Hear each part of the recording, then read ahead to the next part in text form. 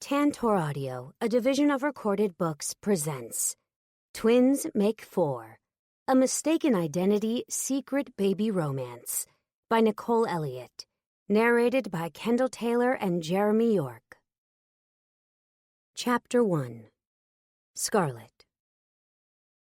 The voices around me had all begun to melt together as I sat at the bar, beer in front of me, bored out of my mind. My life had been so dull lately that I'd been looking forward to a fun night out with friends just to break up the monotony. Initially, the prospect of going out had been exciting, and I had been all for it. Before leaving my place, I'd spend hours in front of the mirror, curling my hair to perfection and making sure that I was dressed to impress. I had even applied my makeup with a little more effort than usual. But after getting to the pub and sitting for a couple hours, I had quickly deduced that my work had all pretty much been in vain. There weren't many guys out, or at least none that I found attractive. I had no interest in the older drunks who had been hitting on me all night, and the handful of guys who had managed to catch my eye were all accompanied by dates already. Not being one for drama, I had to dutifully stop my eyes from wandering in their directions. And then there was the atmosphere of the place in general. It seemed to be geared toward an older crowd. The lights were a little brighter than I'd expect for a night setting, and the music was slow and boring. After a whole 2 hours, I had yet to hear a good dance track. Instead, there was a lot of slow and mid-tempo songs, as well as a fair share of blues. Not that I didn't occasionally enjoy that type of music, but I just wasn't in the mood for it at the moment, and felt that if I had to listen any longer, I would fall asleep right then and there, my head slamming right on the bar top. As for my friends, it hadn't taken long to figure out that they were primarily interested in simply gossiping and drinking. If I had known beforehand that they didn't want to dance and have a good time, but rather drown themselves in liquor and vent about every annoying thing that had happened to them over the past few weeks, I probably would have declined this particular outing. Sitting at home alone and binge-watching Netflix suddenly seemed more appealing than sitting on a cold, hard bar stool drinking cheap beer and listening to stories about rude coworkers, loud neighbors, and irritating family members. Scarlet? Scarlet, hello? I snapped out of my reverie, realizing that my friend Mila was speaking to me. It was hard to tell, though, since everyone insisted on speaking at the same time. That was the reason I'd lost interest in the various conversations going on in the first place. They were happening simultaneously, and I had exhausted myself trying to keep up. But as Mila stared at me and her lips pursed into an agitated line, I realized that whatever she was talking about was important, at least by her standards. She seemed pretty offended that I hadn't been giving her my undivided attention. "Yeah?" I said, halfway feeling compelled to just smile and nod as if I had been paying attention all along. I doubted that trick would have worked on Mila, though. She'd known me for too long and knew when I was or wasn't invested in a conversation. "What's your deal tonight?" she asked. "Huh? What do you mean?" I asked, taking a sip of my beer. "You were all excited about going out, and now you're just sitting here like a bump on a log, not talking to or interacting with anyone, not listening to anyone. Well, I thought this was supposed to be a fun night, that's all." She raised her eyebrows. "Oh, so we're boring to you now." I sighed and shook my head, not wanting to be rude, even though Mila had hit the nail right on the head. "No, of course not. I'm just tired, that's all. It's been a long week." "How so?" I shrugged my shoulders. "You know, same old thing, day in and day out." "You want to know what the real problem is?" Mila said, leaning in toward me as if she was about to give me the secret to understanding my own life. "No." "What?" I said, trying not to sound exasperated. Mila had always been like this, though. I'd always thought she missed her calling to be a life coach because she always believed she knew precisely what everyone else needed to do and was more than happy to give her 2 cents to anyone willing to listen. Sometimes she even gave it to people who weren't willing to listen. It really just didn't matter when it came to Mila. Funnily enough, she wasn't so good at addressing her own problems. Whenever she was faced with a problem, it was somehow always someone else's fault by her calculations. "You're isolating yourself too much," she said, matter-of-factly. "I mean, just look at yourself right now. You come out, get all dolled up. And for what? To sit here and ignore everyone?" In my mind, I wanted to say that I had gotten all dolled up to dance with cute guys and have some fun, not to pretend to be riveted by her lecture. Mila was a good person deep down, though, and she'd been my friend for a long time, so I didn't want to hurt her feelings. So instead, I just took another sip of beer and furrowed my brow, feigning interest in hearing her perspective. She nodded, thinking that she had finally captured my full attention. "Sometimes it just seems like you don't want to be bothered. How can you expect to get over your boredom if you never want to be bothered, Scarlett?" "That's not true," I said, actually feeling somewhat defensive. In all honesty, I felt slightly uncomfortable because Mila may have possibly had a point. On the other hand, it was also plausible that I was a little drunk and being sensitive. It was no secret that my emotions could sometimes get the best of me when I was a little tipsy. "Any interesting guys in your life lately?" Mila asked. I shook my head. "No." "You see, ever since you broke up with— don't say his name. Ever since you broke up with him, you've lost interest. It's like you've given up." I sighed. Just because I haven't been actively dating doesn't mean I've lost interest or given up. I just need time, that's all. And hell, I know you don't expect me to find anyone interesting to talk to in this deadbeat place. Seriously, you guys couldn't have picked a duller spot if you tried. Mila glanced toward the dance floor, where an older couple appeared to be doing a line dance of some sort to the dragging blues song that had just come on. She chuckled. "Okay, I'll give you that one. But you know who picked this spot?" We both glanced over to the table the rest of our group occupied. Both of us looked directly at our friend Marcy, who was sipping a wine cooler and occasionally bopping her head to the music whenever she wasn't leaning in to share some bit of gossip or complaint to the rest of the table. Although Marcy was in the same age bracket as the rest of us, she had always been old-fashioned. And while being wise beyond her years was one of the more admirable traits, whenever she came up with plans for our group of friends, she tended to pick activities that seemed more suitable for our parents than for us. I had no idea why we still gave her a turn in picking our group outings. Loyalty, I guess. We tended to be cautious about not hurting each other's feelings. "I'm going outside for a smoke. Want to come with me?" Mila asked. I grimaced.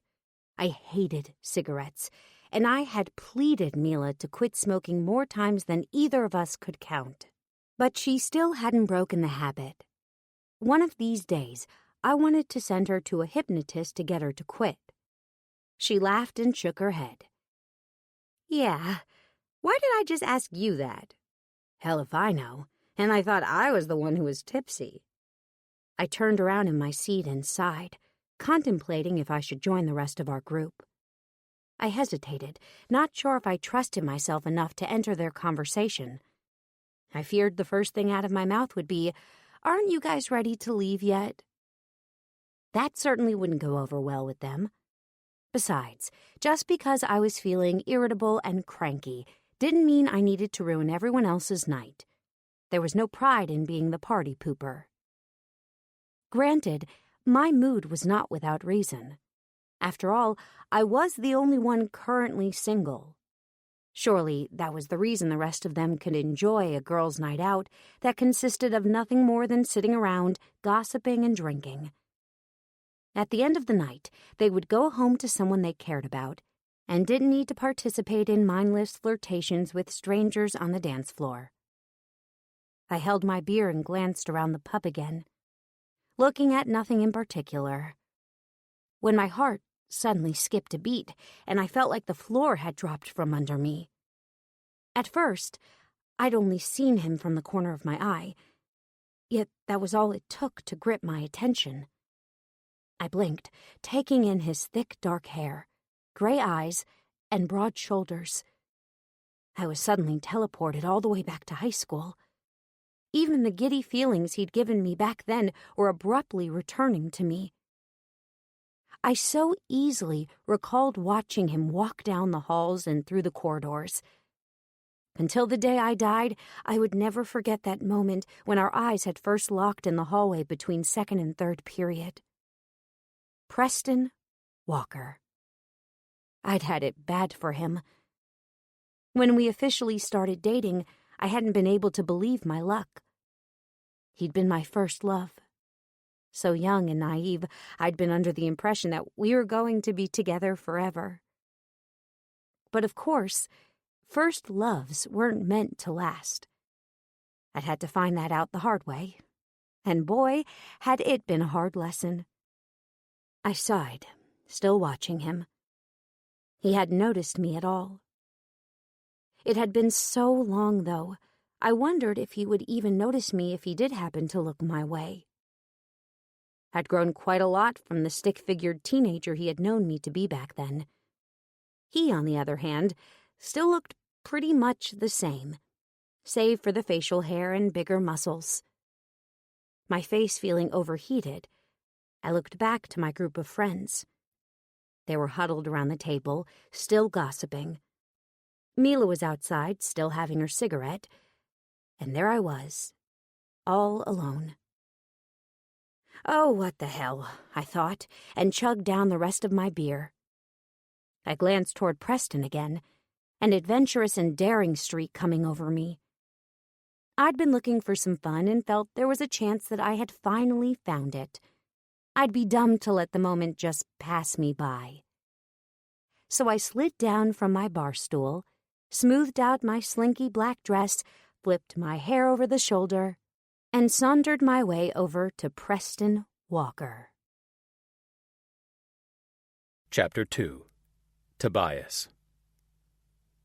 It's been too long. We really have to do this more often, I said, grinning at the guys before me.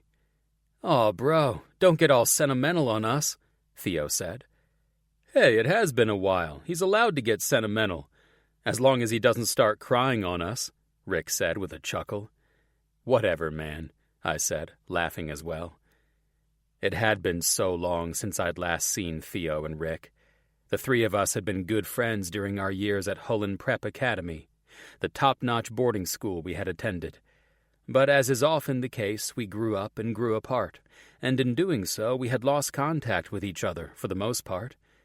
Although we followed each other on social media, our interaction had remained fairly minimal over the years, and it was clear that we had all been leading very separate lives as adults. After graduating Hullen Prep, Theo had stayed in his hometown, while Rick had gone off to community college, and I'd gone off to law school with my best friend, Anderson. While the four of us had hung out frequently at Hullen Prep, I had only maintained a close friendship with Anderson afterwards, especially since the two of us had created our multi-billion-dollar firm together. Over the years, Theo and Rick had evidently reconnected without us, rekindling their friendship and enjoying modest success of their own. I had missed my friendships with Theo and Rick, occasionally even talking about them to Anderson, wondering what had become of them, even though I had admittedly hadn't made much of an effort to reconnect with them over the years. Due to the financial success Anderson and I had been enjoying, I had learned to be cautious about the kind of friends I kept around. While I took pride in the fact that money hadn't changed me, I was well aware that it could certainly change the people around me, for better or worse. I had unfortunately learned that the hard way, considering one of my ex-girlfriends had turned out to be the epitome of a gold digger. I had been crazy about her, even thinking that we would someday end up married and raising a family together.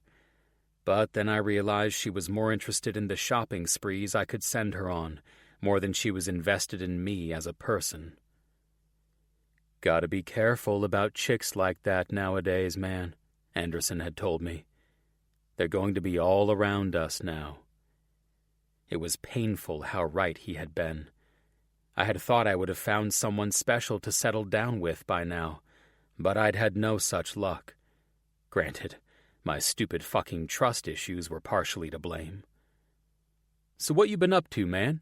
Rick asked, slapping me on the shoulder.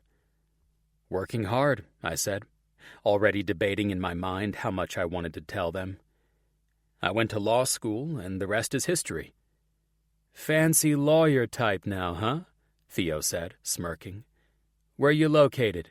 Downtown somewhere, right?" I nodded. "Yep." "Cool. Hey, whatever happened to that buddy of yours, Anderson?"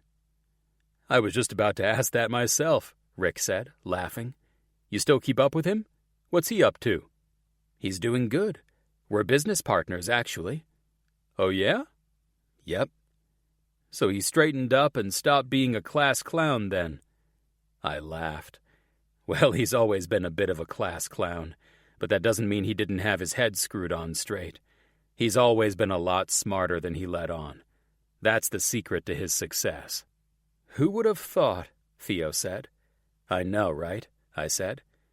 "Is he still a playboy?" he asked. "I remember the way he used to run through girls. It used to drive me crazy, because I wanted to be him so bad. He took my crush to the homecoming dance junior year, and I thought I'd never forgive him. What was that girl's name? Danny, I think." I shook my head. "Believe it or not, he's married now." Theo and Rick both gaped and swore at the same time. "What Wonder Woman made the infamous Anderson Lawrence settle down? And where the hell is she? We want to meet her," Rick said. "Joanna," I said, already knowing how floored they were going to be by that revelation. There was a long pause.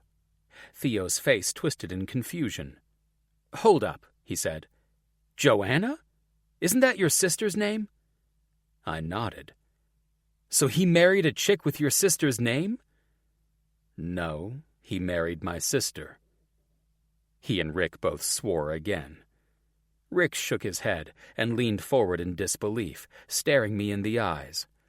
"Let me get this straight. He married your sister, and you've let him live?" I shrugged my shoulders and reached for my beer. I had a problem with it at first, but then I realized there was nothing I could really do about it. As long as he's treating her right, who am I to complain? They're adults. My sister is grown. She can make her own decisions. Besides, Anderson has turned out to be perfect for her, unlike the previous losers she dated. One of those guys would have gotten me behind bars. "Man," Theo said in disbelief. He held up his glass of scotch, gesturing for a toast. "Well, congratulations to them." I toasted him with my beer. "They've even had a baby," I said. "That's why he's not here with me now, actually. He wanted to come, but he's a sleep-deprived new father. Sometimes he doesn't know whether he's coming or going." Rick's face twisted in confusion. He laughed and shook his head. "I'm trying to imagine Anderson as a father. Man, times have changed.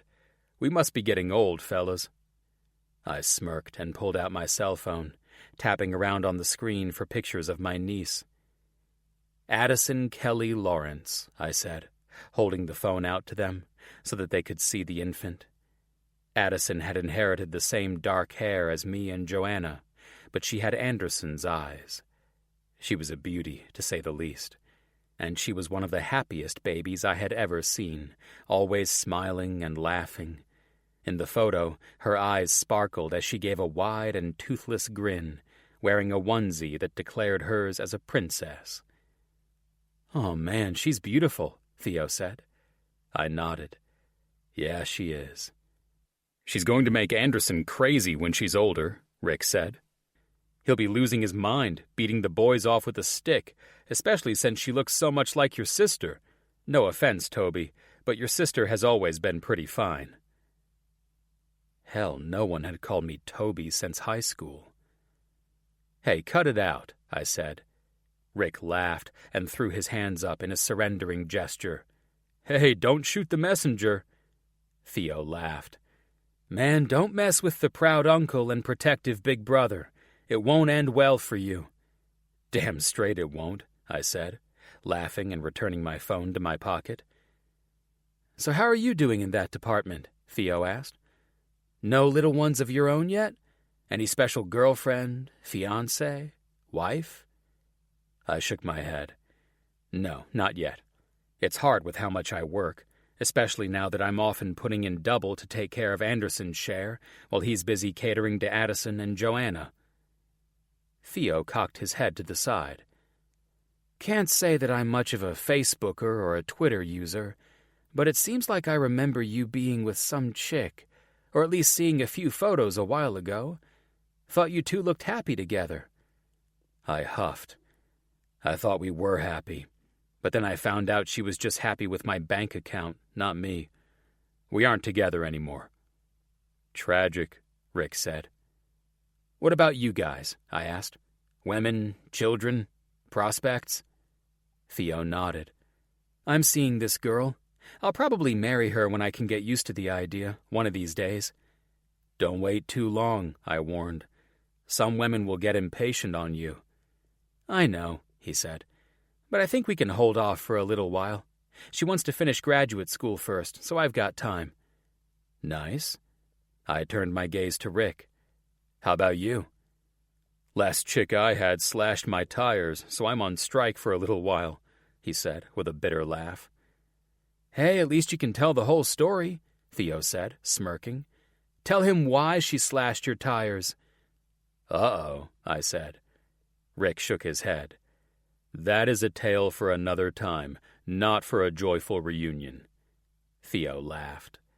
I shook my head. That's all right. I think I can already imagine what would lead to those antics. And you'd probably be right, Rick said, throwing back the rest of his beer. Anyway, I think that's enough of that kind of talk for the night. No need to dampen the mood.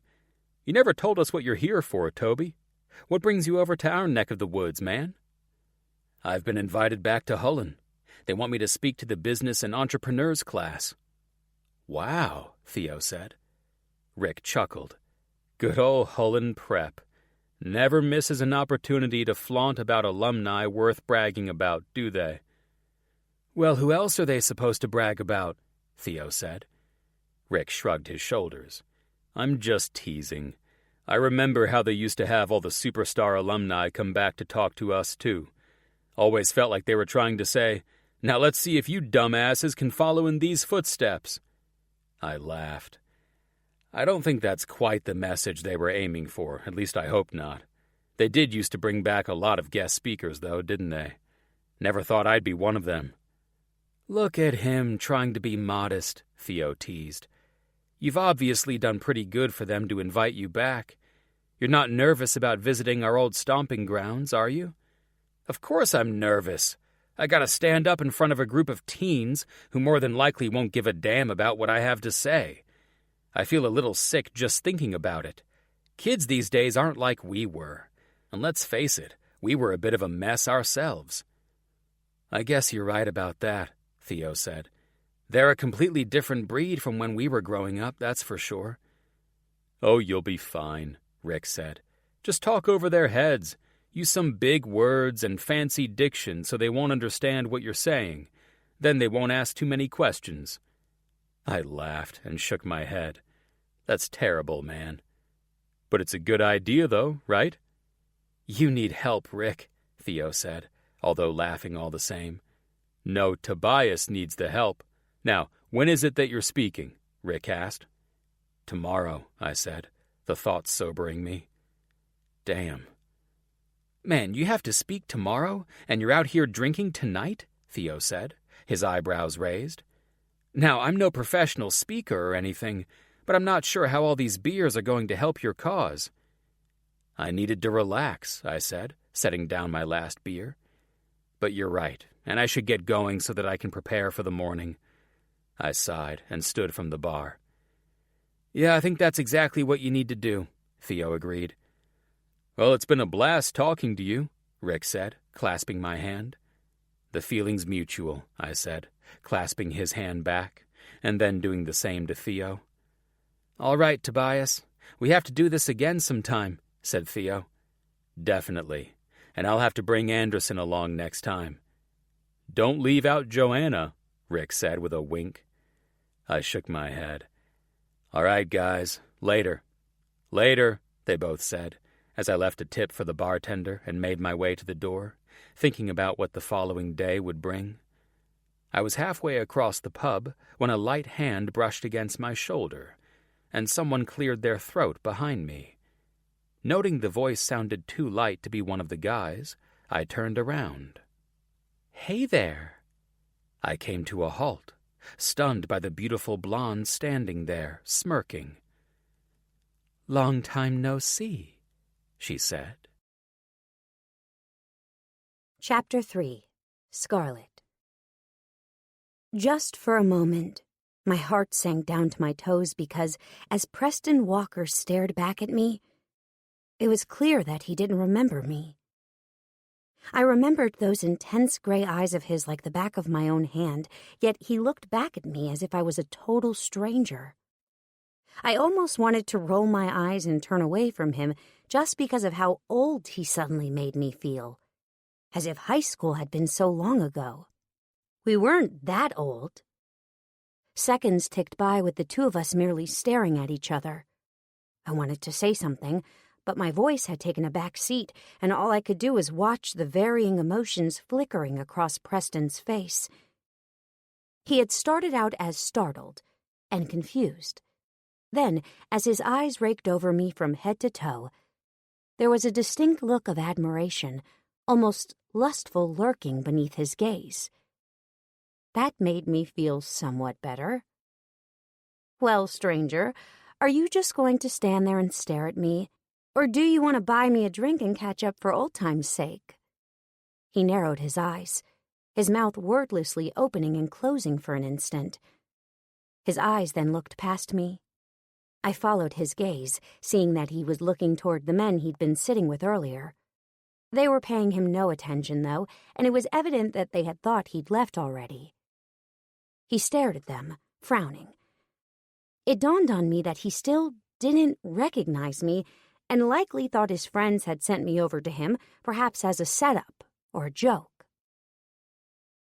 I'm not here on their behalf, I said, shaking my head. You have no clue who I am, do you? Should I? He asked, his eyebrows raised. Not that I wouldn't want to. I sighed. You're making me feel really old right now, you know that? I know high school was a while ago, but still. High school, he said. Are you trying to say that I went to high school with you? Ouch, I said, offended. This guy was my first love, yet he truly had no recollection of me. That didn't feel good, to say the least. Look, I'm not trying to hurt your feelings, but you're doing a pretty good job of it anyway, I said, cutting him off. Well, can you tell me your name? Scarlet. It's me, Scarlet Kale. My voice came out harsher than I'd meant it to. I couldn't help it, though. It was just unfathomable to me that he couldn't remember me. He'd been my first love, my first date, my first kiss, my first everything. But there he was, staring at me as if I was just some random woman off the streets. Scarlet, he said, as if testing out my name to see if it would feel familiar coming out of his mouth. But he just shook his head. I'm sorry, that's not ringing any bells. Well, hell. I was seconds away from turning on the spot and leaving so that I could pretend the disastrous encounter hadn't happened. Go figure, I'm single and miserable. I clearly don't leave much of an impression, I thought bitterly. Just when I turned around to leave, Preston reached out to me, delicately grabbing my wrist. Hey, wait, he said. I looked back at him, agitated. What? I'm sorry to have upset you. Can I at least buy you a drink to make up for it? I continued staring back into those gray eyes of his, and suddenly, I realized the way they sparkled. And then I began to notice the slow and playful smirk forming on his lips. Was I imagining things, or was there a knowing gleam in his gaze? It suddenly occurred to me that he was just playing with me, teasing me. He remembered me all along. I couldn't help smiling, remembering how playful Preston had been as a kid. In fact, that was one of the things that had drawn me to him. I had always loved the way he could make me laugh with his silly jokes and pranks. Maybe times hadn't changed that much after all. I folded my arms across my chest, even though I felt a whole lot less defensive now that I realized he was just attempting to role-play with me, wanting to act as if we were strangers meeting each other for the first time. I cleared my throat. "I'm sorry. You just look a lot like someone I thought I knew a long time ago." He nodded. "Yeah, I figured that much." "So what's your name, stranger?" I asked. "I'm Tobias. Tobias Gentry." I laughed, impressed that he so easily thought of an alias name right on the spot. He had even said it with so much conviction. If I hadn't known any better, I would have thought he meant it. I held out my hand to him. "Well, it's very nice to meet you, Mr. Tobias Gentry." He took my hand and kissed the back of it. "Likewise. Scarlet, is it?" I nodded, although I wished I had given him a different name so that I could play along. But I wasn't as quick of a thinker as he was, so Scarlet I would have to remain. The whole situation was a little overkill, but if this is how I would finally break my dry spell, I could play along. I mean, there had been that one time I wore a nurse's outfit for a guy. This wasn't any different. "Well, the offer still stands, Scarlet. Can I buy you a drink? And maybe you can tell me a little bit more about this guy you think I am?" "Sure," I said, and then glanced back to my friends. They were still so engrossed in their gossip, they hardly seemed to notice my absence. "Friends of yours?" Preston, a.k.a. Tobias, asked on our way back to the bar. "Yeah, but they won't miss me," I said. "You didn't get into a fight with them, did you?" "No, nothing like that. This just hasn't been the most ideal outing for me. They're boring me out of my mind right now," I said, and then immediately felt guilty when I saw Mila finally coming back inside. Her eyes darted around the pub for a moment before landing on me and widening in surprise. I winked at her, letting her know that everything was all right. In return, she flashed me a thumbs up and then returned to the table with the rest of our friends. I quickly turned back toward the bar, away from them, not wanting to witness the moment when Mila inevitably pointed out the fact that I had found male company. I knew it would only be a matter of time before they all began eyeing Preston and gossiping about us instead of whatever juicy topics had kept them so preoccupied thus far. "What would you like, Miss Scarlet?" Preston asked. I paused for a moment, knowing that I'd already had enough to drink for the night. But then I remembered I didn't have to work the next day, and I certainly had no one to go home to. "Make it a martini," I said. Preston Tobias waved the bartender over and ordered my drink. I raised an eyebrow. "You're making me drink alone, Tobias," I said.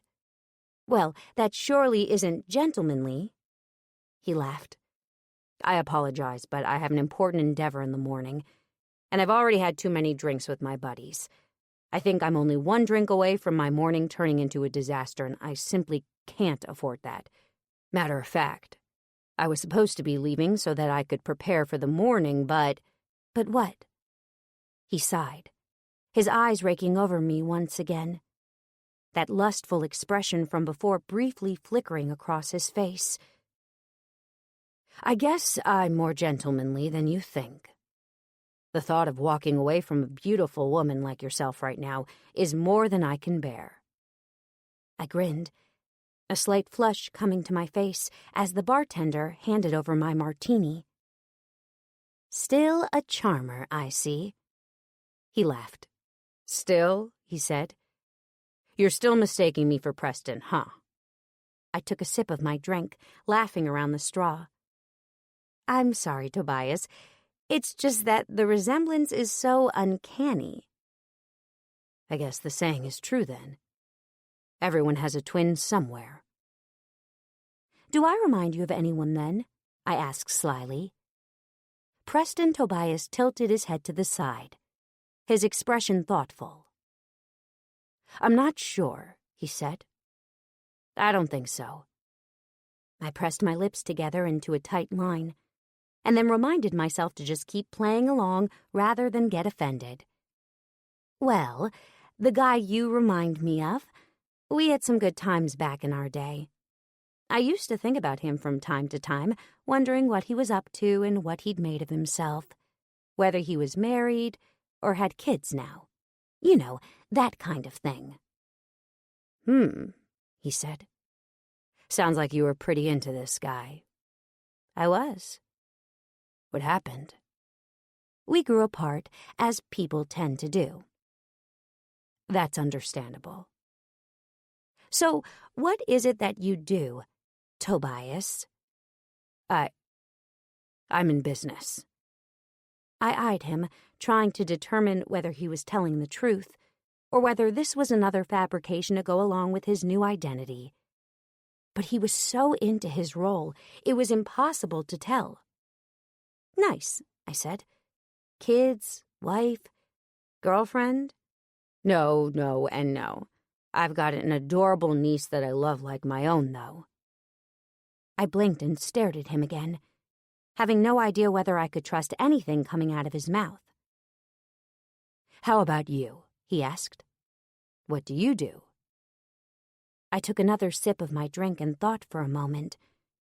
But then I faced the realization that I simply wasn't as inventive as him. There was no hope for me thinking up anything glamorous right off the top of my head. Tobias was simply going to have to get the truth about me. "I'm a nonprofit director." "Oh, okay, cool," he said. "I really admire people who do nonprofit work." "Thanks." There was a brief pause in our conversation. "Well," he said, breaking the silence, "you got pretty deep into my business already. Am I allowed to do the same to you? Kids, husband, boyfriend?" "No, tripled." "What?" I asked, upon realizing the way he was staring at me. He shook his head.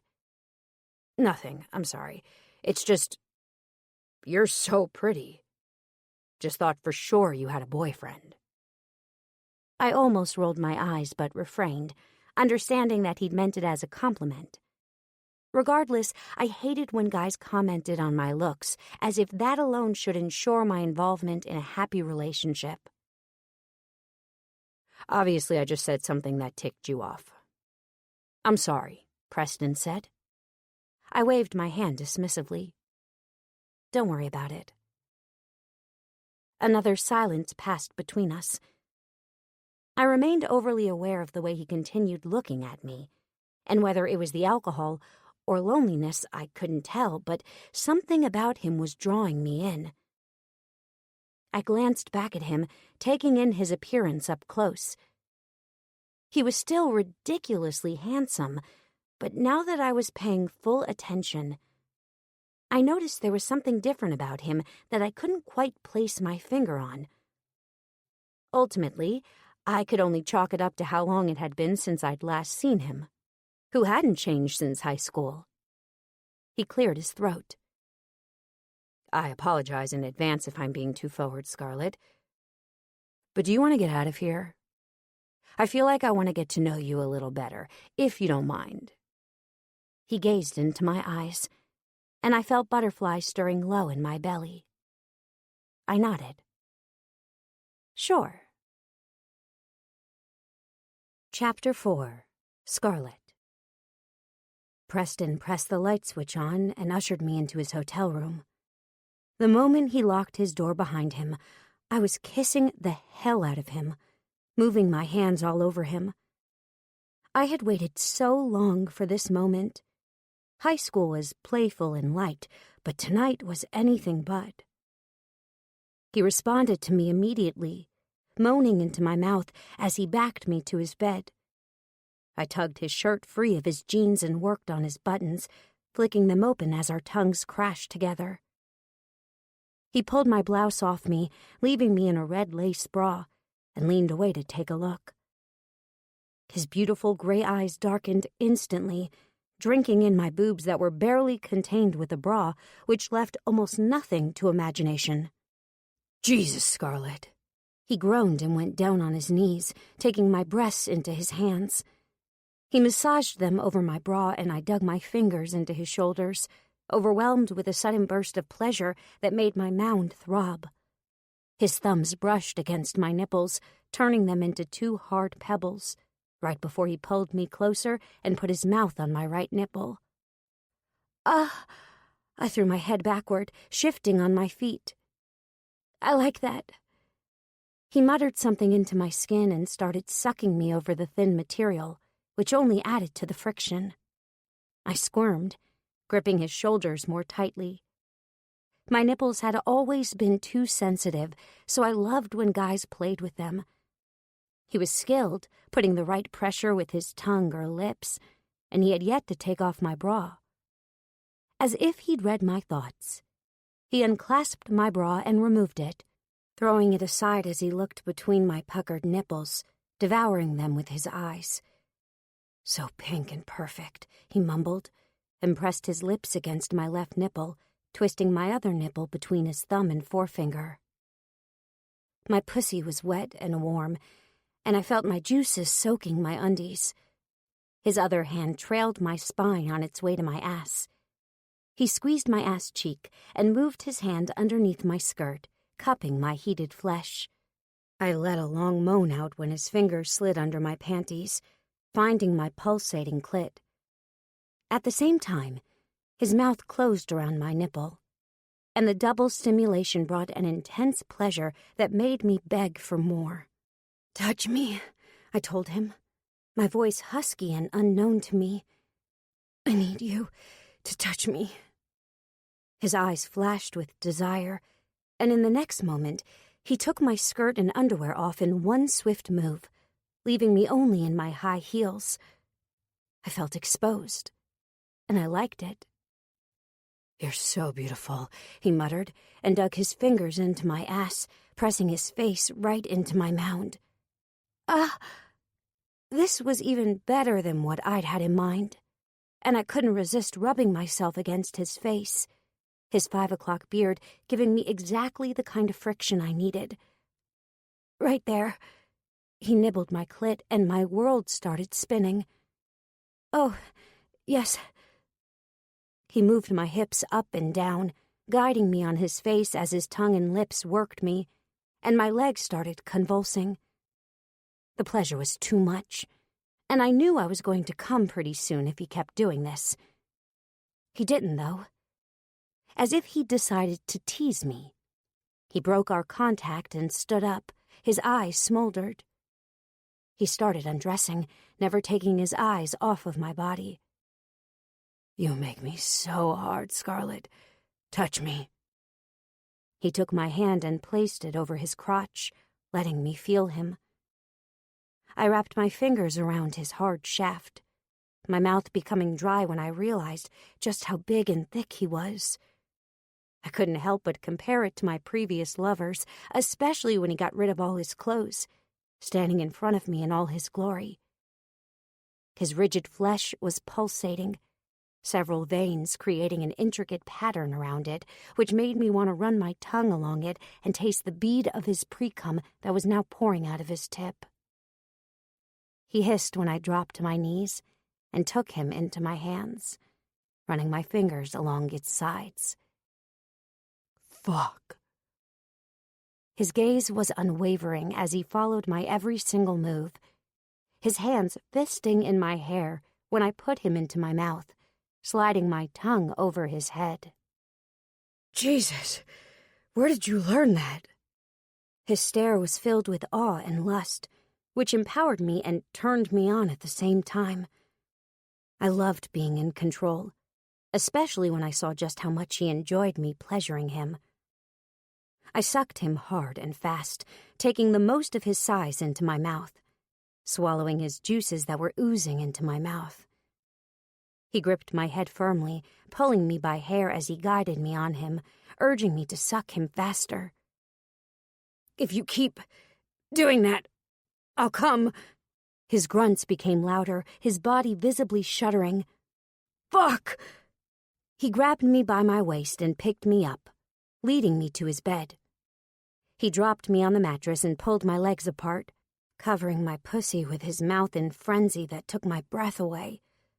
"Yes, that's so good. Ah!" I called his name repeatedly, thrashing on the bed, losing myself in the sensations that grew stronger with each stroke of his tongue. "You taste delicious," he said into my skin. "I love how wet you are for me." He moved his hands underneath my butt and pulled me upward, rubbing his face against my mound left and right continuously. I screamed, squeezing the sheets when the pleasure became almost unbearable. I ground against him, moaning louder and louder when I came closer to the edge. Our gazes locked right when I started orgasming, everything in me bursting in pure ecstasy, my legs convulsing violently. He wiped the juices off his mouth with a smirk and settled in between my legs, reaching to his nightstand. "I want to be inside of you right now," he said in a deep voice, finding a condom package in the drawer. He ripped it open with his teeth and sheathed himself with the condom before he turned me around and pushed me to my force. "I love your ass, so round and firm." He caressed it fondly before he ground against me, his cock in between my ass cheeks. "Shit, so good." He slapped me and positioned himself at my entrance, teasing me with his tip. "Stop teasing me," I told him, dying to have him inside of me. "Fuck me." He responded with a chuckle, slapping my other ass cheek, and I squirmed in pleasure.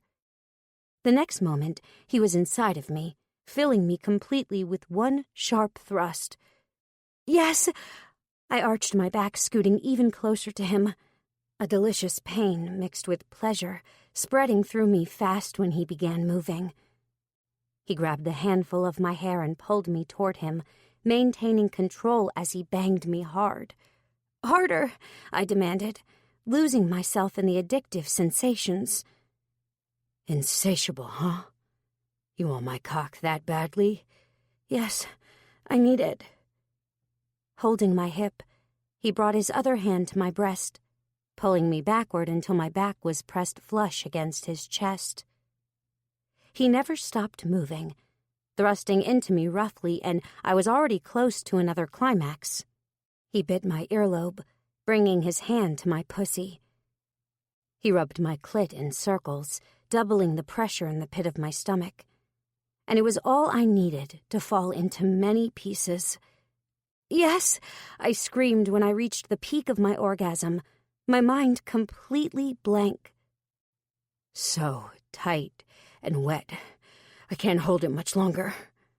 He pushed faster, letting out a string of curses. Several moments later, he still deep inside of me, shouting my name, and ejaculated. Our night didn't end there. Just like me, he was a fan of the sex in the shower, so when he took me to the bathroom, I was more than glad to oblige. We soaped each other's bodies slowly, taking our time, which only increased the tension between us. It seemed like what we'd had just a few minutes ago wasn't even nearly enough. Both of us were breathing heavily as we rinsed each other off, impatient for much more. This time he held me against the wall as his hand explored me, allowing me to stroke his hard cock at the same time. "You're something else, Scarlett," he said through his teeth, twisting his face when I started jerking him faster. I can say the same for you. Yes, just like that. He brought his other hand to my mound and inserted 2 fingers into my throbbing entrance, rewarding me with a hard thrust. Right there. Oh, yes. I moved my hips to meet his thrusts, jerking him more quickly, our moans mixing together. He added another finger, stretching me widely now, and I moved my hips faster. I came with a scream, leaning my head against the tiles when the first wave hit me. He didn't wait for my orgasm to end.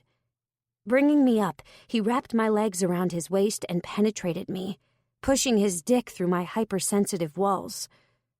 "Oh, what are you doing? Ah!" He pressed his lips on mine and began a steady rhythm, his tongue delving into my mouth. Our kiss deepened just when his thrusts became harder. "Yes, just like that."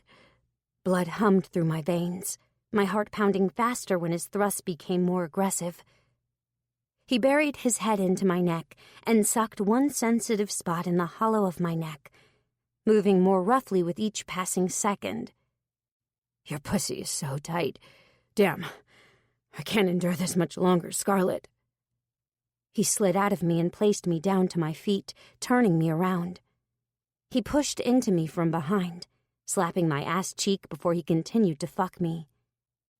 His hands kneaded my breasts firmly, his mouth sliding all over my neck, and I felt him coming closer to his climax. His breathing turned ragged, fanning my ear before he planted a feathery kiss on my earlobe, sending a shiver up my spine. I felt pleasure building up in me once more, and I braced myself against the wall. "I'll come," I told him, impaling myself onto him fast. "Fuck yeah, I'm coming too." I was the first to explode. My vision turned white. Each inch of me enveloped with divine ecstasy that was stronger than each previous orgasm this evening, and it was making my body go weak. My climax triggered his own, so he pulled out of me and sent his hot load right onto my backside. We lapsed into a comfortable silence, trying to catch our breath as he held me in his embrace. He pulled me under the hot current of water, turning me around to face him. "As I said, you're something else," he told me with a smirk. I felt exhausted, my limbs limp and screaming to me to get some rest. I smiled back at him. "If you want, we can do a repeat performance," I giggled and raised myself up on my toes to kiss him. He responded to my kiss immediately, opening his arms to pull me into his embrace. I wish I didn't have to be somewhere in the morning. I wished he didn't either. Chapter 5. Tobias.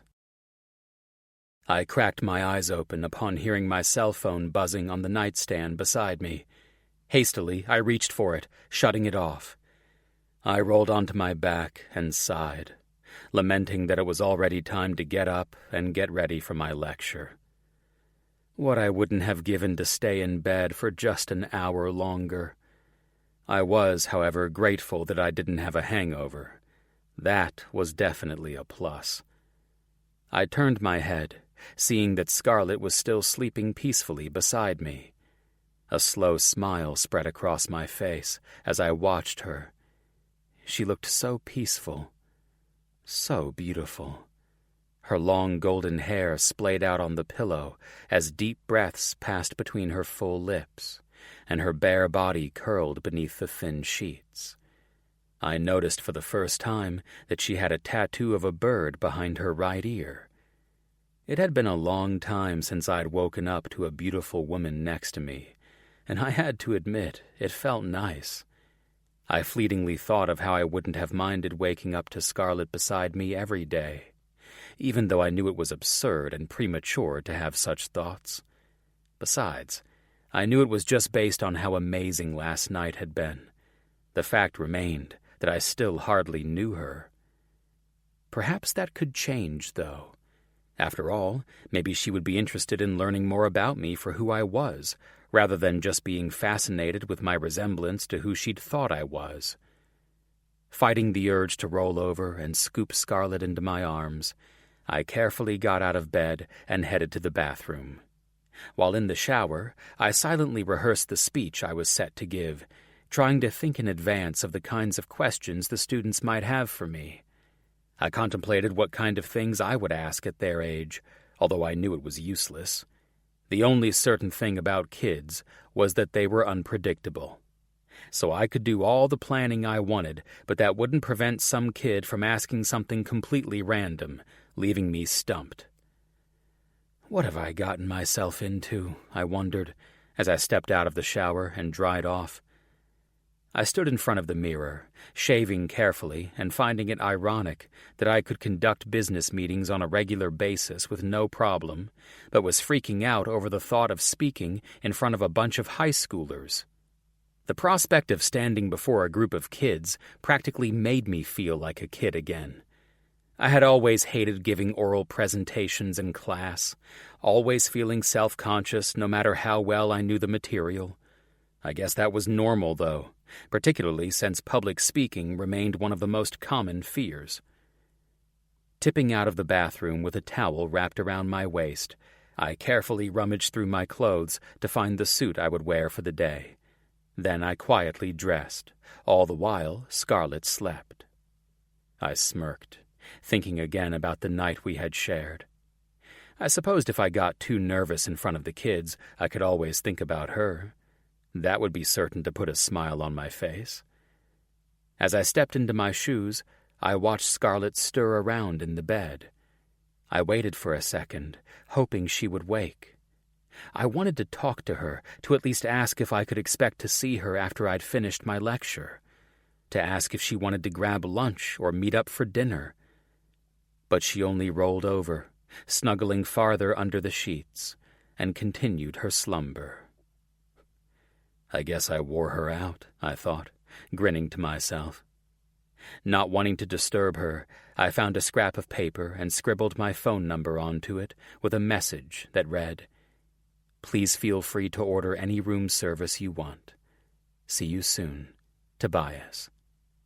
I stared at the note for a moment, thinking that I probably should have written something a little more poetic, but my mind was drawing a blank and my time was running short.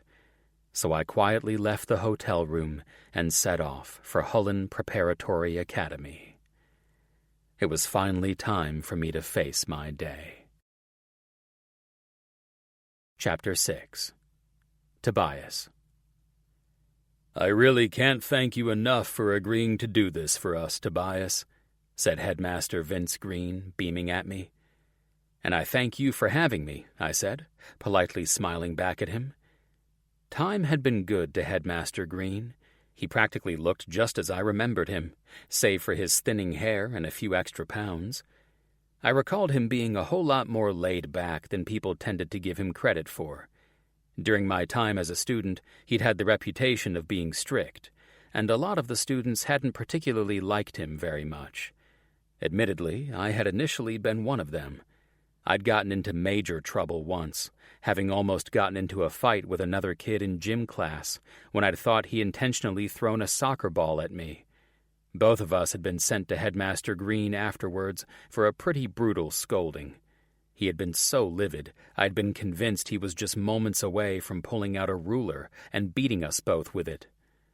A couple months later, when I'd been sent to Headmaster Green yet again, my stomach had been turning in knots. But it turned out that he had only wanted to congratulate me on a job well done with a presentation I had done. "You have a lot of potential, Tobias. Something tells me that I'm going to hear nothing but good things from you once you leave here. Promise me that you'll live up to your potential, all right?" he'd said, and then shared a root beer with me in his office. My whole perspective of him changed from that point on. "Man, you're still alive? I thought Headmaster Green had killed you or something. He kept you forever, didn't he? What did you do this time?" Anderson had said to me after school that day. "You won't believe how cool he really is," I'd told him, and then recounted what had actually happened. When I had arrived on campus, Headmaster Green had greeted me like an old friend. Initially, I had been convinced that some of his friendliness towards me was because he knew that I was a billionaire and was expecting a generous donation from me. But as he began showing me around the school grounds, pointing out all the changes and new developments that had occurred since my time as a student, I realized his warm feelings toward me were genuine. "Nothing makes me happier than to see a former student doing well," he said, as we walked through the corridor to where I'd be giving my lecture.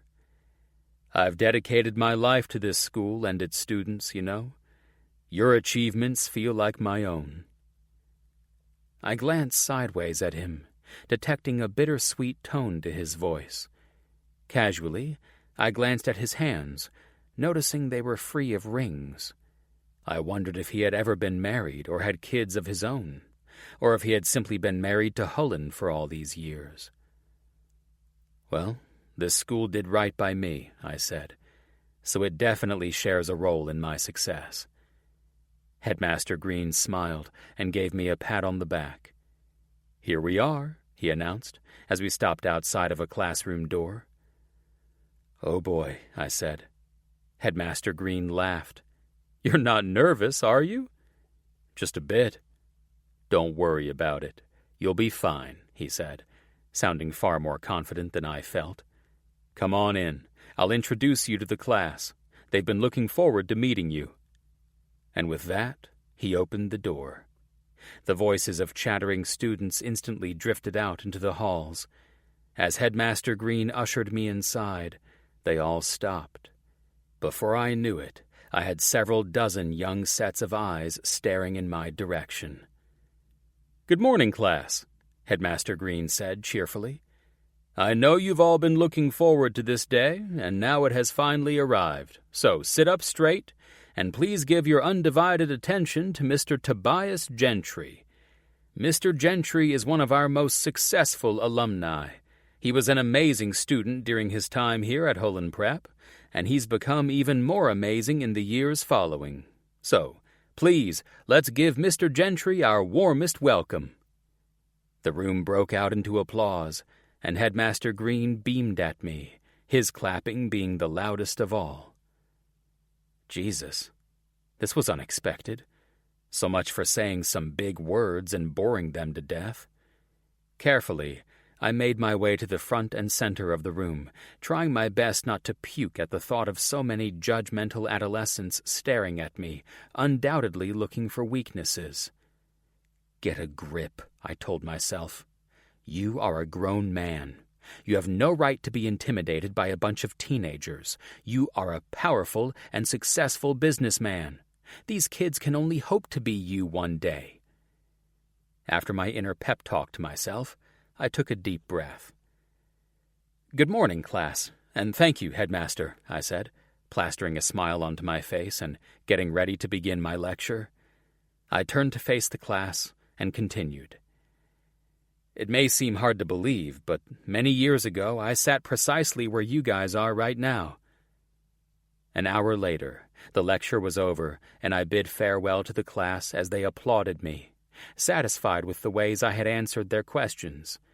I stayed behind as they filed out of the room, preparing to head to their next classes, shaking some of their hands as they made their exits.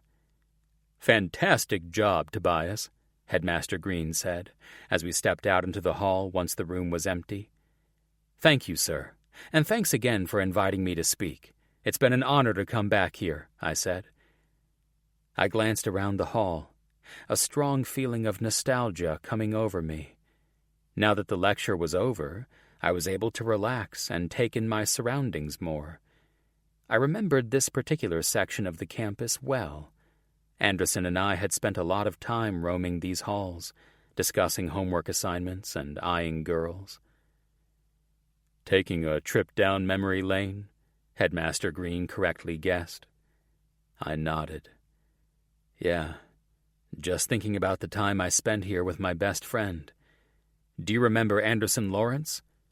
Headmaster Green laughed. "I most certainly do. He was quite the troublemaker at times, but he had a wonderful sense of humor and a brilliant mind, much like yourself." "Yeah," I said, nodding and laughing. "We had some good times in this hall.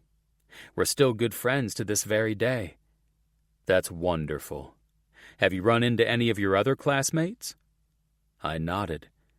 "Yeah, I have, actually. Just last night I ran into Scarlett Kale. I don't have much memory of her as a student here, though. She thought she remembered me, but she had me mistaken for someone else." "Scarlett Kale," Headmaster Green said, but this time there was no fondness in his voice. I raised my eyebrows. "Do you remember her?" "Oh, yes," he said. "I may be old, but my memory is still good, especially when it comes to someone like Scarlett." I tilted my head, finding something curious about the way he spoke of her. "What do you mean? What do you remember about her?" The headmaster shook his head and sighed. "No offense if Scarlett is a friend of yours, but I like you, Tobias, so I feel compelled to warn you. Scarlett, let's just say she's a bad girl, and I don't mean that in a good way like the kids say these days. I mean that she's nothing but trouble." Chapter 7. Scarlett. With my eyes still closed, I took a long stretch, spreading my limbs and arms straight over the bed before realizing the mattress felt different. Slowly, I cracked open my eyes, taking in the unfamiliar environment around me. That's when I remembered where I was and what had happened. Images of Preston came back to mind, particularly of the long and passionate night we'd shared. In the space beside me, I could still smell traces of his cologne. I smiled to myself, laughing at the charade he'd kept up all night, pretending to be some guy named Tobias. I had to admit, Preston had probably missed his calling to be an actor. As the night wore on, I had to admire the effort he was putting into his role-playing. He had managed to change so much about himself, from his mannerisms to the way he kissed. A pleasurable tingle ran through my body, wondering if, when he returned, would I be treated to a date with some other man of his invention. He certainly knew how to keep things interesting, that was for sure. Climbing out of bed, I stretched again as my bare feet hit the plush carpet. I then retrieved the first shirt I found, which was one of Preston's. Sliding it on, it came all the way down to my knees. I walked across the hotel suite, retrieving my cell phone from the coffee table, and feeling a twinge of regret as I saw the messages I'd missed, most of them being from Mila. I scrolled through them, seeing that she had been requesting an update of my night and wanted to make sure I was all right. When I got to the last one, it read, "If you don't say something to me within the next hour or so, I'm gonna hurt you." I laughed, knowing she didn't mean it literally.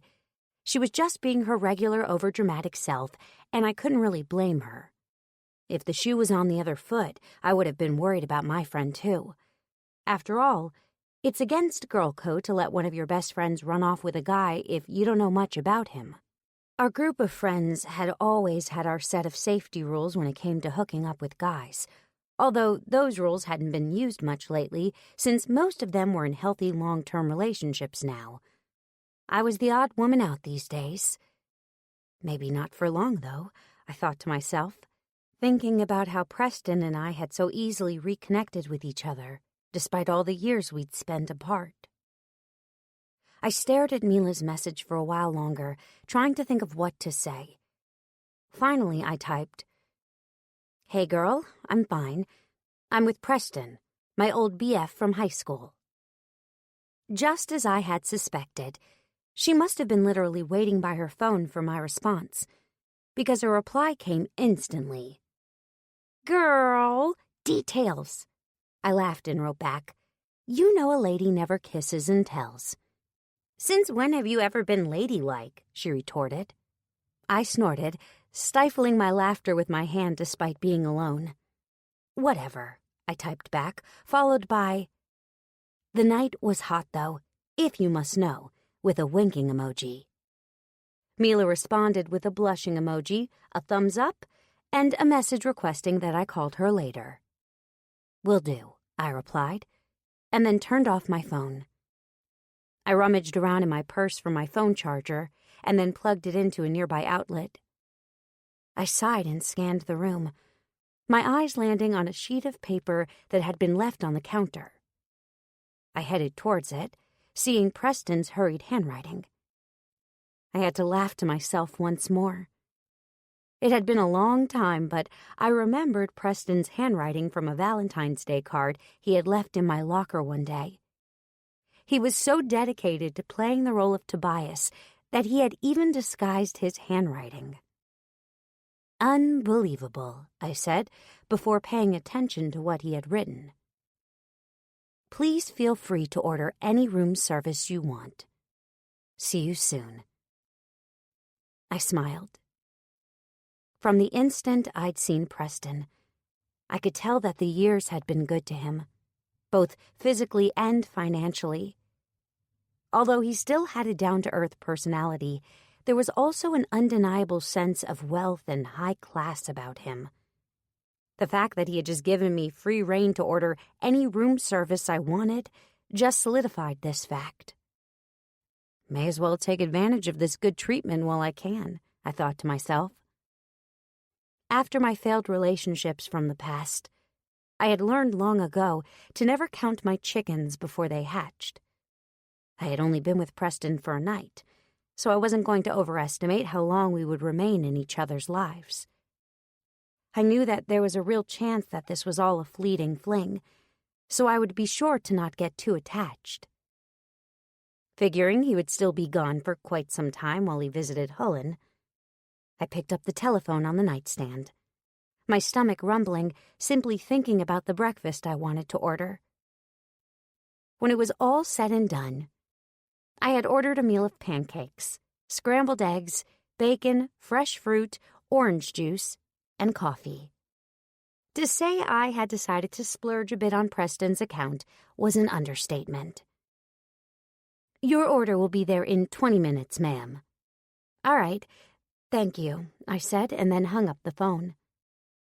With 20 minutes to spare, I decided that I could at least shower and freshen up before my food arrived. I headed to the bathroom, seeing the sink counter lined with Preston's toiletries. After searching around, I found some of the soap and shampoo provided by the hotel, which gratefully had neutral scents rather than the masculine stuff Preston had brought with him. I then found a clean towel and hopped into the shower. 10 minutes later, I wrapped the towel around myself and headed back to my purse, where I found my comb and began working the tangles out of my wet hair. Afterwards, I towel-dried it and pulled Preston's shirt back on, not wanting to put my party dress back on just yet, since it was the only clothing I had with me. I climbed back into the bed, thinking of how I should probably start carrying an extra change of clothes in my car, just in case of events like this. Not that I anticipated this kind of thing happening more frequently, but still, it was best to be prepared. Finding the remote control, I turned on the TV and began flipping through the channels. All the while, my mind kept drifting back to my time at Hullen Prep. It would have been nice if I had accompanied Preston on his visit. After all, I was an alumnus as well, even if I wasn't one as prestigious as Preston Walker. Certainly, I would have still been welcome to revisit my old high school campus. Plus, it would have given me the opportunity to learn more about what precisely Preston did these days at his law firm, if that was truly where he worked. Thinking of who Preston had been back in school, I'm not sure I would have predicted that he would get involved with a law firm. I always knew he had been business-oriented. We all were after being educated at Hullen Prep. But still, I wouldn't have predicted he wanted to get involved with law. Then again, I really had no idea what I would have expected him to get into. We were young back then, and that kind of thing is hard to predict. Before I could think any more about it, there was a light rapping at the door, letting me know that my room service had arrived. I hopped out of bed, suddenly feeling self-conscious about the fact that I was wearing nothing but one of Preston's shirts. He was clearly a high-paying guest, based on the fancy hotel suite he'd been given to stay in. It would be just my luck to open the door and have the waiter relishing in the opportunity to spread gossip about Preston having some strange woman in his room. Oh, get a grip.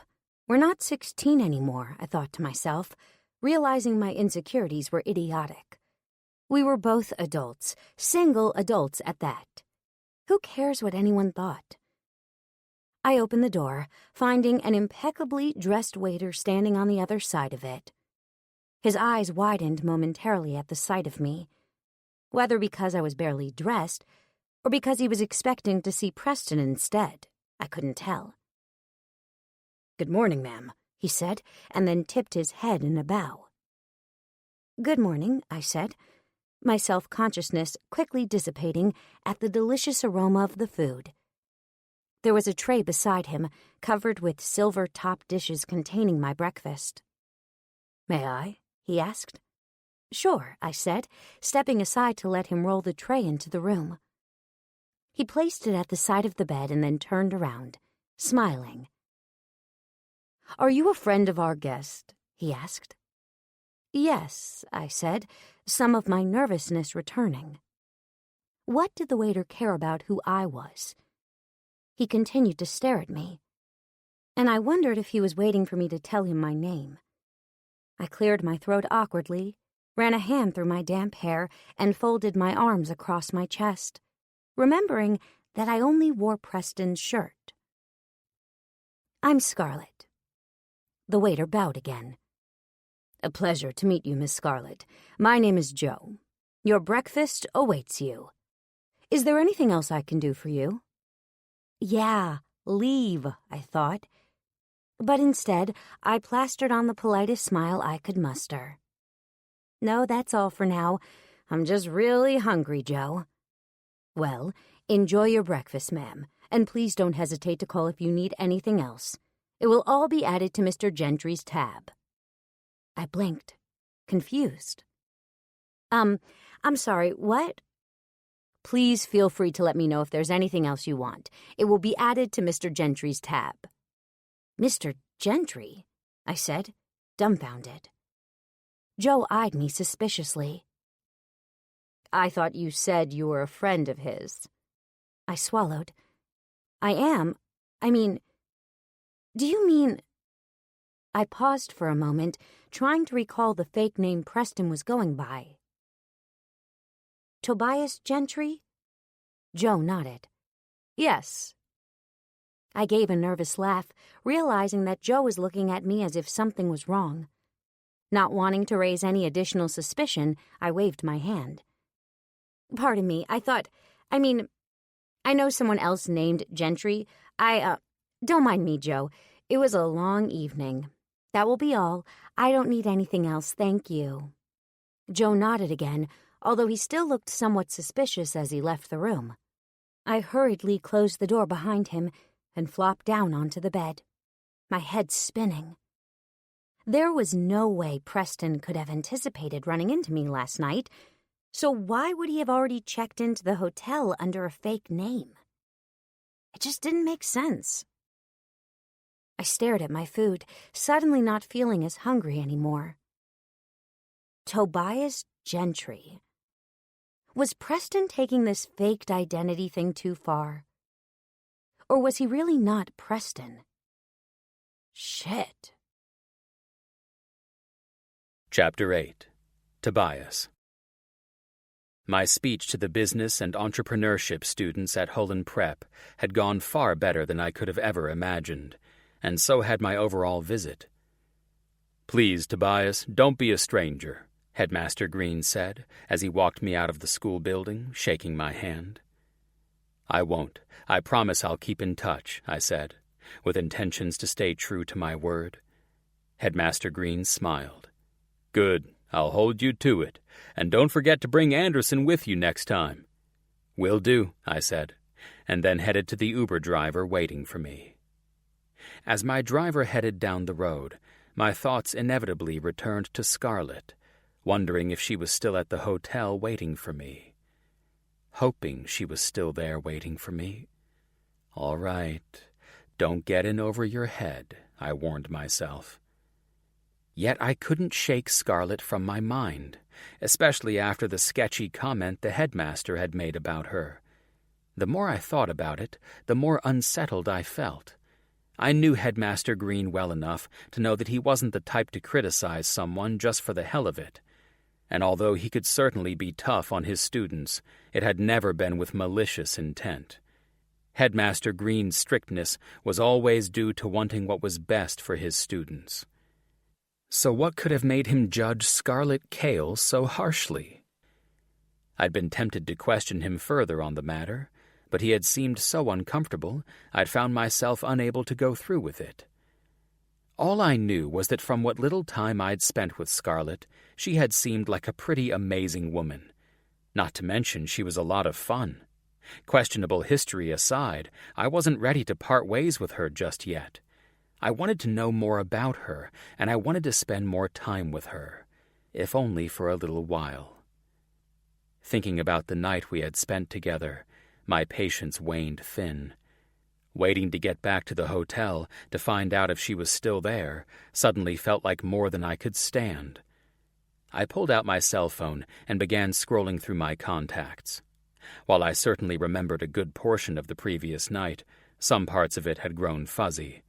Consequently, I wasn't sure whether Scarlett and I had actually exchanged numbers.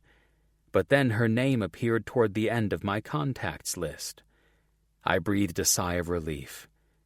I stared down at my phone, trying to figure out what I wanted to say. The uncertainty made me feel like an adolescent all over again. Conflicted, I wanted to hear her voice, but I also felt nervous about calling her for some reason. Deciding to text her instead, I finally typed, "Hi, Scarlett. How are you? I'm done at Hullen, and I was wondering if you'd like to join me for dinner tonight?" I pressed send, and then stared at the phone, a tightness forming in my chest with each passing second. It was taking her forever to respond, and I started to think that perhaps she wouldn't respond at all. Maybe this isn't even her real number, I thought in dismay. But then my phone buzzed from her incoming message. I hastily opened it. It read, "Sure. What time and where?" I stared out the window, debating where I'd like to take her. "Excuse me," I said, leaning forward in the back seat toward the driver. He glanced at me through the rearview mirror. "Yeah? What's one of the nicest restaurants you know of in this area?" His brow puckered for a moment. "There's a new joint a few miles from here. Can't think of the name of it.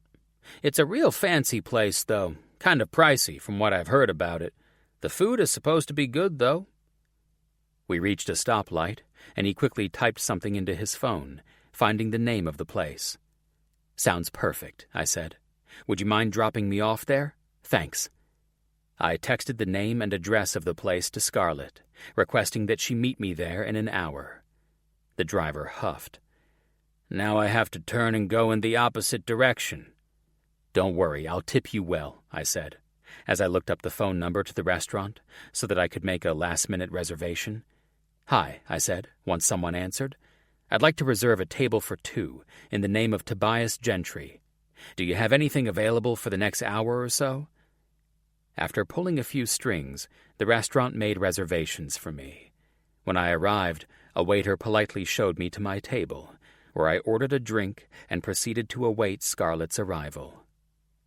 I sipped my drink, thinking once more about Headmaster Green's comment about her, trying unsuccessfully again to figure out what he could have possibly meant. And while I was excited to see Scarlett again, a part of me had grown nervous, contemplating whether I should ask her about the headmaster. On one hand, I was wondering what she would say. On the other hand, the last thing I wanted was to make things awkward for her if she'd had some kind of unfortunate run-in with him at some point during her time at Hullen Prep. Maybe it's none of my business anyway, I thought, as I took another sip of my drink. Besides, I had to keep in mind that there was no guarantee whatsoever that I would even see Scarlett again after this dinner, so maybe there was no need to concern myself about her reputation. Chapter 9. Scarlett. The very second after, Tobias texted me. I hurried to call myself an Uber to take me home so that I could change for our date. The whole time, though, my mind continued to spin, completely stunned that Tobias Gentry was apparently a real person, and not just a role being played by my ex. It had taken a while to sink in, but I finally got it. Tobias was not Preston. I hadn't spent the night with my ex-boyfriend. I'd spent the night with a complete stranger. Initially, this realization had left an incredibly bad taste in my mouth. How could I have been fooled so badly? I had never been the kind of girl to take off with random men, but that was precisely what I had just done. And it was going to take some time for me to get over that. I didn't even want to think about the inevitable moment when I'd have to tell my friends what really happened, especially Mila. I could already imagine what they'd have to say. What the hell, are you kidding me? You didn't even know him for real? Did you seriously hook up with a random stranger you knew nothing about? Scarlett, come on. You've got to do better than that. I leaned against the back seat, staring idly out the window and trying to make sense of it all. You all right, ma'am? My driver said, peering at me through the rearview mirror. Huh? Yeah, I said, not realizing until then all the noises I'd been making out loud to accompany my thoughts. I wiggled in the back seat, pulling my party dress from the night before down. It seemed to rise further up my hips with every bump in the road the car drove over. I sighed again, and then gave a humorless laugh. It was ironic that I'd been so convinced Tobias was Preston, and that I'd blamed his inability to recognize me on his poor memory, when apparently I had been the one suffering memory problems. It was so stupid that I had failed to realize Tobias wasn't Preston. No two unrelated people could really look that much alike, could they? But as I thought about his hair, eyes, and lips, there was no denying that the resemblance between the two of them was beyond uncanny. Still, though, they weren't completely identical. So how could I have forgotten the true face of the guy who'd been my first love so thoroughly that I had mistaken a complete stranger for him? Shameful didn't even begin to describe how I felt. My phone buzzed from inside my purse. I pulled it out, correctly guessing that it was Mila. Where are you? Still with your high school sweetheart? She had texted. A pang went through my chest as I stared at her message. I wasn't ready to explain what had happened yet, but I also didn't want to lie. I guess you two are still busy, she wrote back when 2 minutes passed without my response. I sighed, knowing I couldn't keep ignoring her. Otherwise, she would actually call me, and I knew I wouldn't stand a chance trying to verbally explain my situation at the moment. Everything's fine. Call you later, I wrote, my fingers seeming to tingle from the discomfort of telling the lie. "'Kay," she wrote back, with an emoji blowing a heart-shaped kiss. I returned my phone to my purse, feeling more confused than ever. He's not Preston. So why exactly did you agree to go out with him again? A voice challenged in my head. There was no point in kidding myself, though, because I knew the answer to the question. Even if he wasn't Preston, it was enough that he simply reminded me so much of Preston. I had always found Preston incredibly handsome, and the same could certainly be said for this Tobias Gentry guy. And obviously, there was the ridiculously hot night we'd had together. I hadn't felt anything remotely like that in an embarrassingly long time. I suddenly felt overheated just thinking about it and had to crack the window of the car. Tobias Gentry was sexy and only in town for a couple days. I was single and free to mingle. No harm in me taking advantage of the situation. It's not like it's going to last forever, I thought to myself as the driver pulled up in front of my apartment. I quickly hopped out, knowing I didn't have much time to get ready. By the time I found the perfect dress, it looked like a tornado had ripped through my entire apartment. In the back of my mind, I kept thinking about how well off Tobias Gentry seemed to be, and I certainly didn't want to look homely going out with him, especially since he was taking me to such an expensive restaurant. Curious, I had done a quick Google search of the place to get an idea of its atmosphere. My eyes had bulged clean out of my head when I looked through the menu and the prices. Needless to say, I didn't want my meal to look like it cost more than me. By the time I was satisfied, I had put on a long red form-fitting dress with spaghetti straps and a slit up the right leg, a pair of silver heels, and had left my hair hanging down in long waves. I'd applied my makeup carefully, making sure it was tasteful and classy. Then I sprayed on my favorite perfume and put on a pair of diamond stud earrings that I'd gotten a long time ago from my grandmother. Checking the time, I quickly grabbed my phone and a clutch purse and raced out the door, my stomach twisting in nervous yet excited knots. Chapter 10. Scarlet.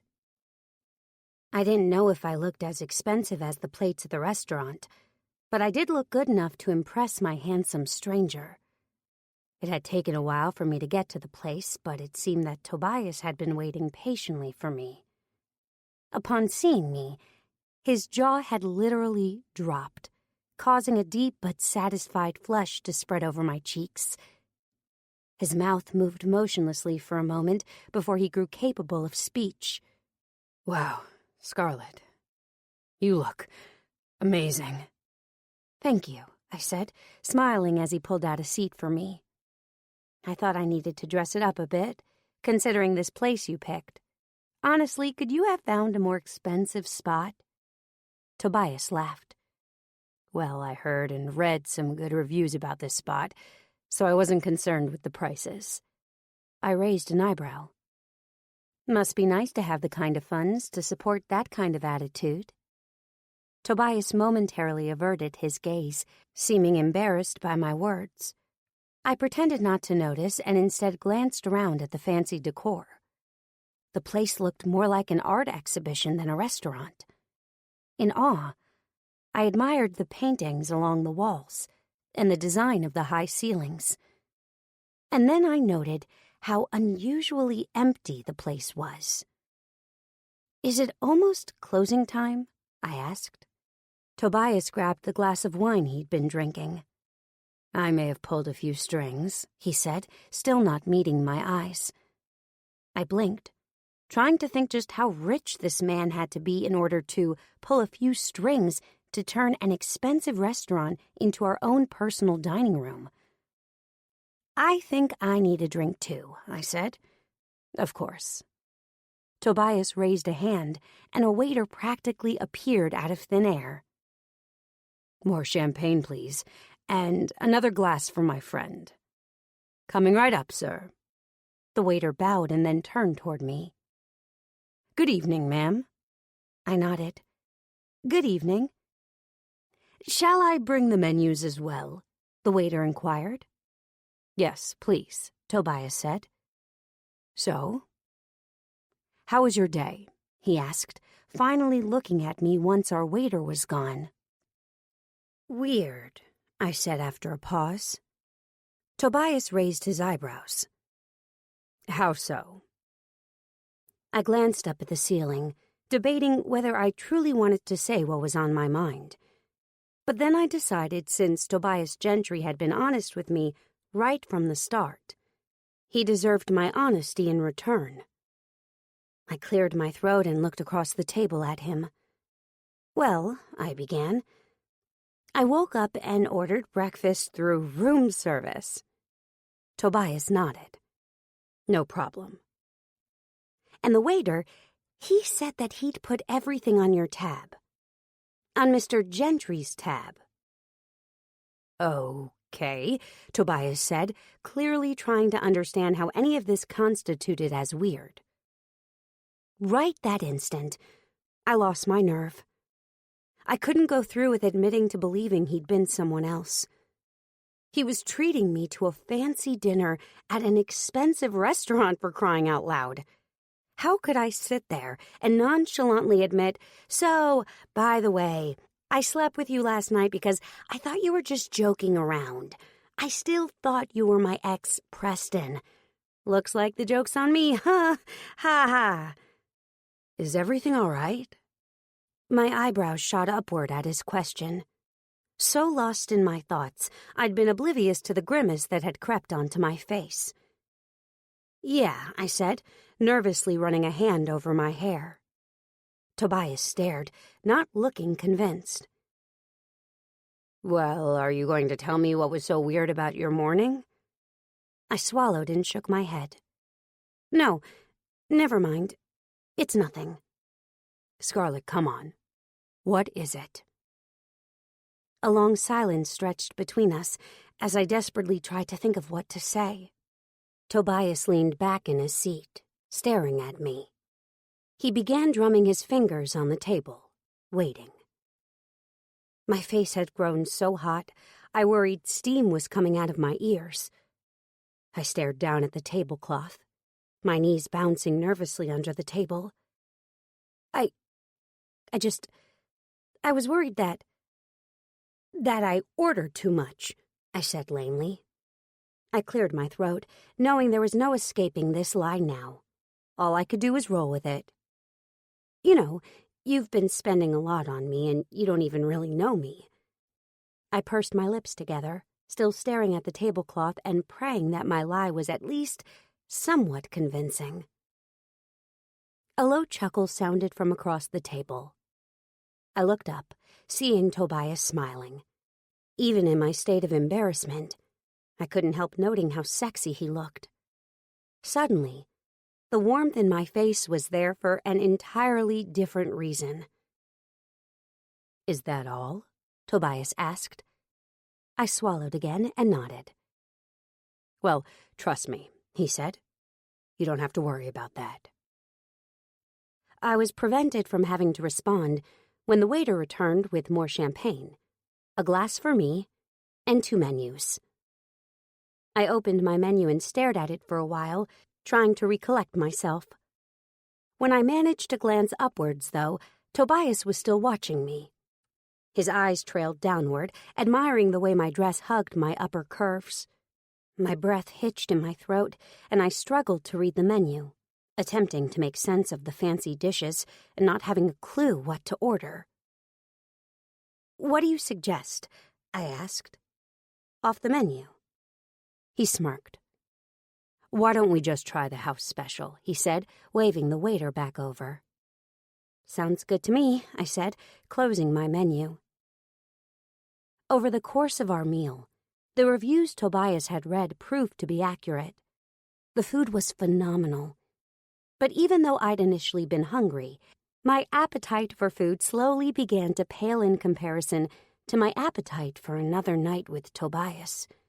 Every time he looked at me, adrenaline rushed through my core.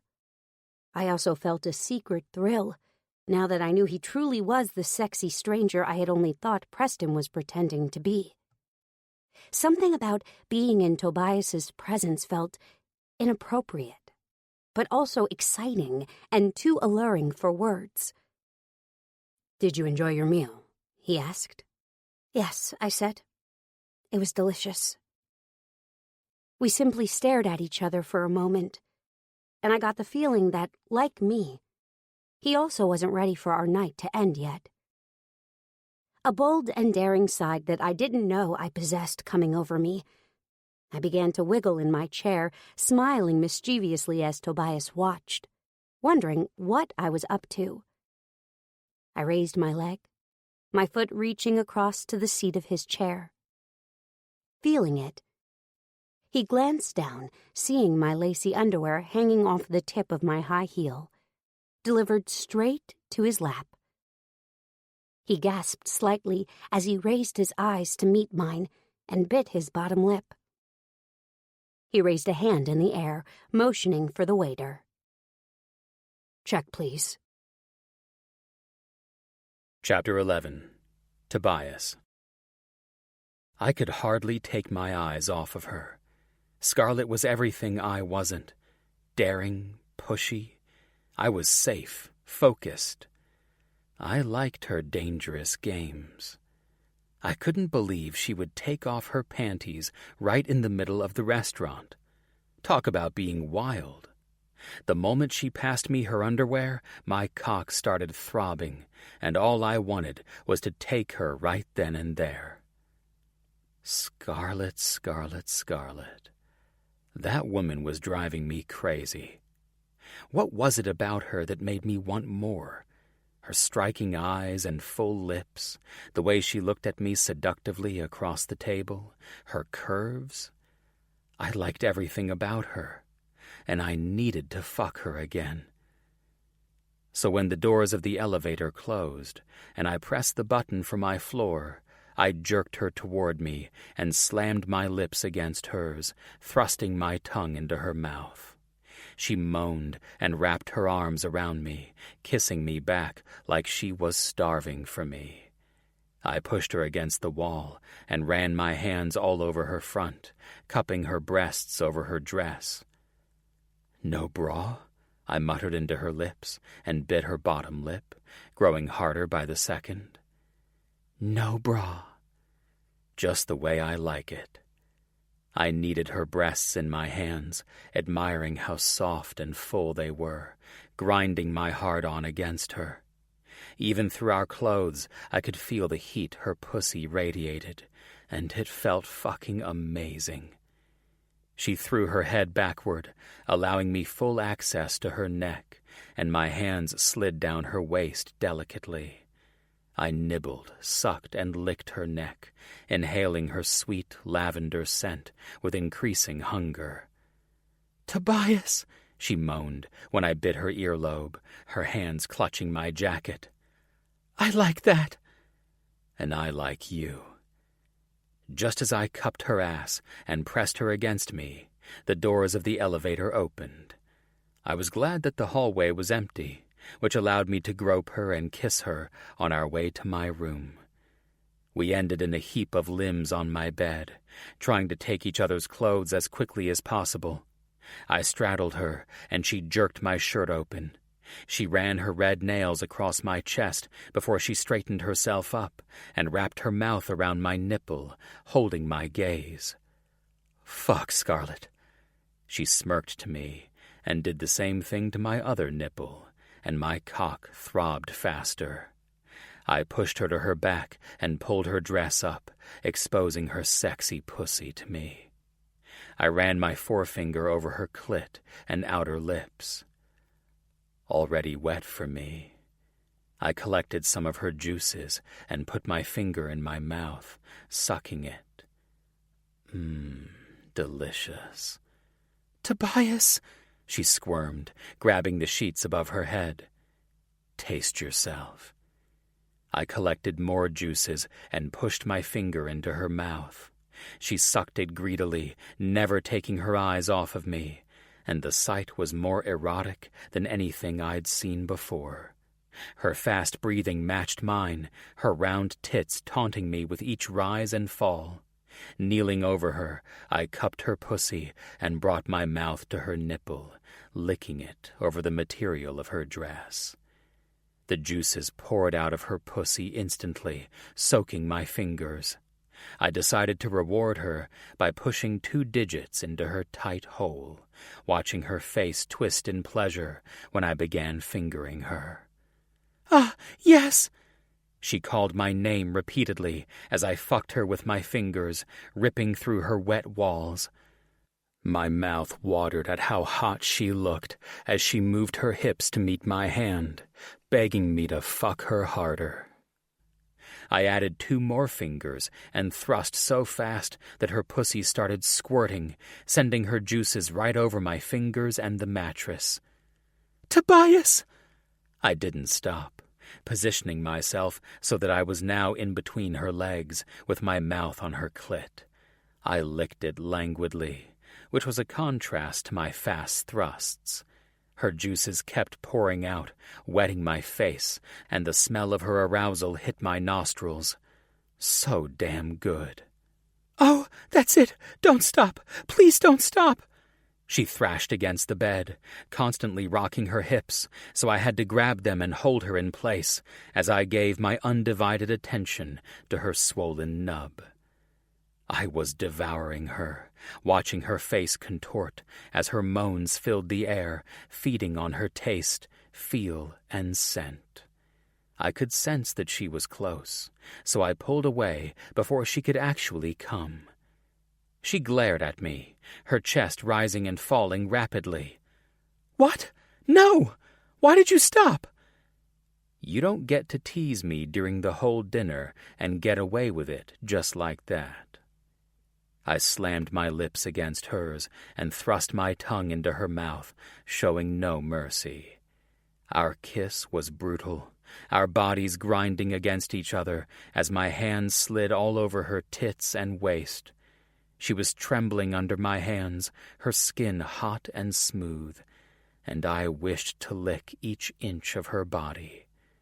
This time, I turned her to her stomach and removed her hair aside, lowering my head to kiss her neck.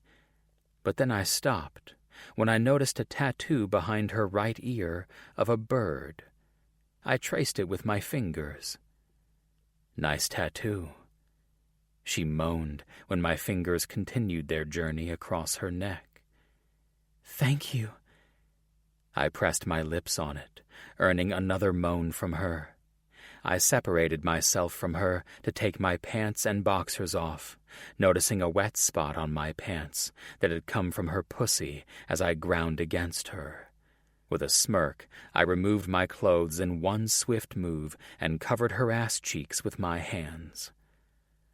"I want to take my time with you," I told her, and stroked her bottom, enjoying the feel of her soft flesh. Her ass was too big and round, just the way I liked it. My pre-cum poured out of my tip, and it was too easy to imagine myself coming all over her. I separated her legs so that I had access to her pussy that was now glistening with her juices. "You like this?" I brushed her clit with my thumb and watched more juices spurt out of her. "Nice." "Yes," she breathed out. "How about this?" I moved my finger over her entrance and reached her anus, smearing her juices over it. Yes." She started squirming, moaning loudly each time I moved my finger over her sensitive skin. She was sopping wet, and I was getting more impatient to be inside that liquid heat. I probed her entrance with one finger and pushed it all inside. Her walls wrapped around it immediately, gripping it like a vice. I fingered her fast, adding 2 more fingers when she began rocking her hips uncontrollably, her desire pouring out of her non-stop. Just seeing her juices on the sheets and all over her pussy and thighs was more than enough to make me lose control. But I didn't want to let this game end too early. She was seconds away from orgasming, already convulsing as if she was experiencing an unbearable pleasure. Once again, I refused to let her orgasm, removing my fingers right before it happened. "No, Tobias!" She tried turning around, but I pressed her shoulders on the mattress and left a trail of kisses down her spine. "Not yet." "It's not fair. Stop playing with me like this." "That's what you get for being a naughty girl and teasing me in the restaurant. 2 can play that game." I bit her shoulder and gripped her waist, pulling her up to her 4s. "Now, you'll stay like this and won't move, right?" Her only response was a whimper. I loved seeing her worked up like this, shivering and desperate for more. My lips progressed up her thigh, slowly reaching her wet hole, and her pants filled the air. "Tobias!" she screamed when my mouth connected with her pussy. I was instantly engulfed in warmth and wetness, and the scent was intoxicating. I lapped at her juices, picking up every single drop as I licked her whole mound. My heart was beating furiously in my chest, my twitching cock reminding me that I couldn't keep up with this game much longer. Please, Tobias, please!" I thrust my tongue right inside of her, and she screamed, moving her ass across my face. She couldn't stop squirming, becoming louder with each second. I slid my tongue over her puffy outer lips and sucked her clit into my mouth, bringing 2 fingers into her warm hole. "Yes, keep doing that. Just don't stop." I fingered her fast, sucking her clit with equal ferocity, bringing her close to her climax once again. More juices poured out, which was simply incredible, and I knew I wasn't going to last long. I needed to be inside of her now.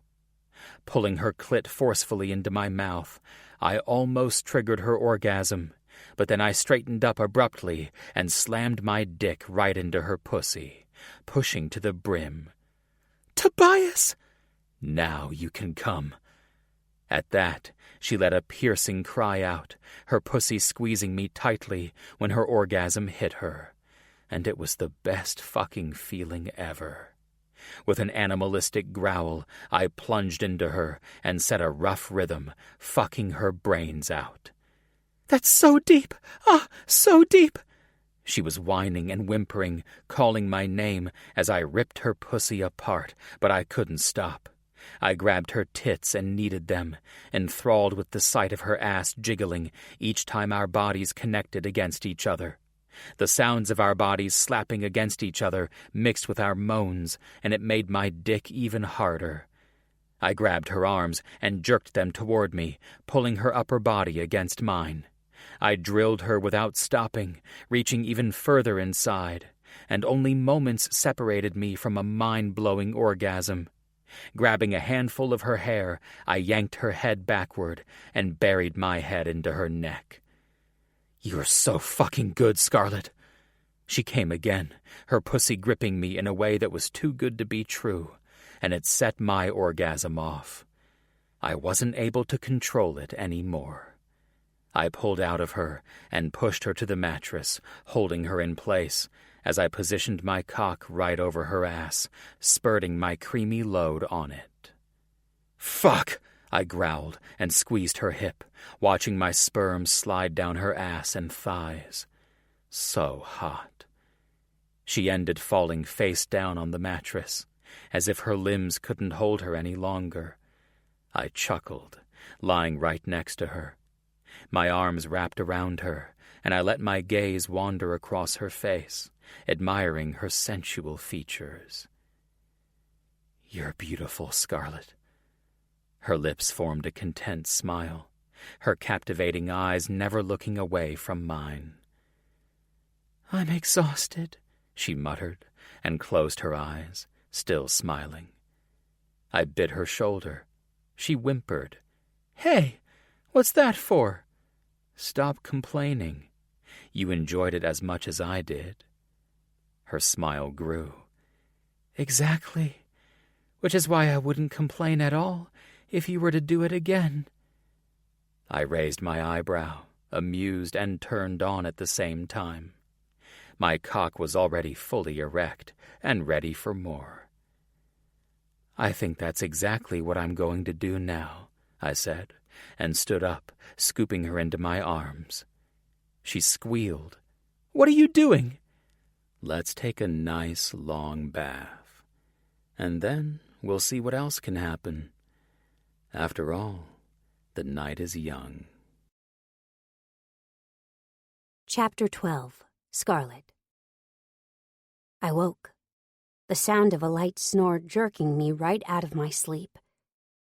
The second my eyes opened, they landed on Tobias's face.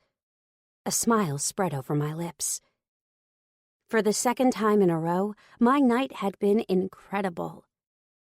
I felt a warm and tingly sensation thinking about the way he had made me feel.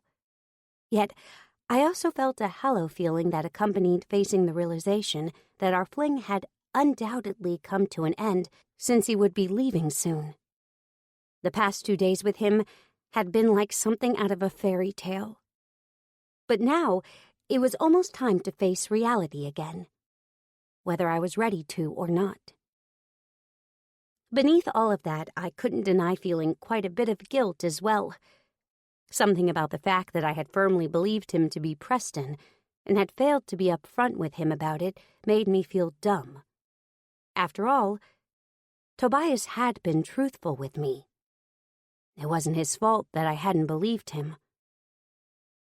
I stared at his sleeping face, his long eyelashes and thick, dark hair. I watched the way his bare chest rose and fell with each breath he took. He was so breathtakingly handsome. I couldn't resist reaching, touching him. Gently, I placed my hand on the side of his face, letting my thumb caress his cheek, feeling the stubble that had started to grow in there. He stirred slightly and his eyes cracked open. That sexy smile of his slid into place. "Morning," he said. "Morning." Rolling onto his side, he placed a hand on my hip. "Did you sleep well?" I nodded. "Yes, did you?" "Best 2 nights of sleep I've had in a long time," he said with a chuckle. "Is that all that was good?" I said, raising my eyebrows. "The sleep?"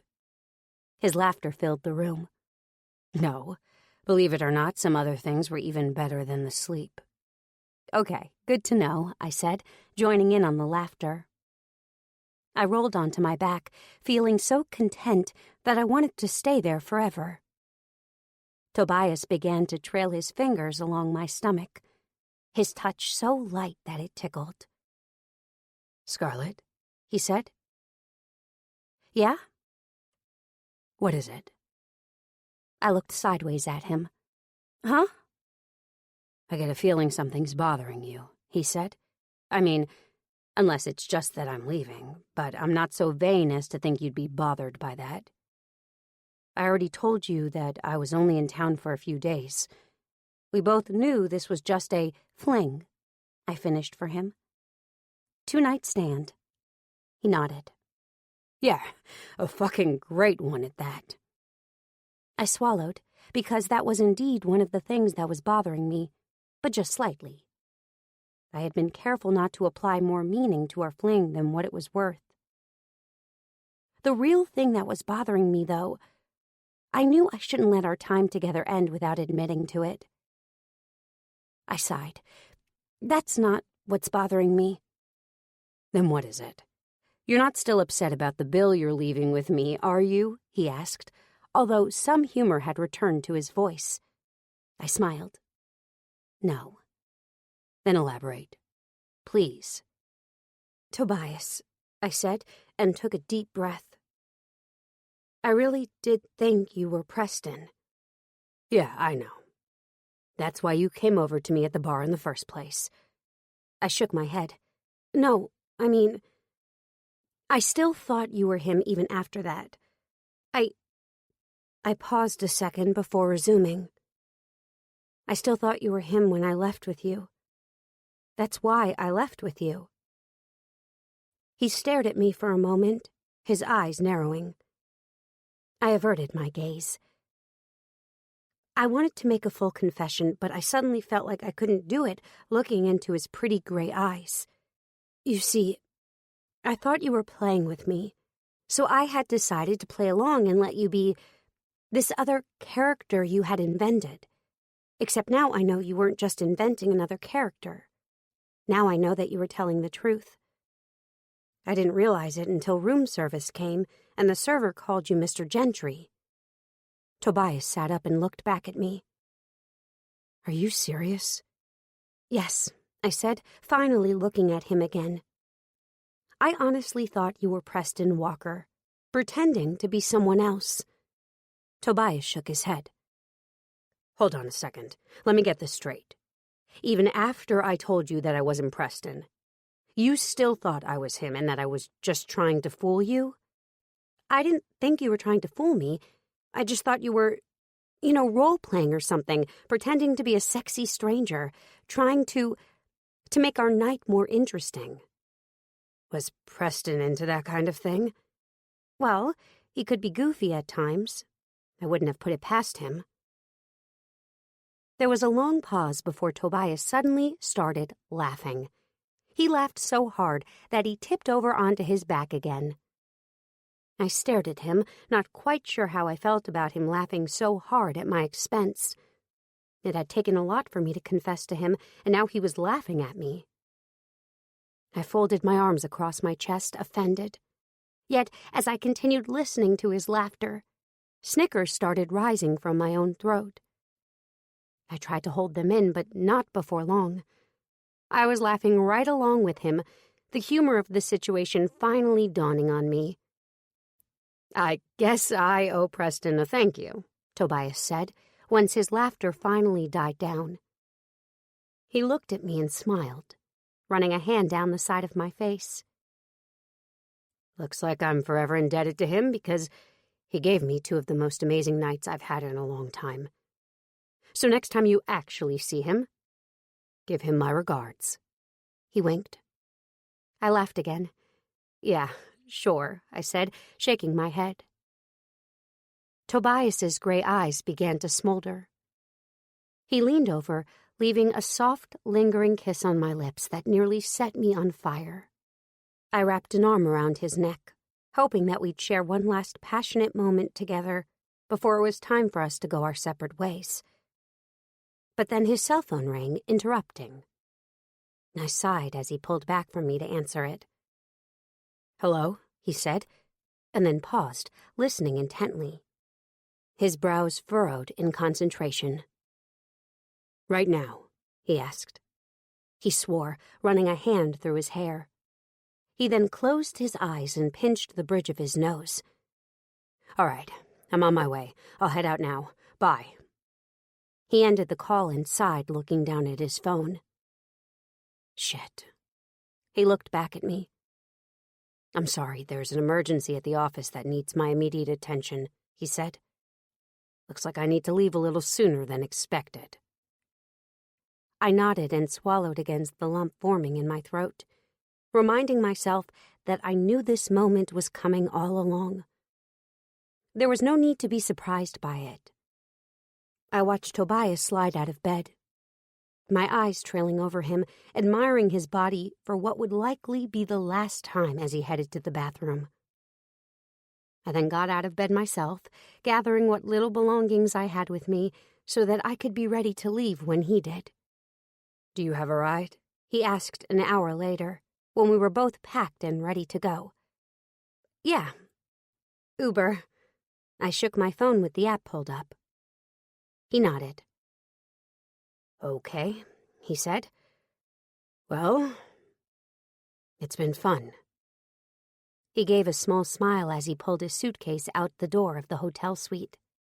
I followed him out into the hall. Yeah, it has, I agreed. So I guess this is goodbye then. He stretched out his hand to me, and I looked at it for a moment, somewhat taken aback that he wanted to end things between us with a formal handshake, as if we had been doing nothing more than business or something. Oh well, I thought, and took his hand. Suddenly his smile widened, and he pulled me in toward him, releasing my hand to wrap his arm around me in a hug instead. He leaned down, kissing the top of my head. It was a pleasure meeting you, Scarlett. Thank you for spending some time with me. The lump formed in my throat again, making it difficult to speak. Same here. Thank you for everything, I managed to choke out. Several long seconds later, he released me and stepped back, picking up his suitcase. Take care of yourself, all right? You too, I said. And then we parted ways, knowing it would likely be the last time we ever saw each other. Chapter 13. Scarlett. I sat in the back seat of my Uber, thoughts of the past 2 days saturating my mind. The more I thought about it, the harder it was to believe the past days had actually been a part of my life. Who would have thought my boring night out with the girls would result in a fun and exciting tryst with a rich and handsome stranger? Nothing so adventurous had ever happened to me before. I knew without a doubt that Tobias Gentry had permanently engraved himself in my memory. When I became old and gray, I would remember the handsome gentleman I'd met on accident, and the time we had shared together for 2 brief days. Those nights would likely bring a smile to my face for the rest of my life. Except for when it came time to tell my friends about them. I sighed, envisioning Mila waiting for me to call her. She would want to know every scandalous detail, and she would relish gossiping to the rest of our friends about it afterwards. I frowned, knowing that I simply couldn't allow it, which meant she couldn't know. I couldn't tell her. I knew I couldn't tell her because I couldn't even stomach the thought. I couldn't tell anyone. Granted, I didn't like lying to my friends, but this felt like something personal, and it was perfectly permissible for me to keep some aspects of my life private. Tobias Gentry would be one of those aspects. For as long as I lived, he would remain my little secret. I stared out the window, seeing my neighborhood coming closer. Back to reality, I thought. The real world was awaiting me. I just hoped that I could readapt to it without much trouble. I knew it would be hard, though. Even though our time together had been short, Tobias had changed something about me in ways I couldn't even seem to fully comprehend yet. Too bad it was all over. There was something special about that man. I could tell that he was one of the good ones, a hard find these days. Why can't I be lucky enough to have a man like that in my life? I thought bitterly. I sighed again as the Uber driver pulled up to my apartment. Chapter 14. Tobias. 4 months later. I looked up from my computer after hearing a knock at my office door. One of my employees, Libby, poked her head through the door. "You got a minute?" she asked. "Sure," I said, watching her enter. She came in, delivering a set of reports to my desk. "Already?" I said, stunned. She hadn't had much time to pull all this together, yet there she was. "Been busting my butt to get that to you early," she said.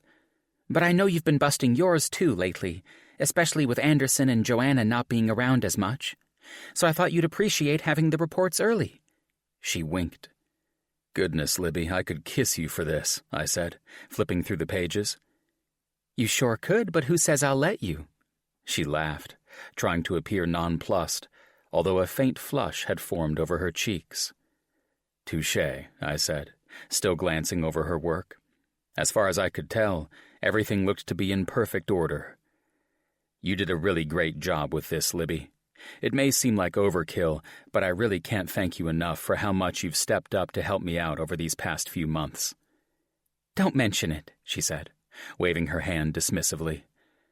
About a year ago, when my sister had moved into town to flee her abusive ex, I'd hired her to work at my firm, and Libby had become really good friends with her. When my sister got pregnant and had her baby with my best friend, Libby had started helping me out as much as possible, completing any additional tasks she could to ease the burden I felt in trying to take over both Anderson's and Joanna's roles in the office. While I was capable of doing their jobs, I couldn't deny it was rough. I would have been spreading myself far too thin if I didn't have Libby's help. Plus, I had been needing Libby's help more than usual over the past 4 months because time and distance hadn't aided in removing Scarlett Kale from my mind. I was almost ashamed to even admit to myself that I hadn't stopped thinking about her from the moment we went our separate ways.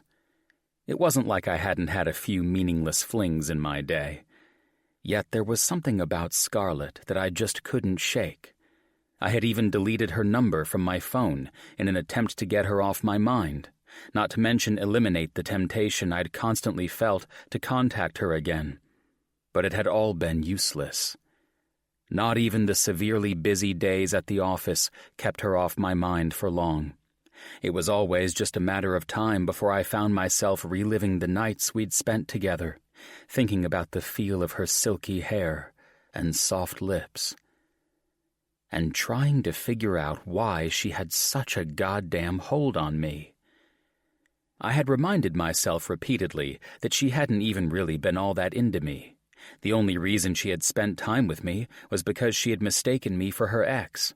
In her mind, it was him that she had willingly spent all those nights with, not me. The thought made me feel simultaneously grateful and envious toward Preston Walker, wherever he may be. And then there was the uncomfortable reverberances of Headmaster Green's voice that occasionally popped into my head as well, telling me that Scarlet Kale was bad somehow. Although he had claimed that she was bad in a legitimately bad way, my experience with her told me the exact opposite. The Scarlet I'd been with was bad, but in a very good way. I had almost wanted to ask her about Headmaster Green, but I had lost my nerve. Now I was forced to live wondering what he meant and possibly never finding out, which simply made me obsess over her even more. "Tobias! Tobias! Hey!" I blinked, realizing that I had zoned out right in front of Libby while looking over the reports she had given me. "Sorry," I said, and cleared my throat. "I don't want to tell you how to do your job," Libby cautioned, "but sometimes it looks like you are in dire need of a vacation.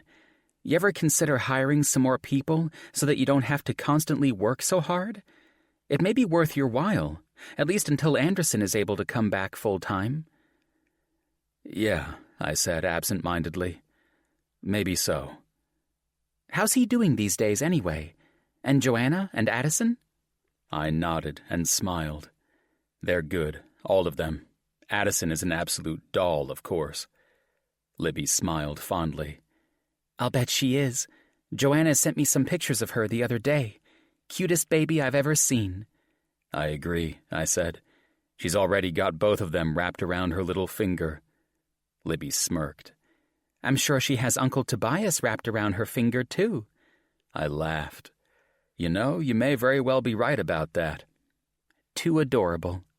"You should pay them all a visit sometime. I'm sure they'd love it." Libby nodded. "Yeah, I plan to, whenever I can get a day off." She winked again and headed to the door right as someone else knocked on it. She opened it for me. My secretary, Courtney, stood on the other side of it. "Hi, Libby," Courtney said. "Hey, Court, how's it going?" "Fine, and yourself?" "I'm good, thanks," Libby said. "Gotta get back to work, though. See ya." And with that, she exited the door. I glanced up from the reports. "What's going on, Courtney?" "Were you expecting any visitors today?" she asked, cocking her head to the side. I looked up at her and blinked, searching my brain for any appointments I'd made and forgotten about.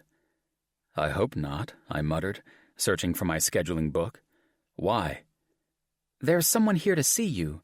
I just thought I'd check first because I don't remember any meetings being in your agenda for the day either, and I wasn't sure how you'd react to an unannounced visitor." I sighed and rubbed my temples. No, unannounced visitors are not desirable at the moment, to say the least. I had a feeling that was the case. Did this unannounced visitor at least state their reason for wanting to see me without an appointment? Nope. Well, tell them I'm not taking any visitors right now, and that if they need to see me, please schedule an appointment for a later date. Okay, Courtney said, nodding and leaving my office again. I turned back toward my computer, exasperated by the audacity of some people. I would never show up to a place of business demanding to be seen without an appointment. It was hard to believe some people could be so bold. Just when I had managed to refocus on my work, there was another knock on my door. "What?" I yelled. Courtney reappeared, wincing. "I'm sorry, Mr. Gentry, but she's just not taking no for an answer. I told her she needed to schedule an appointment and come back another time, but she refuses." "Are you kidding me?" I said, blinking, utterly dumbfounded. "Who the hell is she?" Courtney grimaced. "She won't even tell me her name. She's insisting that I just let her in to see you. She claims you should know who she is when you see her." I swore, irritated and curious at the same time. And I presume she won't even bother to tell you why she's so desperate to see me right now? Courtney shook her head. No, of course not. Look, should I call security? I shook my head. No, send her back. Courtney's eyebrows shot upward. Really? Does she seem dangerous? Well, no. Then send her crazy ass back here so I can see what the hell she wants and send her on her way. Courtney sighed. All right. I pushed the reports to the side of my desk and leaned back in my seat, wondering who this hard-headed woman could be and what she possibly wanted with me. A minute later, my door was pushed open yet again, and Courtney appeared for the third time. Mr. Gentry, your guest, she announced, and extended her arm like a butler. Right that instant, my whole world came to a screeching halt. The woman walked in. Her long, dark blonde hair hung over her shoulders in waves, and her bright eyes honed in directly on mine. We held each other's gazes for the longest time, neither of us uttering a word. I couldn't believe it. As I stared at her, I wondered if there was a chance that I was dreaming.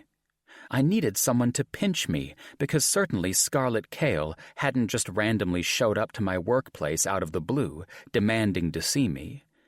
I'd gone 4 months convinced that I would never see her again. And now there she was, standing in my office. Mr. Gentry? I heard Courtney's uncertain voice, as if from underwater. Leave us, Courtney, I said. Of course, sir, she replied, immediately leaving the room and quietly closing the door behind her. Scarlett and I continued staring at each other. At some point, I rose from my seat without realizing it. I slowly walked towards her, my eyes never leaving hers, afraid that if I looked away, she would disappear forever. She was the first to speak, interrupting the long, silent seconds that had drifted between us. Her lips first curled into a wobbly smile, and I could see the uncertainty in her expression.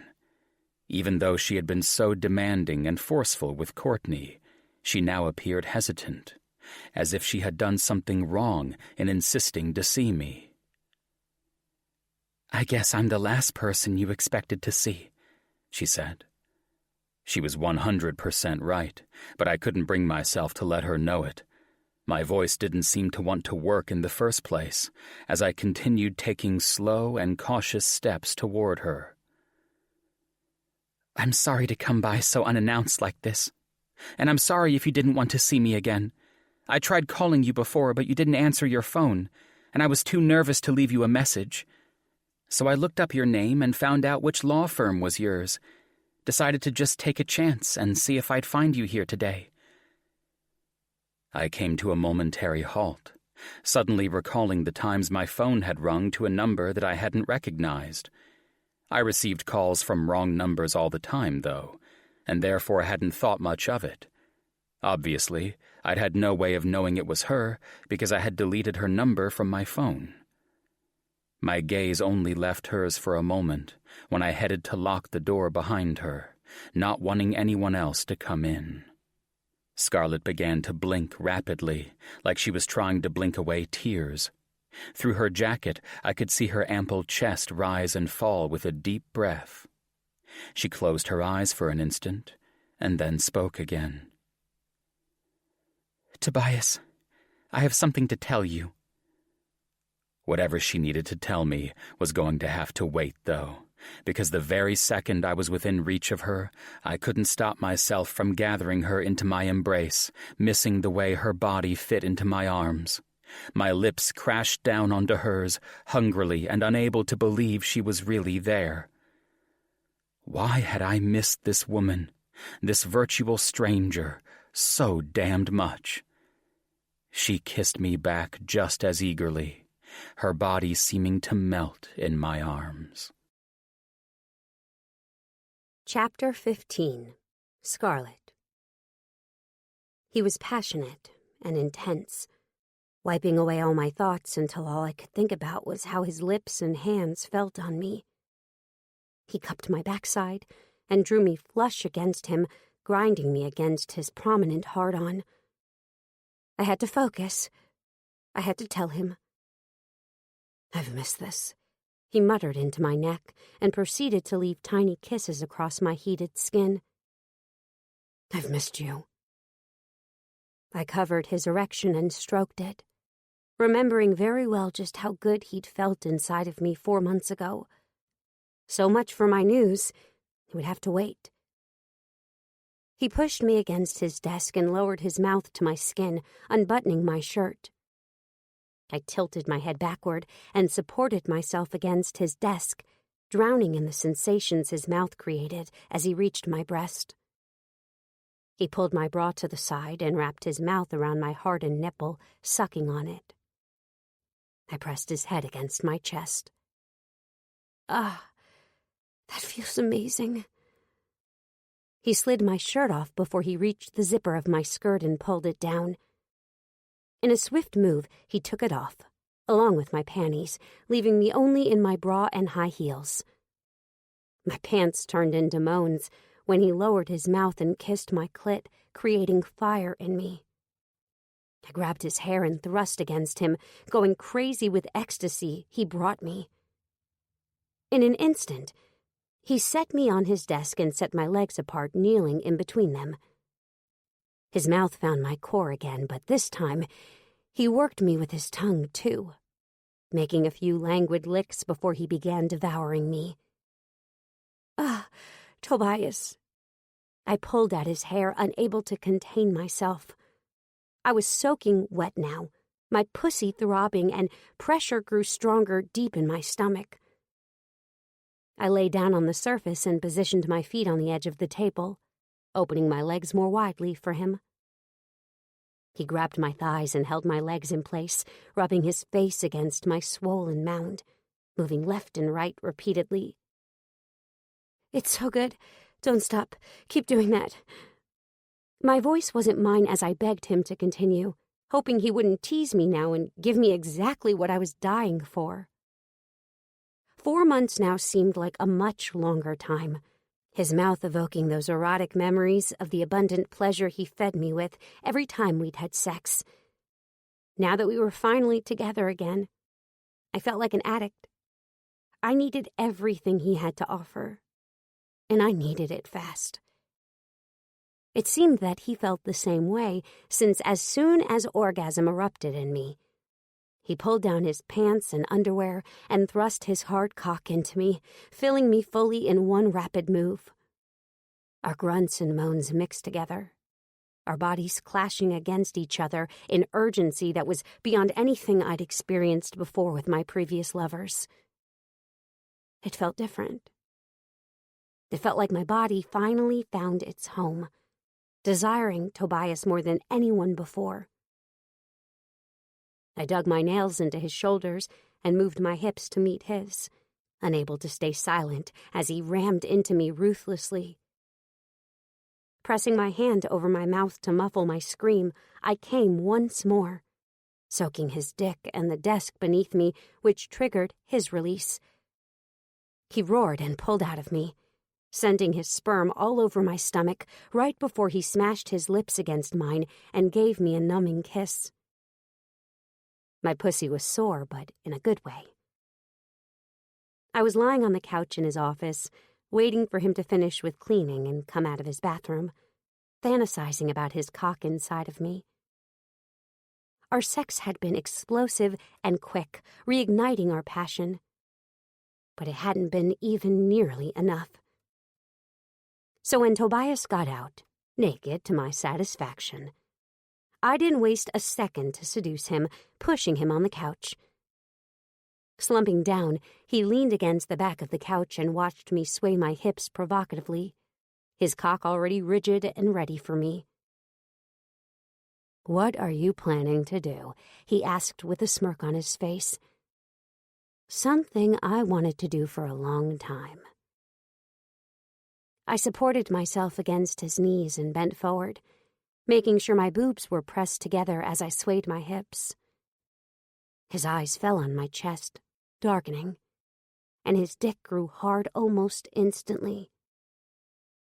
He reached out to touch me, but I brushed his hand away and continued with my provocative dance. I turned around and rolled my hips, bringing my ass high in the air. His hands found my soft flesh and groped it, making my mound clench. "You like this? You like my ass?" I whispered sensually, looking at him over my shoulder. He was stroking his cock, staring at me like he was starving for me. "You have no idea," he groaned. "Fuck, you're driving me crazy here, Scarlett." With my hands on my breasts, I faced him and knelt in between his legs, my eyes on his sexy cock. I wiped off a drop of pre-cum with my thumb and wrapped my fingers around his head. He fisted his hands on the couch, breathing through his teeth. His eyes hooded when I licked his tip, following my every single move without blinking. You taste so good," he cursed, grabbing my hair, and urged me to take him into my mouth. I did it gladly, managing to accommodate all of him. His hisses and grunts told me exactly how good I pleasured him, his gaze swallowing me whole. I was sucking him hard, trailing his length with my tongue at the same time, and more juices oozed out of his tip. I was so turned on by the way he watched me. Enjoying this foreplay too much, I decided to try something new. I pulled his cock out of my mouth with a popping sound and stood up. He tried to reach for me, but I pushed him back to the couch. "No. Stay on the couch and don't move," I ordered him, stepping back until I reached the coffee table. "What are you doing?" I sat on the coffee table and spread my legs apart, palming my pussy. "Playing." His face twisted, his eyes never leaving my body. He was breathing fast like me, both of us lost in the moment.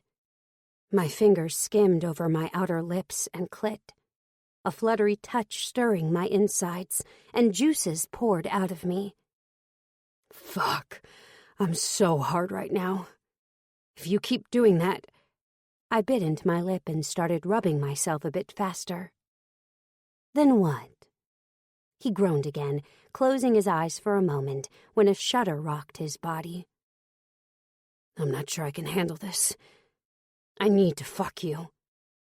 I smiled at him. "Patience. It's been a long 4 months." I threw my head backward and let a loud moan out, bringing my other hand to my wet pussy. I pushed 2 fingers inside of me while stroking my clit in circles, and a sizzling bolt of pleasure coursed through me. I felt so high on him, so high on us like this, that the pressure in me built quickly. He was jerking himself faster now, our breathing coming together as one. And there was nothing more erotic than this. "I'm going to come, Tobias, and then you're going to fuck me," I said, still maintaining the control. It seemed that he liked me being in control, since he started pleasuring himself even faster. His body strained as the pleasure grew stronger in him. "I'm coming." "Fuck, Scarlett!" I came with a moan, arching my back when the biggest wave of pleasure hit me. I was barely aware that he'd moved, whimpering when he picked me up and thrust with all his force into me, ripping me apart. "Tobias!" I screamed, unable to keep quiet. "Ah!" He fucked me as he led us to the nearest wall, his grunts and movements animalistic. "We're done playing here," he growled, digging his fingers into my ass, and I wrapped my legs more tightly around him to get him closer. I was unbelievably wet, overwhelmed with the most intense pleasure that threatened to reach another peak pretty soon. His thrusts were rough and unrelenting, and I could barely prevent myself from screaming out. "Yes," I squealed, throwing my head backward. Ecstasy spread through every single part of me, owning me. "I can go even deeper." He moved from the wall and took us to his desk. He let me down and claimed my lips, sliding his hands over my breasts and stomach. His fingers found my clit and rubbed it a few times, creating more wetness in me that poured out of me and down my thighs. So wet for me, just the way I like it. He spun me around. Get on the desk and keep your ass in the air. I did what I'd been told, pressing my head against the surface, right when his cock reached my entrance again. He eased himself inside me once more. But this time, it was much deeper, just like he'd said. I clenched my inner muscles, and he slapped my ass cheek, creating pleasure mixed with pain that only made me hotter. Fuck! If you keep doing that, I don't think I'll be able to continue this for much longer. I turned my head to glance at him over my shoulder, keeping an innocent expression on my face. Do what? This? I clenched my muscles again, and he groaned, pounding even faster into me now. He pressed his hand over my mouth and began drilling me, bringing me the kind of sensations that numbed all my senses and erased all my reason. I was thankful for his hand on my mouth because I couldn't stop screaming, too wet to comprehend it. I was sure his whole office could hear us, but I didn't care. Come for me, he growled and brought his hand to my pussy. His deft fingers stroked all the right places, bringing me exactly what I needed to erupt in another orgasm. But this time, he didn't stop when I came, continuing to stimulate my oversensitive pussy. Tobias, what are you? It was too much, but he kept rubbing me, his thrust shallow but hard. Just like that, any uncomfortable sensation diminished, replaced by a new climax, even stronger than the previous one. Oh my God, I rasped, almost unable to breathe. My heart threatened to burst, my body on fire through my prolonged orgasm. Tobias, that's it, babe. Squeeze my cock. Damn, I love when you come on my cock. I was unable to respond to him, too drained of energy after the numbing orgasms he'd given me. I'm coming. Oh, fuck. A few moments later, he stilled and ejaculated deep into me, his hot seed coating my walls in several spurts. His arms snaked around my waist, keeping me close to him as our lungs tried to get as much air as possible. It's really good to see you, Scarlett, he said, and kissed a place between my shoulder blades. I turned around and pulled him into my embrace, feeding on his closeness. It's good to see you, too. If I knew I would get this kind of reception, I'd come a lot sooner. I winked at him and met his lips halfway, pulling him in for a kiss, my body warming once more. I tried to breathe and focus on the moment. I needed him to know, to react well. Because if not, I wouldn't know what to do then. Chapter 16. Tobias. The shock of having Scarlett so unceremoniously show up to my office had made me forget all of my home training. My rules about appropriate office behavior had gone completely out the window, and I hadn't been able to keep my hands off her. Needless to say, I felt rather guilty about it afterwards. I had, after all, completely lost my cool back when I'd had the misfortune of catching my best friend and my sister in a similarly uncompromising position at our firm's gala the previous year. I didn't take much pride in knowing that my behavior with Scarlett had essentially been the equivalent of the pot calling the kettle black. Things are always so much different when the shoe is on the other foot, I marveled. I momentarily put my thoughts on hold as my navigation system chirped, telling me the next turn I needed to take as I headed for Scarlett's hotel. After our impromptu hookup in my office, she had hurriedly dressed and left, stating that she would have to talk to me later. I realize it was a mistake to come to you at your workplace like this. Very unprofessional. I'm sorry. I "I can see you later?" she'd said. I had nodded. "I don't care about professionalism when it comes to you, Scarlett. I just care about all the naughty things I can do to you. But yeah, let's have dinner. Tell me where you're staying, and I'll come pick you up." "What time?" "Let's shoot for 7. "Okay." And then she had left, and I'd been forced to spend the rest of the day catching Courtney looking at me from the corners of her eyes. I hoped Scarlett and I hadn't been too loud. Scarlett and I had been so drawn to each other that very little words had actually been exchanged between the two of us, which seemed to always be the case whenever we were together. I hadn't even gotten a chance to ask her why she was in town. I wasn't naive enough to believe that she had come all the way to Chicago just to see me, although I would have been beyond flattered if that was the case. Hopefully over dinner, though, I could learn more of her story. Maybe we could finally have time to simply talk and get to know each other on a verbal level. It was silly, but for some reason I was nervous as I left to pick Scarlett up from her hotel. After texting to let her know I was there, I checked myself out one last time in the rearview mirror before getting out and entering the hotel lobby. "Hello, sir. Can I help you?" the receptionist at the front desk asked.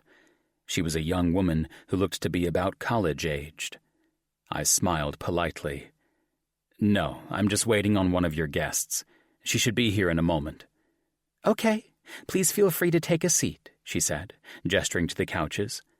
"Thank you," I said, and took a seat. The couch cushions were all worn out, and as I looked around, it became apparent that the hotel was fairly old and had seen better days. If I had known Scarlett was in town, I would have happily given her better arrangements, or even opened the doors of my home to her. But then I recalled her discomfort over the money I'd spent on her during our prior rendezvous. Somehow, I doubted she'd appreciate if I offered her a fancy hotel or my home. I suddenly felt grateful for deciding to drive on my own rather than pick her up in a limousine. I could already tell that Scarlett wasn't exactly the type of woman whose affection could be bought. Money wasn't going to win her over. Is that what I'm trying to do? Win her over? The thought alarmed me. I had warned myself repeatedly to not let my feelings run too deep with Scarlett, because what we had going on wasn't serious. Deep down, though, I knew I hadn't exactly succeeded with that plan, especially since I'd been thinking about her non-stop since the last time we were together. Still, it was a slippery slope. I had to stay realistic and accept that even now that we had reunited, there was no guarantee things would go any further. Last time may not have been our final goodbye, but who was to say this time wouldn't be? Unless I tell her that I want to keep seeing her, I thought to myself. What's stopping me? Thoughts of my ex suddenly came to mind. My trust issues remained a hindrance that I worried I would never get over. That's what was stopping me. Stupid. I sighed and leaned back on the couch, realizing that the receptionist was still looking at me, although she was doing her best to pretend she was busy with some task or other. I chuckled, wondering if she thought I was shady or something. I was just about to attempt engaging her in small talk before I heard the elevator ding. I turned, seeing the doors open. Out stepped Scarlett, looking like beauty personified. I thought back to when I took her out to dinner before, how stunning she had looked. That was no comparison to how she looked now, though. In a long, flowing dress, with her hair elegantly pinned up, she took my breath away. There was something different about her that I couldn't place my finger on. Whatever the case, she was positively glowing. The deep burgundy dress she wore made her skin look absolutely radiant. I wasn't sure if I was imagining it or not, but her figure seemed slightly fuller, and it looked wonderful on her. The receptionist looked at her with wide eyes. "Wow," she said. "You look gorgeous, Miss Cale." Scarlett smiled. "Thank you." She turned her gaze toward me, and I felt my heart skip a beat. I wanted to pay her a compliment, but she had left me speechless. And judging from the way her eyes sparkled and how her lips curved upward into a sly grin, she knew it. "Well," she said, "I guess it's time for us to leave?" I nodded. "Yeah," I said, finally finding my voice. "Damn, Scarlett. Could you get any more beautiful?" She stared at me for a long time, seeming as if she wanted to say something, but then changing her mind. "Let's go. I'm starving." I smiled, holding my arm out to her. Laughing, she looped hers through mine, and together we exited the hotel. I led her to my car, where I opened the passenger's side door for her. "You know, I was worried you were going to show up in a fancy stretch limousine or something." I laughed awkwardly, officially grateful that I hadn't. I then got into the driver's side, and we set off on our way. "So where are we going?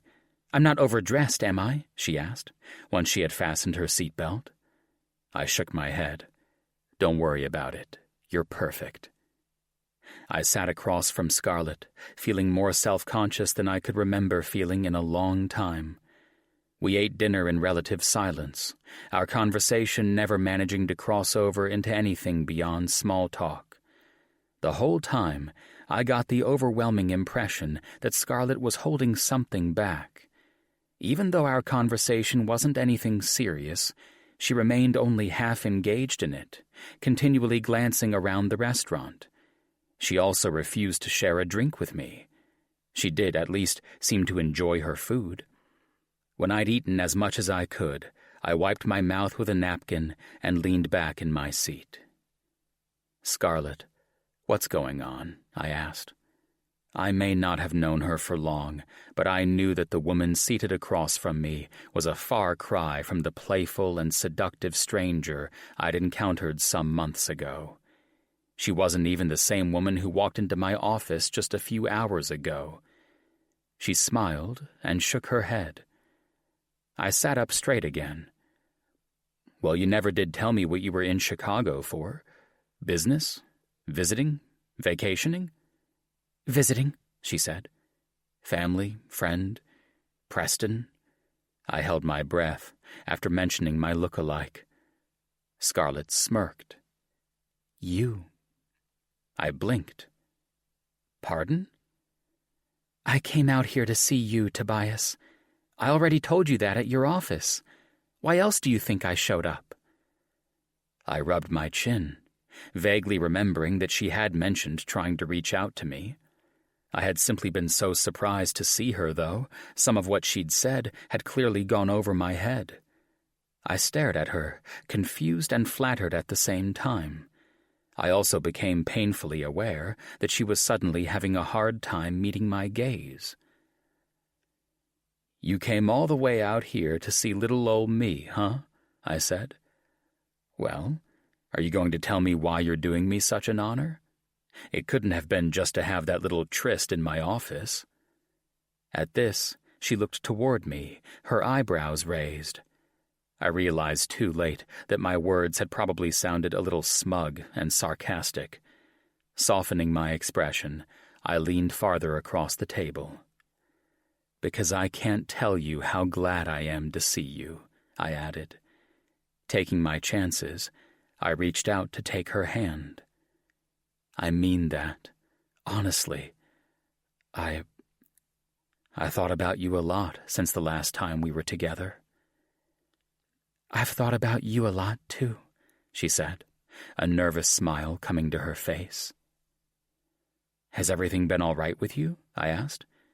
"Everything good with work and life in general?" She let out a long sigh and stared down at the table. "Everything is... well..." "What is it, Scarlett? Tell me. You obviously have something to tell me, to have come all the way out here. I'm listening." Scarlett looked up at me, tilting her head to the side.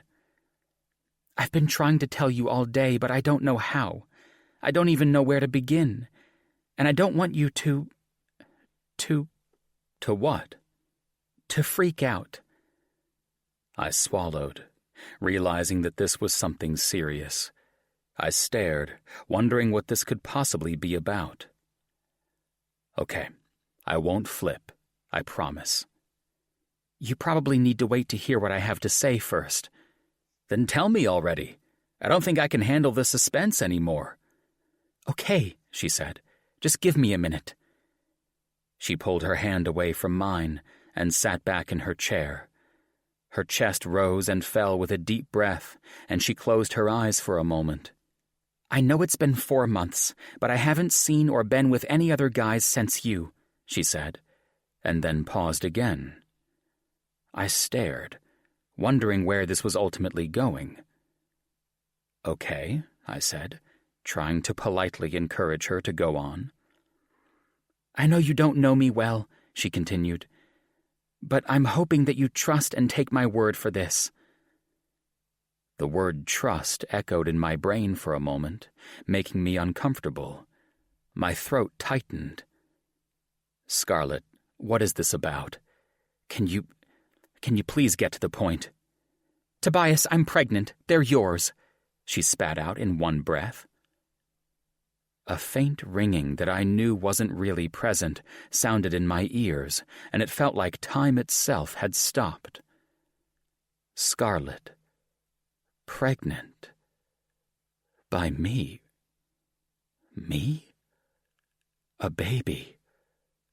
Me, a father. A woman that I hardly knew, pregnant with my child. Wait a second. She said, they're yours. There? I stammered. She nodded. Yes, I'm having twins. Tobias? Scarlett said uncertainly, staring at me from across the table. Are you all right?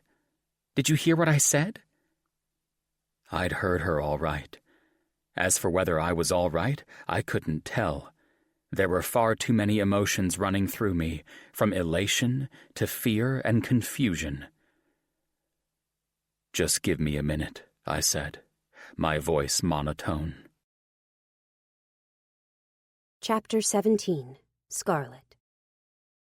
I stared across the table at Tobias, trying to make sense of the varying emotions I saw darting across his face until he grew perfectly still, as if my words had frozen him. It was almost like he had turned into a statue. I could hardly even tell if he was breathing. Well, this was going about as well as I expected. Tobias, I said, leaning forward. But he seemed to have suddenly grown just as deaf as he was motionless. He didn't even so much as blink, his gray eyes wide open but unseeing. My heart pounded in my chest, wondering if I had made a terrible mistake in coming here to tell him this kind of news. But what other choice did I have? The babies growing inside me were just as much his as they were mine. If things had been reversed, I would have wanted the mother of my children to have the decency to deliver this kind of news to me face to face. It just wasn't the kind of thing that should be said through a text message or even over a phone call, as far as I was concerned. But now that I was seeing Tobias's reaction firsthand, I worried that a more non-personal way of relaying the news would have been better at all. It would have at least spared me from having to witness how startled he was about becoming a father. 4 months ago, after our passionate 2-night fling, it hadn't taken long for me to realize something was wrong. My period had always been like clockwork, so when I was more than 3 days late, I knew. Shortly thereafter, the morning sickness had started, confirming my suspicions. And then, the pregnancy test put the final nail in the coffin. While I had accepted that I was pregnant, it took me considerably longer to accept it when I found out that I was having twins. A baby changed everything. But 2? It was still hard to wrap my mind around at times. Granted, the whole time I'd gone through my share of denial, wondering how I could have possibly let this happen. I'd thought Tobias and I had been careful, but apparently not careful enough. There was no denying that in the heat of passion, maybe some unwise choices had been made. All in the name of fun, we had both been reckless, and now we were here. Being pregnant with twins made it feel like I was being held responsible for both nights I'd shared with Tobias those months ago. After learning that I was pregnant, the shame had hit me quick and fast. I had been perfectly willing to let my friends continue believing I'd just briefly entertained a fling with my high school sweetheart, but now that I was pregnant, I was going to have to explain the truth to them at some point. My body's timer was ticking, and I was going to have to come clean before my expanding body told on me instead, making things more awkward than they already were. Then again, it wasn't like I didn't sometimes have an unfortunate habit of making things worse for myself.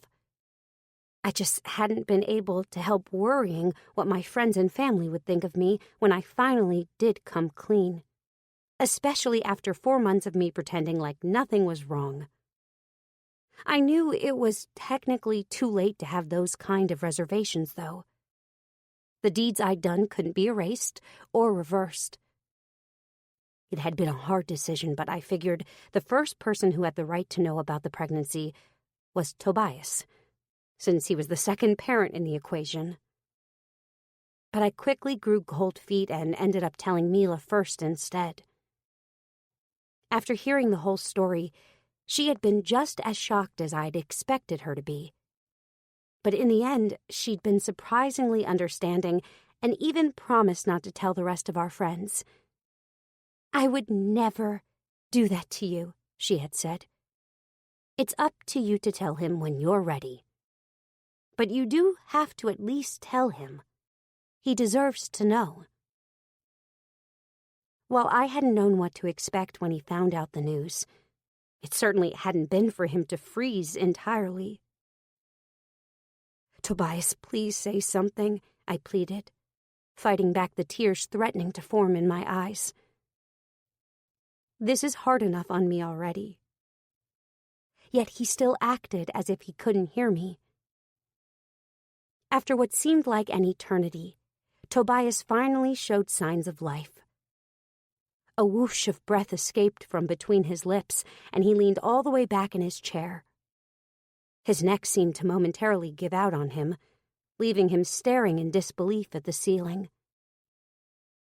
"Scarlett," he said, eventually lowering his gaze and looking at me. He shook his head and wordlessly opened and closed his mouth for an instant before sputtering out, I don't know what to say." I swallowed, not liking his tone, not liking his speechlessness, not liking the way he was making me feel. Under the table, I balled my hands into fists to keep them from trembling.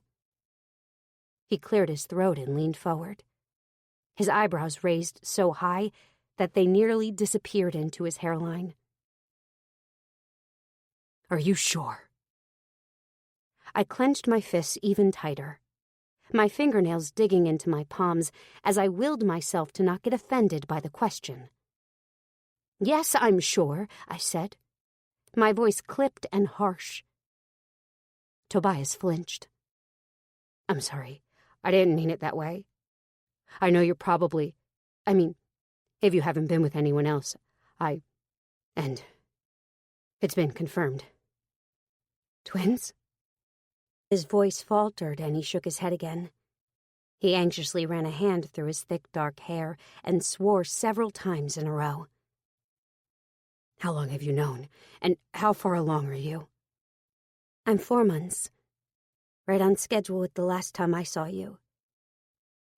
Tobias nodded absent-mindedly, and then, to my frustration, he appeared to relapse back into another state of shock, sitting motionless while his eyes clouded over, his thoughts clearly far away. I didn't know how much longer I could stand waiting for him to come back to Earth. "Are you going to say anything else?" I demanded, my patience growing thin. I mean, are you happy? Upset? What's going on in your head right now?" He blinked at me, but couldn't seem to give an answer. More than likely, he didn't know the answer. "Excuse me," I said, standing. "Wait, Scarlett. Scarlett, where are you going?" he asked, finally capable of speech once more. "I have to go to the ladies' room," I muttered over my shoulder. "My bladder isn't what it used to be these days, you know." I stormed away from the table, catching the eyes of several neighboring diners. One older couple in particular openly stared at us, riveted by our drama. I entered the ladies' room, where a mother was helping her daughter wash her hands. Feeling a sob threatening to leave my mouth, I bit my bottom lip, holding it in. The mother and daughter glanced at me and smiled on their way out. I did my best to hold it together, nodding and smiling at them in return, before locking myself into a stall and trying to simply catch my breath. Tugging at the roll of toilet paper, I tore off some and gently wiped my eyes. In that moment, I realized I couldn't return to the table with Tobias. I couldn't take being around him anymore. I simply couldn't handle it. He was clearly shaken up, and his anxiety was too much for me. Maybe it was my maternal instinct already kicking in, but I felt that anything that was too much for me certainly couldn't be good for the babies. If there was ever a time for me to avoid stress as much as possible, it was now. Besides, as the one whose body was going through all the changes, my attitude could be blamed on hormones. If I didn't want to stick around for what had quickly become a stressful situation, I felt I was perfectly at liberty to leave. Deciding that I might as well relieve my bladder, I used the toilet, washed my hands, and then pulled my phone from my purse to call for an Uber driver. I knew on some level I was being childish to leave Tobias so abruptly after delivering such monumental news, but I just couldn't handle sticking around for the aftermath anymore. I understood that I had been naive to think he would have been happy to find out that a random woman he'd had a 2-night stand with had popped up pregnant by him, with twins no less. Although I didn't know him well either, I could tell that he was a decent man who would have never wanted or anticipated starting a family under such dishonorable conditions. But hell, neither had I. So the least Tobias could have done was show me that he was willing to be supportive.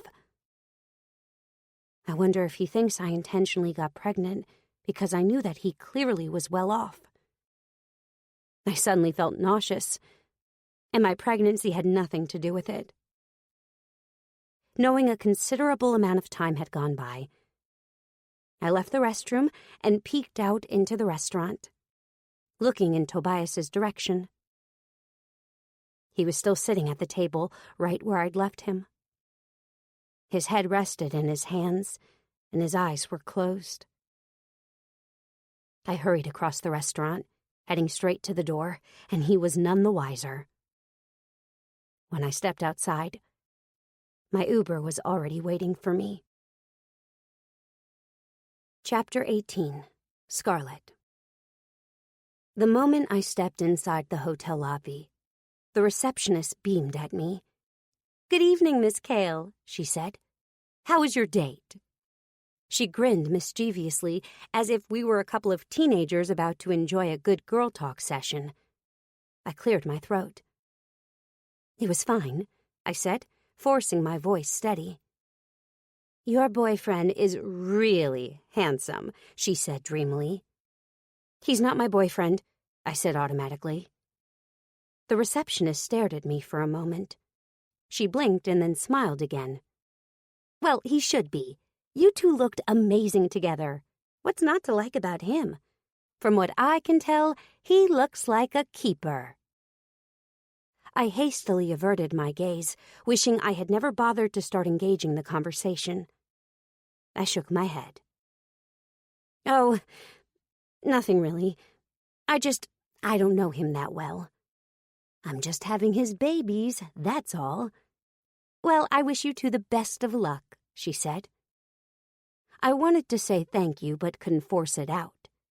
So instead, I just nodded before heading to the elevator, trying to hold it together as much as I could, at least until I was behind the privacy of my hotel room door. Once I made it back in my room, I stripped out of my dress and stared at myself in the mirror for a while, observing all the ways my body had started to change. My breasts were getting larger, and I had a bulge in my abdomen that was starting to make most of my pants fit uncomfortably. I ran a hand across my belly and sighed, trying to wrap my mind around all the ways in which my life was about to get turned upside down. Trying to figure out if I was ready for all of this. Inevitably, though, I knew I had no choice. I had to be ready. The next several months would fly by just as quickly as the previous 4 had. Before I knew it, I was going to be a mother of 2. Panic seized me at the thought, and I tried to shake it away, not liking the way it caused my chest to tighten. I turned on the shower, letting the water run for a minute to warm up. I then carefully stepped inside, closing my eyes as the water cascaded over my skin, while I reflected on how I'd wound up in this situation. In a strange way, it all went back to Preston. Had I not mistaken Tobias for him, none of this would have happened. A guy that I hadn't seen in years had now caused my life to change forever. Unbelievable how life could sometimes be stranger than fiction. When I finished my shower, I put on my pajamas. My stomach rumbled hungrily despite the luxurious dinner Tobias had treated me to before I dropped the pregnancy bomb on him. Ice cream. I was craving ice cream. Picking up the hotel room phone, I dialed room service to order a pint of strawberry ice cream, grateful that it came so quickly. With my ice cream in hand, I crawled into bed, got under the covers, grabbed the TV remote, and found movies to watch until I drifted off to sleep. Chapter 19. Tobias. I sat at the dinner table, drumming my fingers beside my plate and trying to ignore the peculiar glances from neighboring diners. I reached for my phone, checking the time and seeing that nearly 20 minutes had passed. Worried, I sent Scarlett a message. "Is everything all right?" No response. I shifted in my seat to get a view of the area near the bathrooms. Frowning, I contemplated walking over, but decided against it. What could I do? Press my ear against the women's bathroom door to see if I heard Scarlett inside? That would only get me kicked out of the restaurant for being a creep. I sighed and leaned back in my chair, wondering if the food had made her sick, or if it was a bout of pregnancy sickness. I knew about morning sickness, but was there such a thing as evening sickness? With the exception of Joanna, I hadn't spent much time around pregnant women to know much about this kind of thing. Frustrated and confused, I ran my hands through my hair. I then rested my head in my hands, my mind spinning. "Mr. Gentry, is everything all right?" I looked up to find our waiter standing beside the table. I forced a smile. "Yes, sure. Everything's great. Dinner was superb." "May I interest you in dessert?" "No, thank you. How about your lady friend?" Probably not," I said, glancing toward the restrooms again. "I think she's probably had enough to eat tonight. In fact, I think she may not be feeling well. By any chance, could I have someone check the women's restroom for me? I mean, I know that's a weird request, but I'm kind of worried." "She's not in there," came a voice from a nearby table. I paused, startled and searching for the speaker. It was an older gentleman, sitting across from his wife. He stared back at me with a grim expression. "Excuse me?" I said. "Your girlfriend left, if you haven't noticed. She came out the bathroom and headed straight for the door," the man said. I blinked, stunned. A mirthless laugh escaped my mouth. "Well, shit. Of course she did," I muttered, shaking my head. I checked the time on my phone again, seeing that it had been a half hour now since I'd seen Scarlett. How could I not have realized she'd left? "I'm very sorry, Mr. Gentry," the waiter said, embarrassed on my behalf. "So am I," said. "Just a check, please." He bowed. "Right away, sir." I stared down at the table, feeling like a complete idiot.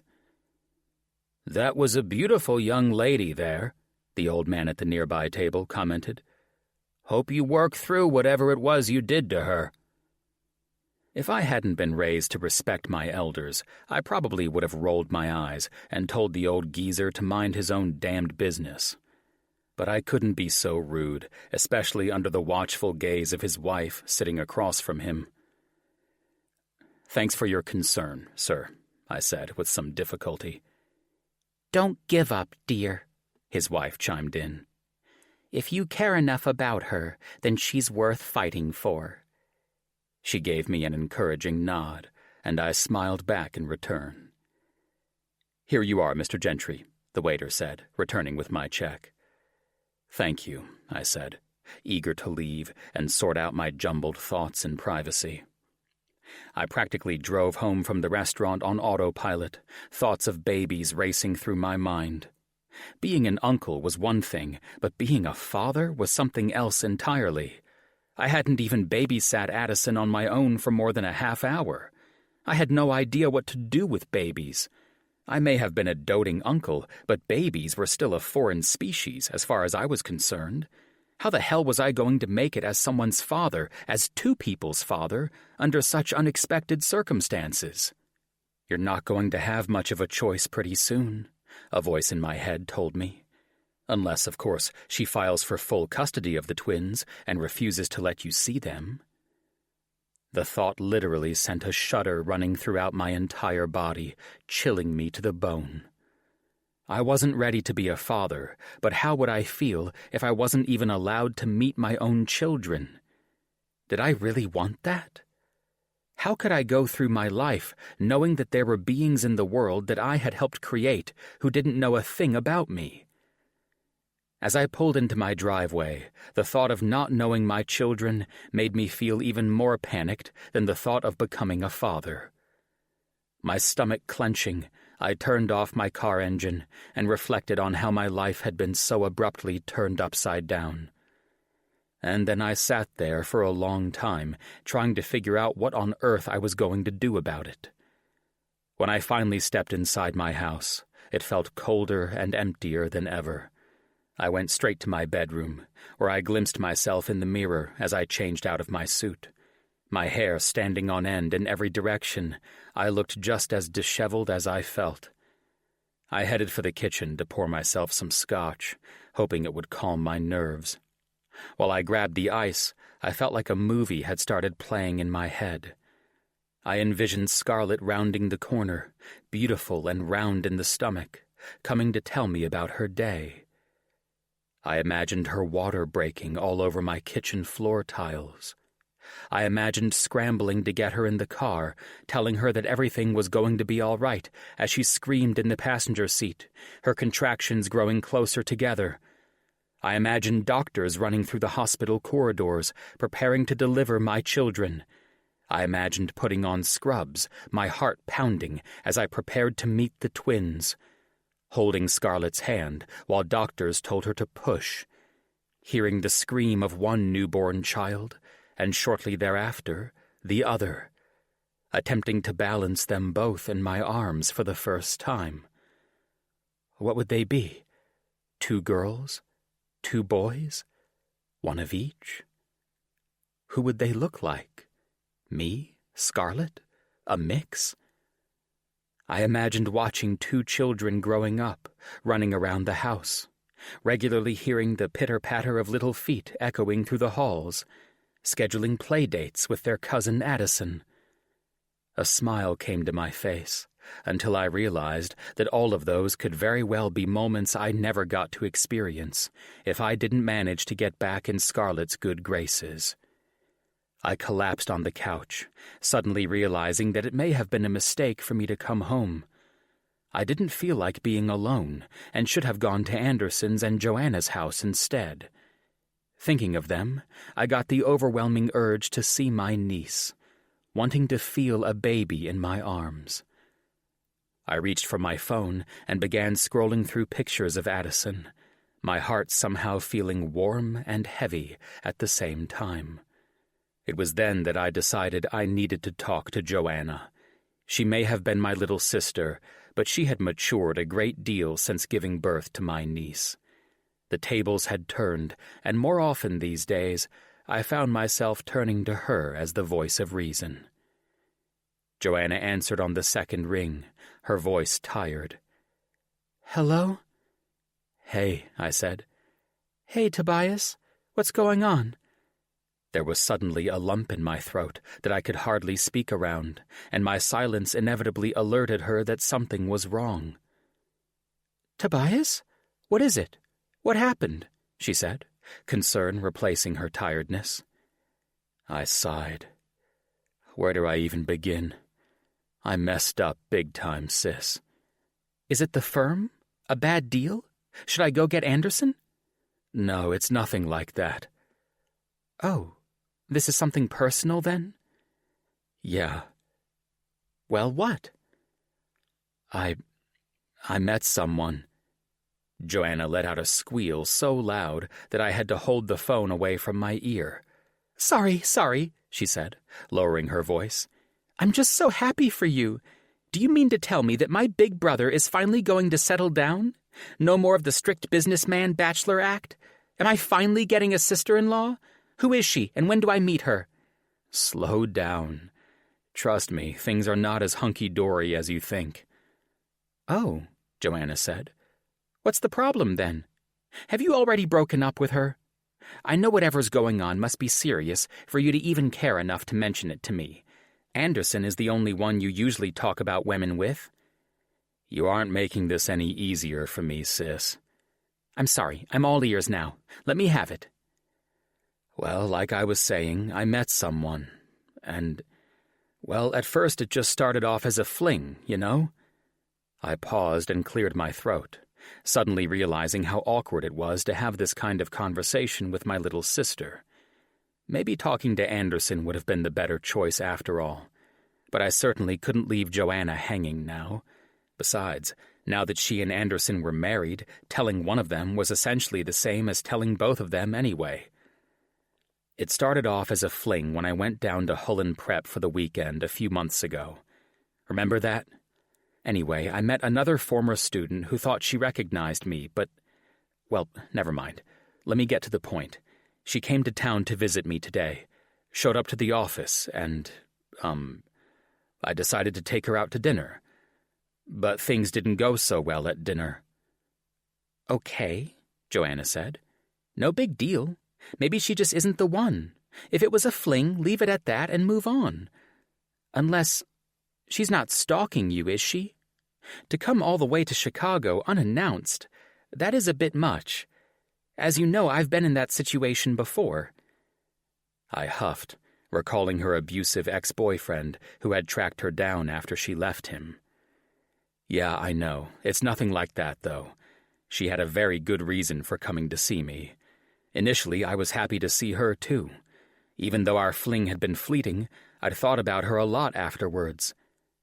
"Tobias, you're stalling. Are you going to tell me what the real issue is here or not?" I swallowed and took a deep breath. "Joanna, she's pregnant. With twins. She says they're mine. She hasn't been with anyone else since being with me." Joanna gasped and fell silent. "Tobias," she said, "I don't know what to say. How do you feel about her? I mean, really?" "I care about her." "Then why isn't this a happy occasion? You don't sound happy. Or are you just nervous because she's having twins?" "Well, the fact that she's having twins certainly doesn't make the situation any easier. But the main issue is the way I reacted when she told me. I know she's pissed, and I don't blame her. I didn't take the news very well, to say the least. She got so upset that she snuck out of the restaurant and left me. Are you ready to be a father? I don't have a choice, unless she decides to keep them from me. Okay, let me ask you this. If you could make things better, what would you do? I'd tell her that I'm sorry for how I reacted, and I'd try to... I'd try to be there for her. I want to be a part of my children's lives, if she lets me. Hell, I'd like to be a part of her life, too. Then you already know what to do, Tobe. Win her back and let her know that you aren't the kind of man who walks out on his family. I considered Joanna's advice, knowing she was right, and knowing that ultimately I really had no other choice but to do exactly what she'd said if I wanted to make things better. Thanks, sis. No problem. Chapter 20. Scarlet. I groaned as the alarm on my cell phone went off. My eyes still closed. I felt blindly along the nightstand until my hand finally found it. I opened my eyes just enough to see to turn it off. What I wouldn't have given for another few hours of sleep. Pregnancy was certainly taking a lot out of me. I could hardly remember ever feeling so exhausted in my life. But I guess that was to be expected since my body was busy developing not one, but 2 whole human beings. I knew part of my exhaustion was mental, though, too. I sat up in bed, a dull ache having set in across my back.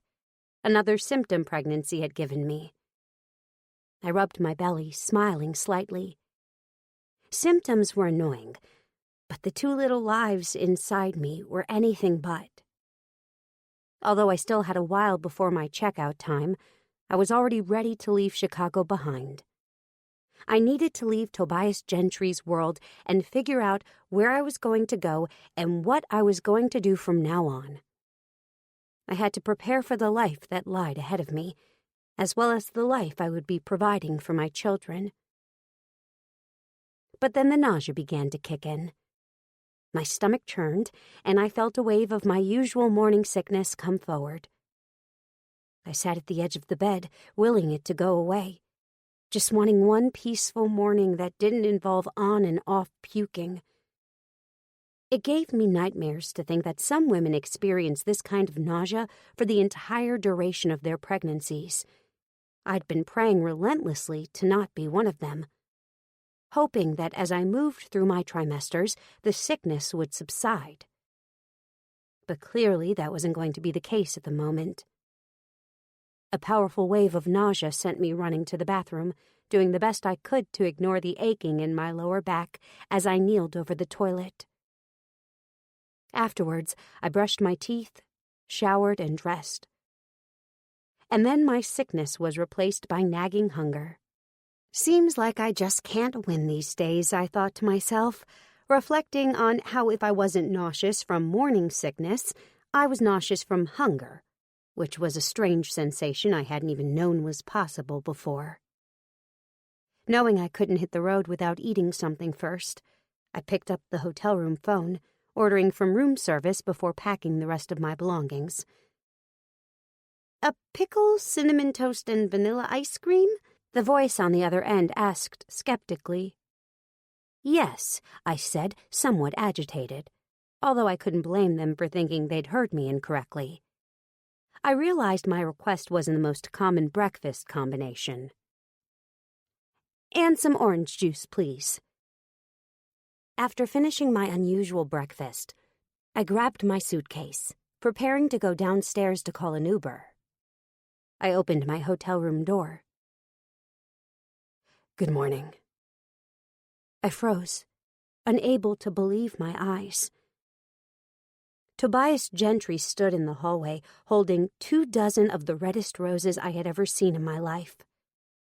All I could do was stare at him in utter shock.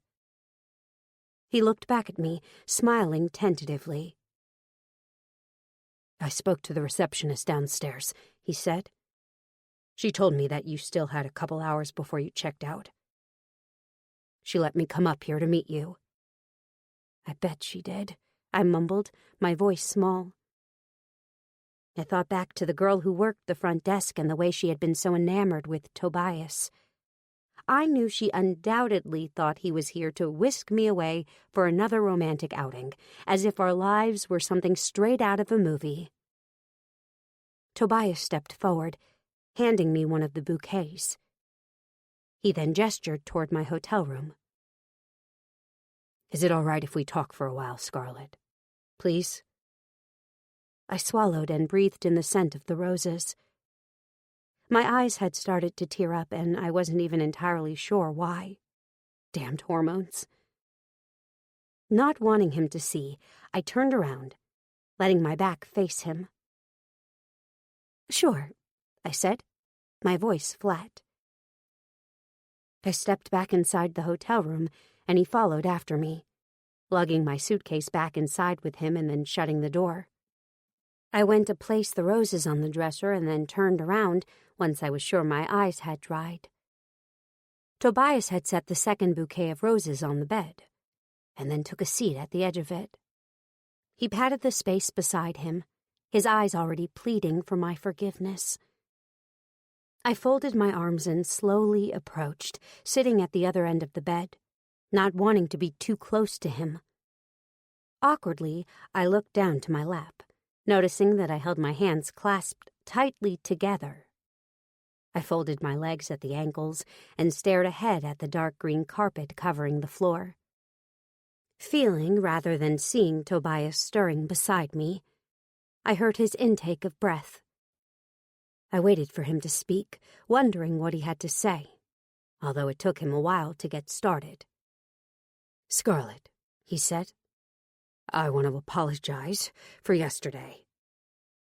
"Oh, yeah?" I said after a moment. "Yes," he said. "Look, I was just surprised, that's all, but I never meant to upset you. I realize in hindsight how shitty my response must have looked from your end. I don't blame you for leaving after that. I should have been more understanding." I swallowed, my throat feeling uncomfortably tight. On some level, I wanted to apologize as well for leaving so childishly.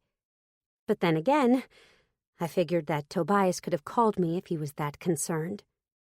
All he'd done was send a text without bothering to call for the rest of the night. I was just about to point this out to him when I realized doing so would have been another immature move. After all, he had done better than just called. He'd shown up with a whole flower shop as a peace offering. I glanced at him.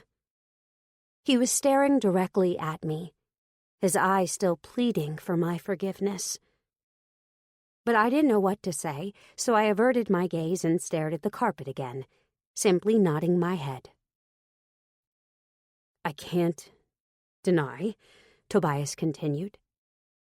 "It's going to take some time for me to get used to the idea of being a father. Of twins, no less.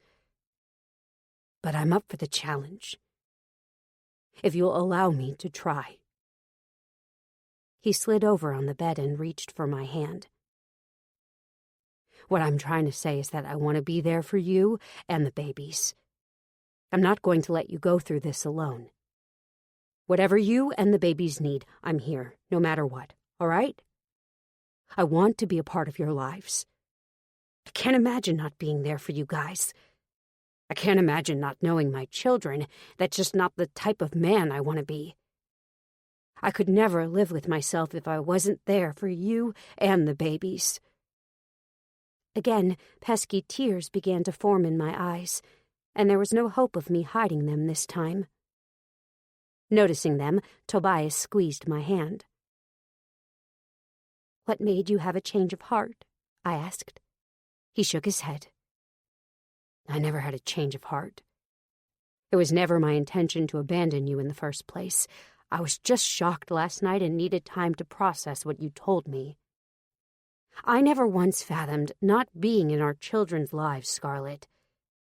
It's just that you left so abruptly, I didn't have a chance to explain. And when you didn't answer my text, I figured I needed to wait until I actually saw you again to say what I needed to say." He reached out, gently running a hand down the side of my face, and then leaning in to press his forehead against mine. I closed my eyes, breathing in his scent. I squeezed his hand back in mine. "Thank you, Tobias." "You don't have to thank me," he said. "You guys are my responsibility now, and I will never walk away." I opened my eyes, only to find him staring back intently at me. He slowly brought his lips to mine, giving me a delicate, lingering kiss. Moving closer, he fully wrapped me into his arms, cradling me against him. I exhaled, feeling like the weight of the world had suddenly been lifted from my shoulders. I wasn't in this alone. The elation I felt couldn't even be put into words. Letting my tears fall freely, I grabbed Tobias's face with both my hands and kissed him.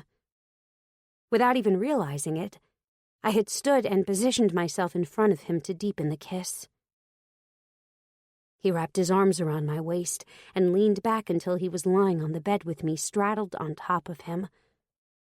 I stared down at him, and he smiled up at me, gazing into my eyes. "Everything is going to change. You know that," I said. "Yes, as it should," he replied. "And I'm excited about it, especially since I'll be going through this experience with you. Now, come here," he said, pulling me down to him.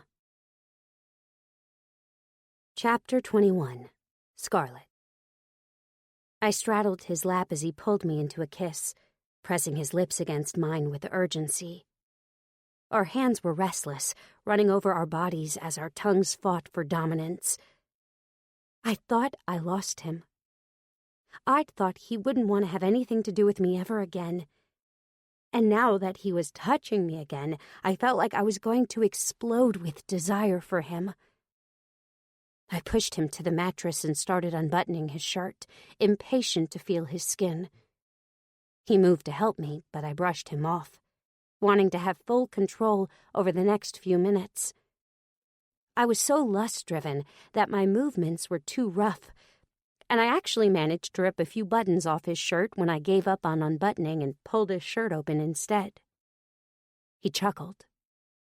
"So impatient and naughty," he told me, fisting his hands as if he was hardly controlling himself not to touch me.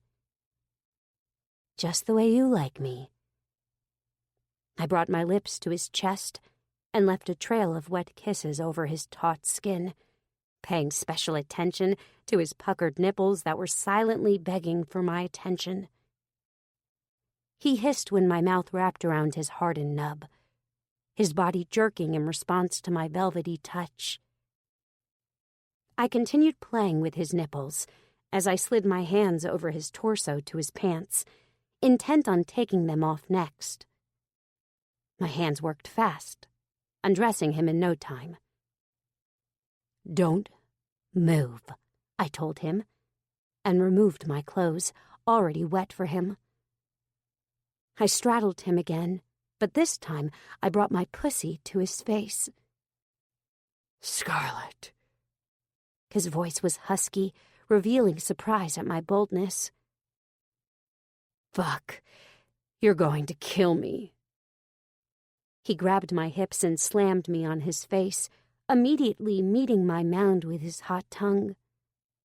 I let a raspy moan out, grabbing my breasts when the intense pleasure rushed through me. "Ah, Tobias, this is... yes."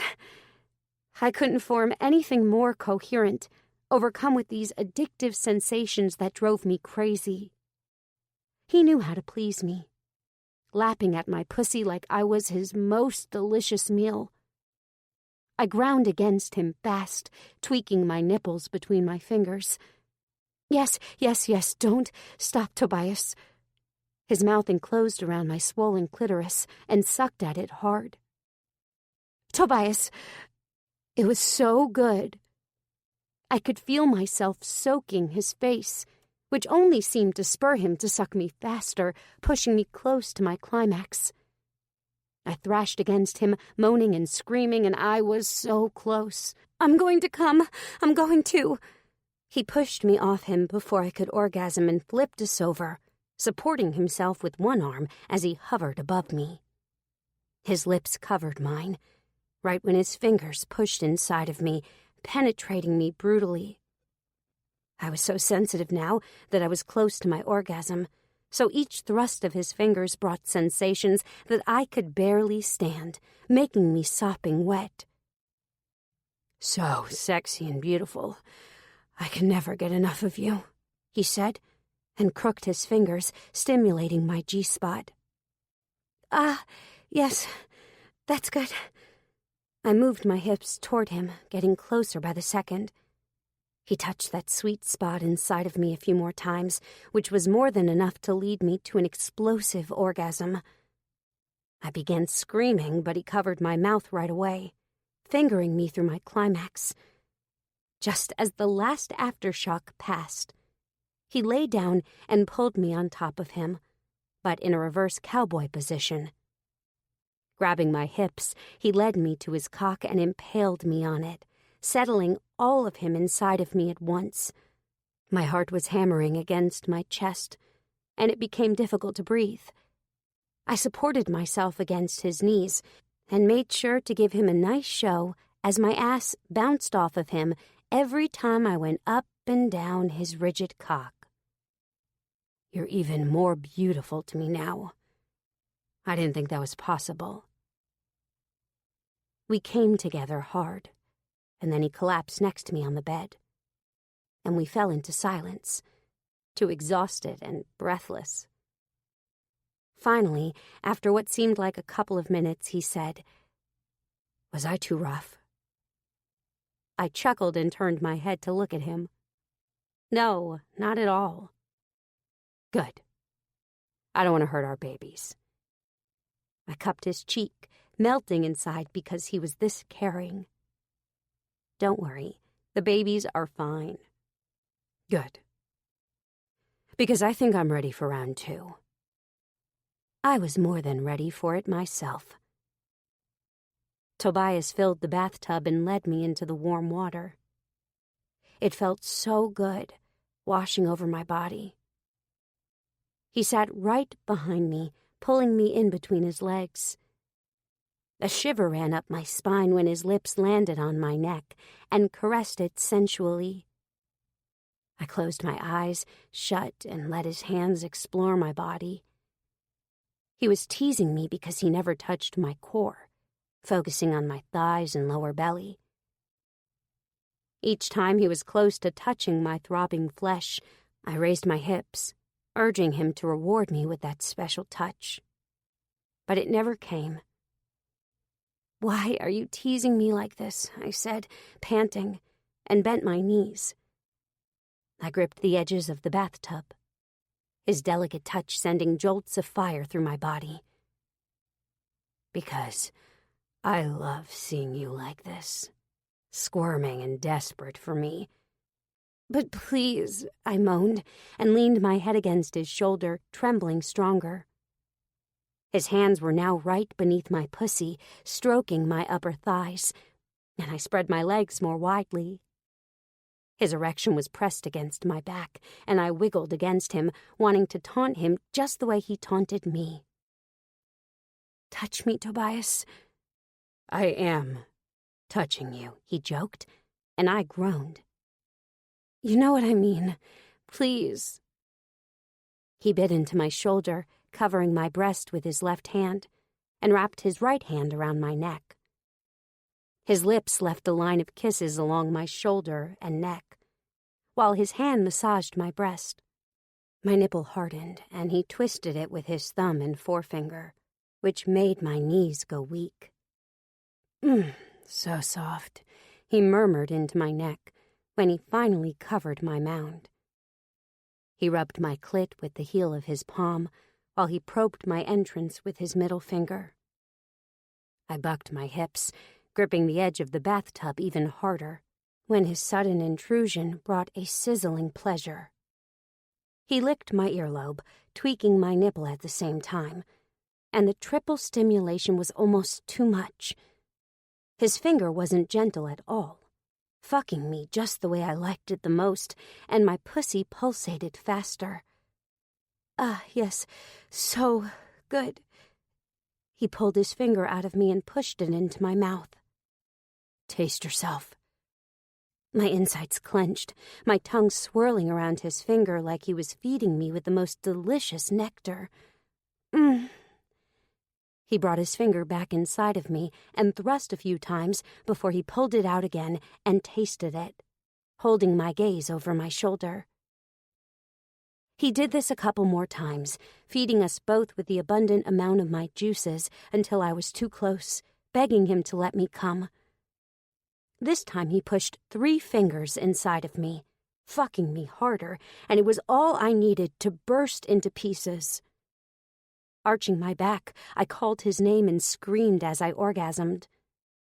He moved before my orgasm even finished, pushing me against the edge, and entered me from behind. His dick ripped through my sensitive folds, hitting my cervix, and I cried out. It was so intense.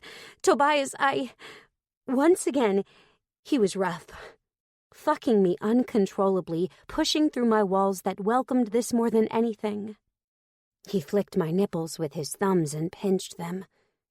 Oh, he's so responsive. He groaned and slapped my ass. If you only knew how good you're making me feel.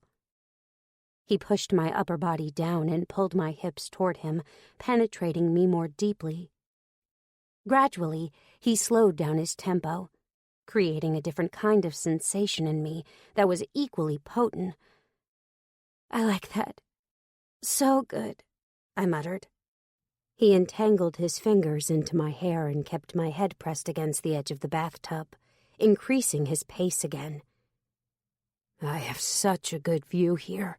He teased me and chuckled, caressing my ass. His voice was strained, his breathing turning more labored when he sped up even more, and more screams left my mouth. I was getting closer to a new climax, every part of me convulsing. He pulled me toward him and smashed his lips on mine. I was so close. Let's come together, he said, and a few moments later I exploded, my vision turning white as bliss spread through me. He pulled me for another kiss right when his orgasm started, and spurts of his hot seed filled me, which made my climax last longer. Amazing. What are you doing to me, Scarlett? He asked me, and brought me back against his body, pulling me into his hug. I snuggled closer to him, letting my eyes close for a moment. I could ask you the same thing. It feels like it's never enough. With you, it never is. Thank you for everything, Tobias, I told him, cupping his hands on my stomach. Thank you for accepting our babies. You don't even have to say that. From now on, we're in this together. I yawned, suddenly too sleepy, and he laughed softly. Tired? He stood up and helped me out of the tub, wrapping a towel around me and leading me to the bed. It's hard work growing 2 babies, you know. Then close your eyes. I'm not going anywhere. Chapter 22. Tobias. Scarlett had fallen asleep in my arms. While I would have been perfectly content just holding her for the rest of the morning, I had business to work out. Plus, she eventually had to check out of the hotel. Our time together was going to inevitably come to an end, at least for this particular day. I checked the time, seeing that she still had a little over a half hour before her official checkout time. I looked down. Her head rested on my chest, her breathing deep and content. It all made sense now. When I'd seen her the previous day, I knew there had been something different about her, but I hadn't been able to place my finger on what. Now I knew. It was the pregnancy glow that she had, making her even more stunningly beautiful than she had already been. Her skin was luminous, her hair more luscious, and I had been right to notice that there was more fullness to her figure. How did I miss that in my office? I had been so focused on being with her, I hardly even saw her. I ran my hand through her silky hair and kissed her forehead. I wanted to wake her, but she looked so peaceful that disturbing her would have felt like a crime. Gently, I lifted her off my chest and placed her on the bed beside me, having decided to let her sleep. After all, it wasn't goodbye this time, and that felt good to know. I climbed out of bed and gathered my clothes from the floor, quietly slipping them back on. As I headed to the bathroom, I heard her cell phone chirp. I stared for a moment, but the sound hadn't woken her. Ignoring it, I continued on my way to the bathroom to make myself look more presentable before returning to the office. All the while, her phone continued to chirp. I poked my head through the bathroom door, only to find that she was still sleeping. The poor girl must have been exhausted. I really did tire her out. Still, though, the way her phone was blowing up, I worried someone may have been trying to reach her for something important. The last thing I wanted was to accidentally let her sleep through some kind of emergency. I stood in the doorway of the bathroom for a moment, feeling torn as I stared at her phone while it continued to buzz with incoming messages. I contemplated checking the phone for her so that I could determine whether or not I needed to wake her, but I thought that might be overstepping my boundaries. She may have been pregnant with my children, but we still didn't know each other very well. Plus, we had just mended our fledgling relationship, and I certainly didn't want to mess things up between us again so soon by invading her privacy. She's the mother of my children, though, I reasoned. I should be able to check her phone. What harm could it really be? She'll understand that I just didn't want to wake her if it wasn't necessary. She's clearly tired. She might even be annoyed if I wake her up. I carefully crossed the room and took her cell phone from the nightstand. But just that instant, my own phone buzzed. I pulled it out from the pocket of my blazer, which was balled up at the foot of the bed. It was a text from my sister. "Just checking on you. Everything okay?" I walked over to the dresser and leaned against it, replying, "Yeah, thanks again for the advice." "You're welcome. Does that mean you've talked to her?" she replied. I glanced over to Scarlett in the bed, still sleeping soundly. "Yeah, everything's good. We're on the same page now," I typed back with a smile. Joanna responded with a thumbs up and a clapping emoji. I chuckled, wondering if she had bothered to keep my secret. Fingers flying across the screen, I typed, "You tell Anderson yet?" "Should I?" she replied. Before I could respond, though, I received another message. I changed screens, seeing that Libby had just texted me. I had been so preoccupied with Scarlett and the baby news that for the first time in forever, all thoughts of work and the firm had been pushed from my mind. I frantically tried to remember if any deadlines had passed that I had forgotten about, but my mind drew a blank. I opened Libby's message with bated breath. It read, "Did you run the numbers on the latest reports yet?" Of course I hadn't. I sighed, struggling to even remember what the latest reports were. I then began to feel slightly panicked regarding what would become of my multi-billion-dollar business firm once the twins were born. Biting my bottom lip, I glanced towards Scarlett again, who had changed positions in her sleep, but still hadn't woken. If Anderson and Joanna were being kept so busy with one baby, what on earth was I going to do with two? Libby had been helping me out tremendously, but I didn't want to put too much stress on her. There was no way she could do everything on her own once my time was soon thoroughly consumed with sleepless nights, changing dirty diapers, and keeping up with feeding schedules and doctor's appointments. "I guess you're busy," Libby wrote when 3 minutes had gone by without my response. I stared, trying to figure out what to tell her. It occurred to me that I was going to have a lot of explaining to do in due time, and that was going to be an absolute headache. It had been awkward enough having to let Joanna know what was going on.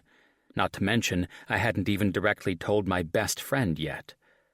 So what was I going to do when it came time to tell my coworkers and colleagues?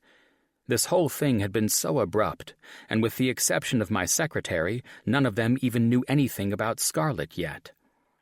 I could already imagine the gossip and the way it would circulate around the office. "Did you know Mr. Gentry knocked up some woman he hardly knows? It happened when he was supposedly out of town on a business trip." I rubbed my temple, feeling a headache coming. Across the room, Scarlett's phone buzzed again, and like each time before, she continued to sleep through it. I glanced back down at my own phone, hating to keep Libby waiting. Finally, I replied, "No, not yet. I've been busy. Don't worry, I'll get to them soon." She wrote back instantly, "I can do them for you." "You don't have to," I quickly typed back, feeling guilty. "It's not a problem. Just give me a few days," she replied. "You are an angel, Libby. I'll pay you back. Promise." She replied with an angel emoji and a wink. Scarlett's phone went off again. I frowned. Placing my own phone back in my pocket, I headed towards hers. She stirred once more, and I contemplated waking her. But after she snuggled into the pillow and kept sleeping, I simply didn't have the heart to wake her. Glancing at the time, I saw that she only had a little while longer to sleep anyway. Deciding once and for all to not wake her, I reached for her phone. It lit up when I touched the screen, and I saw that she had several new text messages. Feeling mildly guilty but justified regardless, I opened the messages, simply wanting to determine their importance so that I'd know whether or not to wake her. The first one read, "Did you tell him?" I stared at it for a moment, not understanding it, but decided it didn't sound all that important. Unable to resist, I continued reading the messages after it. "Did he believe you? Is it done? Is he going to give you money?" I paused, an uncomfortable feeling forming in my gut. I knew the importance of not jumping to conclusions. Carefully setting the phone down, I turned my gaze back to Scarlett. Suddenly, words that I hadn't thought about in a while came back to me. Headmaster Green's warning about Scarlett, not so subtly implying that she was no good. My stomach gave another uncomfortable swoop. Again, I didn't want to jump to conclusions, but that didn't mean I could silence the cynic inside of me. The text messages replayed in my mind. "Did you tell him? Did he believe you? Is it done? Is he going to give you money?" I was stunned, but by no means was I stupid. I closed my eyes, not wanting to believe what was right in front of my face, but unable to ignore the obvious. If I wasn't the he with the money those text messages referred to, who else could it be? I clenched my teeth, anger starting to bubble inside of me. Was it possible that Scarlett was using this pregnancy as a scam against me? Did I really just go through all this stress only to be made a fool of? It had never once crossed my mind that Scarlett was trying to use me. Everything about her had seemed so genuine.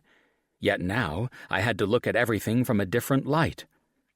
When she got upset and left me at the dinner table, I had automatically assumed she'd been pissed about my reaction, thinking that I didn't want to accept the responsibility of fatherhood. Was there a chance that her frustration hadn't really been about my unwillingness to accept parental duty, but rather fear that she wouldn't be able to get money from me? What were the chances that she somehow knew about my wealth all along, right from the beginning?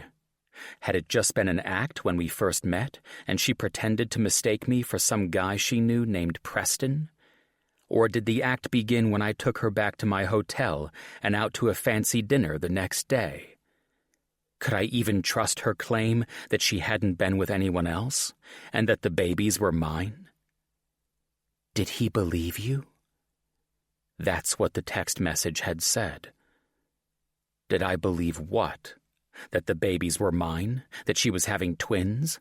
That she was really even pregnant? She had hopped into bed rather easily with me, so was I being naive to believe that she hadn't been with any other guys since? I stared at her sleeping, looking so peaceful and content. Had all her worries dissipated after my promise to be there for her and the babies at all costs? The headache I'd been developing intensified with alarming speed. Gullibility was something that had never been a problem for me in the professional world. Otherwise, I wouldn't have been able to create a multi-billion-dollar firm. It was an entirely different story when it came to my personal life, on the other hand. I never thought anyone could break my heart more than my last ex, but now it seemed that Scarlett Kale had finally given her a run for her money. No pun intended.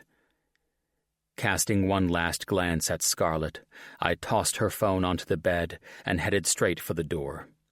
While I didn't want to think the worst of her, after those text messages, it was hard for me to think any better. I needed to keep my cool, though. And I needed to keep a close watch on how things played out, because if one thing was for sure, it was that I would never again let another woman use me for my money. If Scarlett was trying to pull a fast one over on me, she was going to be in for a rude awakening. But for now, I would stay calm and play along until I had further information. At the last minute, before heading out the door, I took the small pad of paper beside the hotel room phone and scribbled a quick note for Scarlett. Then I quietly left, once again struggling to make sense of what I had gotten myself into with this woman. Chapter 23. Scarlett. I stretched, feeling content and refreshed. I had needed that nap just as much as I'd needed Tobias's reassurance. Thinking of him brought a smile to my face. Yet, I rolled over to find the bed empty and cold from his absence. I struggled into a sitting position and glanced around the hotel room. I frowned, seeing that I was alone. His clothes, phone, and keys were gone. How could he have just left without bothering to say goodbye? Something didn't feel right. I climbed out of bed knowing that it was probably past time for me to have checked out of the hotel already. Fortunately, the girl at the front desk was so smitten with Tobias that she was probably being lenient with me. Regardless, I was glad that I had already packed my belongings. The only additional things I needed to gather were the 2 bouquets of roses Tobias had given me. Standing up, I slowly stretched again, and I noticed a scribbled note on the nightstand beside the phone. I walked over to it, recognizing Tobias's handwriting, remembering it from 4 months ago when he had left me the note about feeling free to order room service if I wanted to. My eyes quickly scanned over the note, which read, "We need to talk, but not now. I need some time." I blinked, feeling a brick going through my stomach that had nothing to do with the babies. Tobias's hurried handwriting confirmed what I'd been feeling all along since waking up. Something was wrong. Still staring at the note, I shook my head. The implications behind the note were clear. Tobias was suddenly having second thoughts about me and the babies for some reason, but why? How had things changed between us so quickly? How had things managed to change in my sleep, for crying out loud? The 2 of us had been in perfect bliss before I'd fallen to sleep. So what could have made him so suddenly have a change of heart after promising to be there for me? It just didn't make sense. I sank down onto the bed, my mind spinning in circles. As the pregnant and hormonal one, I was the one who should have been dealing with unpredictable mood swings, not him. I looked to the nightstand again for my phone, only to find that it wasn't there. Did he take my phone? He couldn't have. Confused, I glanced around the room, breathing a sigh of relief to find my phone tossed on the bed. I could have sworn I had left it on the nightstand, but that was beside the point at the moment. For now, I needed to figure out what was wrong and why Tobias was being so hot and then cold with me. I tapped my phone's screen and immediately scrolled through my contacts for his name. I had a feeling he wouldn't answer, though, and I was proven right when my call went to voicemail. Although I didn't leave a message, it didn't stop me from calling back 2 more times. Swearing, I realized there was nothing much left for me to do but get on the road to head back home. Whatever was going on with Tobias would have to be worked out later if I didn't want to get charged for completely overstaying my welcome. Remember, don't stress yourself, a voice in my head reminded. Just as I was about to set my phone down, I noticed that I had a missed call from Mila. Although Tobias was a much bigger concern at the moment, I knew that ignoring Mila for too long would just cause additional problems that I wouldn't feel like being bothered with. Sighing, I reluctantly called her back, knowing that she would worry otherwise. "Scarlett," she answered almost immediately after the first ring. "Hey, Mila," I answered. "Uh-oh, what's wrong?" I swallowed, my throat feeling too tight. "I wish I knew. What happened? Did you tell him?" "Yes, I told him." "And?" "He initially didn't take the news too well. He went into shock." "Well, it was shocking news," Mila said, "so you can't really fault him for that. It's not every day that a man finds out he's about to be the father of twins." "Yeah, I know, but I've been such a mess myself these days. My mood goes up and down. The way he froze and went into shock, I couldn't handle it. We were out at dinner and I left him. I just felt like I needed time alone and that he needed time to collect himself. I had assumed his reaction meant he didn't want anything to do with me or the babies. That's why I got mad and snuck out. I left him sitting right there at the dinner table alone. But it turned out that I had misinterpreted things. "Scarlett," Mila groaned. She sighed. "All right, what happened after that?" "I came back to my hotel room and went to sleep," I said. "He surprised me this morning, though. I was just about to leave when I found him standing outside my door with 24 roses. "Aw," Mila squealed. "So everything's all right now, then?" I wish it was that simple.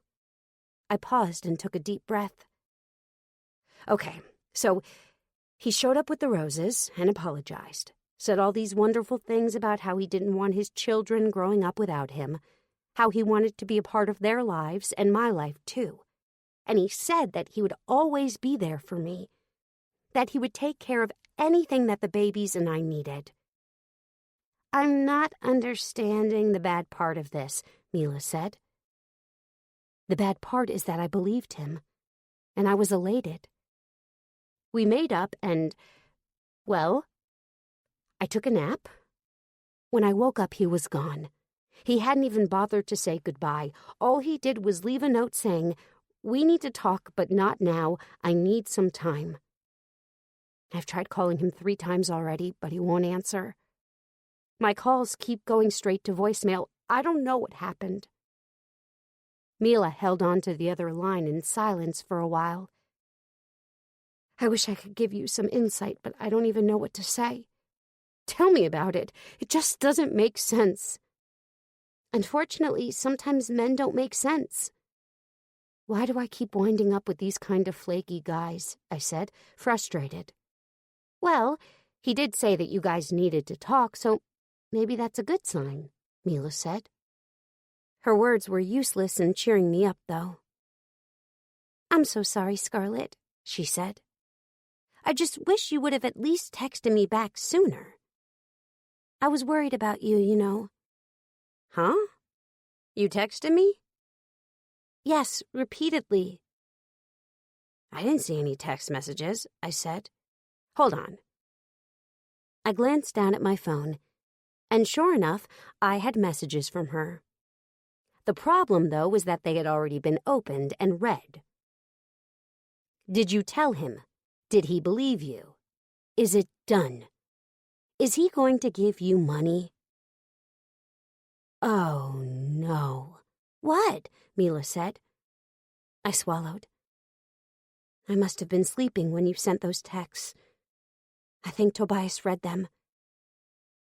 Oh, Mila said.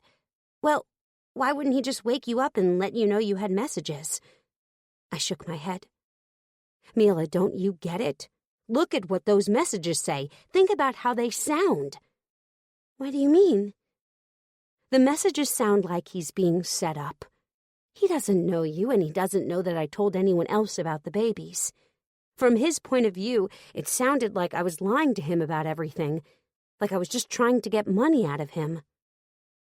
Oh, shit. Exactly, I said. Listen, I've got to get out of here. I'll talk to you later. Scarlett, I'm sorry. I hope this isn't all my fault. How was I supposed to know he would check your phone? I know it's not your fault, I said. I'll talk to you later, okay? Okay. Bye. Bye. I ended the call, unable to believe my luck. No wonder Tobias didn't want to accept my calls. He had misinterpreted everything and clearly thought I was just trying to use him for money. I had to figure out a way to let him know the truth. My hands shaking, I tried calling him yet again. But just as I expected, I got no answer. Shit. Not knowing where he lived, I contemplated going to his office again, but feared that would be in poor taste at a time like this. Plus, I didn't want his coworkers to think I was some crazy woman stalking him. A knock on the hotel room door startled me out of my thoughts. For a second, I grew hopeful that it was Tobias and that he hadn't actually left me after all. But when I answered the door, it was the receptionist from the front desk. "Hi, Miss Kale," she said cheerfully. "Hi." As this quiet moment unfolds, let the soft music guide your thoughts into a calmer space before the story returns.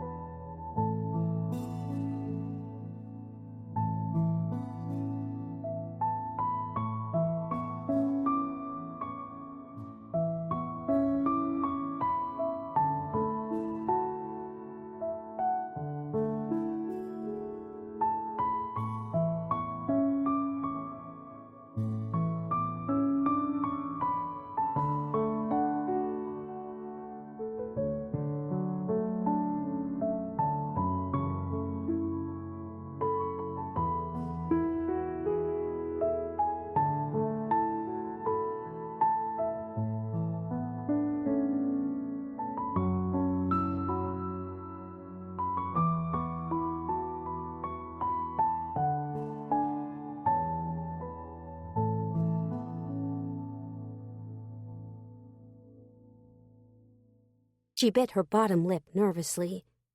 "Look, I'm really sorry about this, but it's past your checkout time already. I've let you stay because your boyfriend left and told me you were taking a nap, but I'm afraid if you stay any longer, you'll have to pay for an extra day." "I'm on my way out now," I said. "Are you sure? I don't want to be rude." "No, it's fine. You've done more than enough already by letting me stay here longer than I was supposed to. I appreciate it. Thank you." "No problem, Miss Kale," she said, smiling widely as she briefly eyed the roses behind me. "Just let me grab my things." "Here, let me help you," she offered. She took my suitcase and I took the roses, and together we headed down to the main lobby. She chatted excitedly with me the whole time, although I had no idea what she was talking about. My mind was entirely too preoccupied with what I was going to do and how I was going to explain myself to Tobias the next time I managed to get in contact with him. With him dodging my calls, though, I realized I was probably going to have to wait until he reached out to me again. I just had to hope his heart hadn't hardened to me by that point. Because I wasn't at all the kind of woman he obviously now thought I was. Chapter 24. Tobias. "Good morning, Mr. Gentry." I looked up in a daze, taking a moment to figure out who was talking to me. My secretary stared at me, her expression perplexed. I tried to force a smile, but my jaw muscles wouldn't function. "Good morning, Courtney. How are you?" I said, my thoughts a million miles away.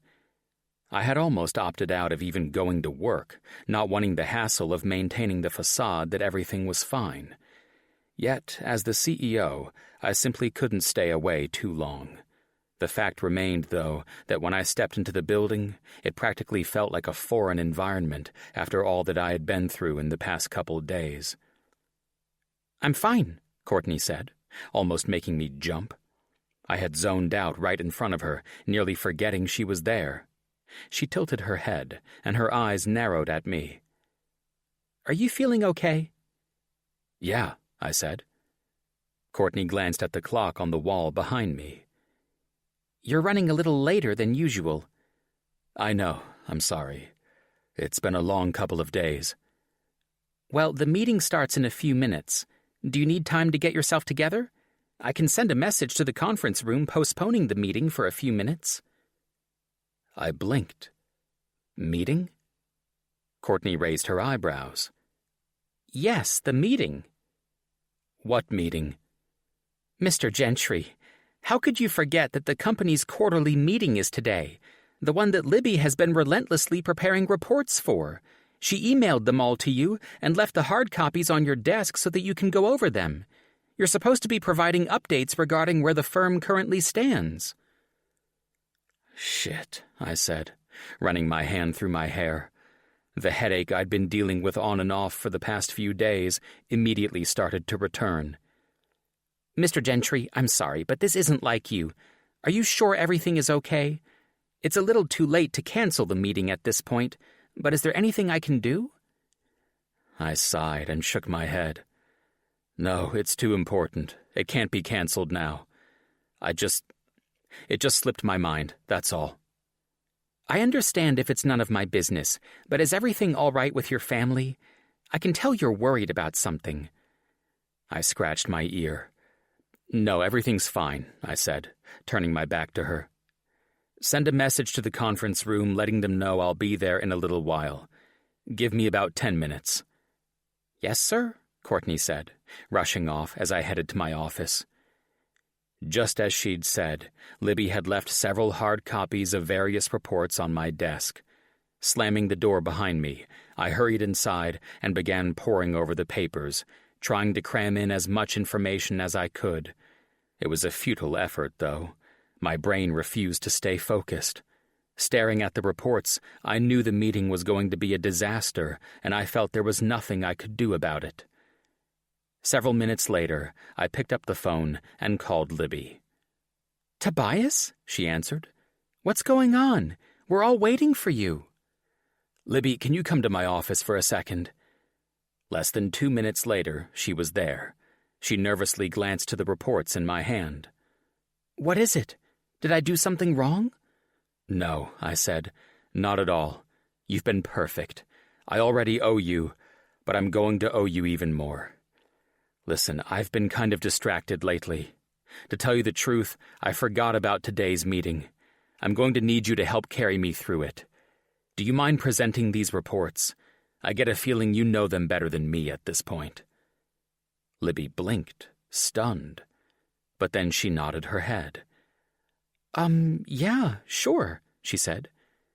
"But is everything okay, Tobias? You've seemed off for a while now." I shook my head.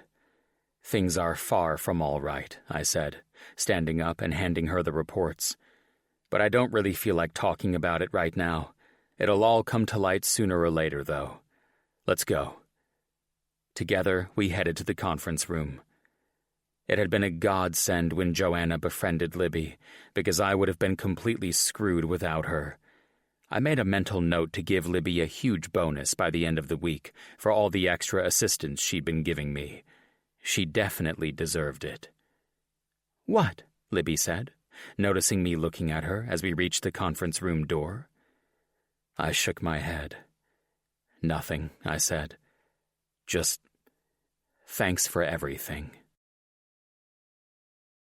Chapter 25. Tobias.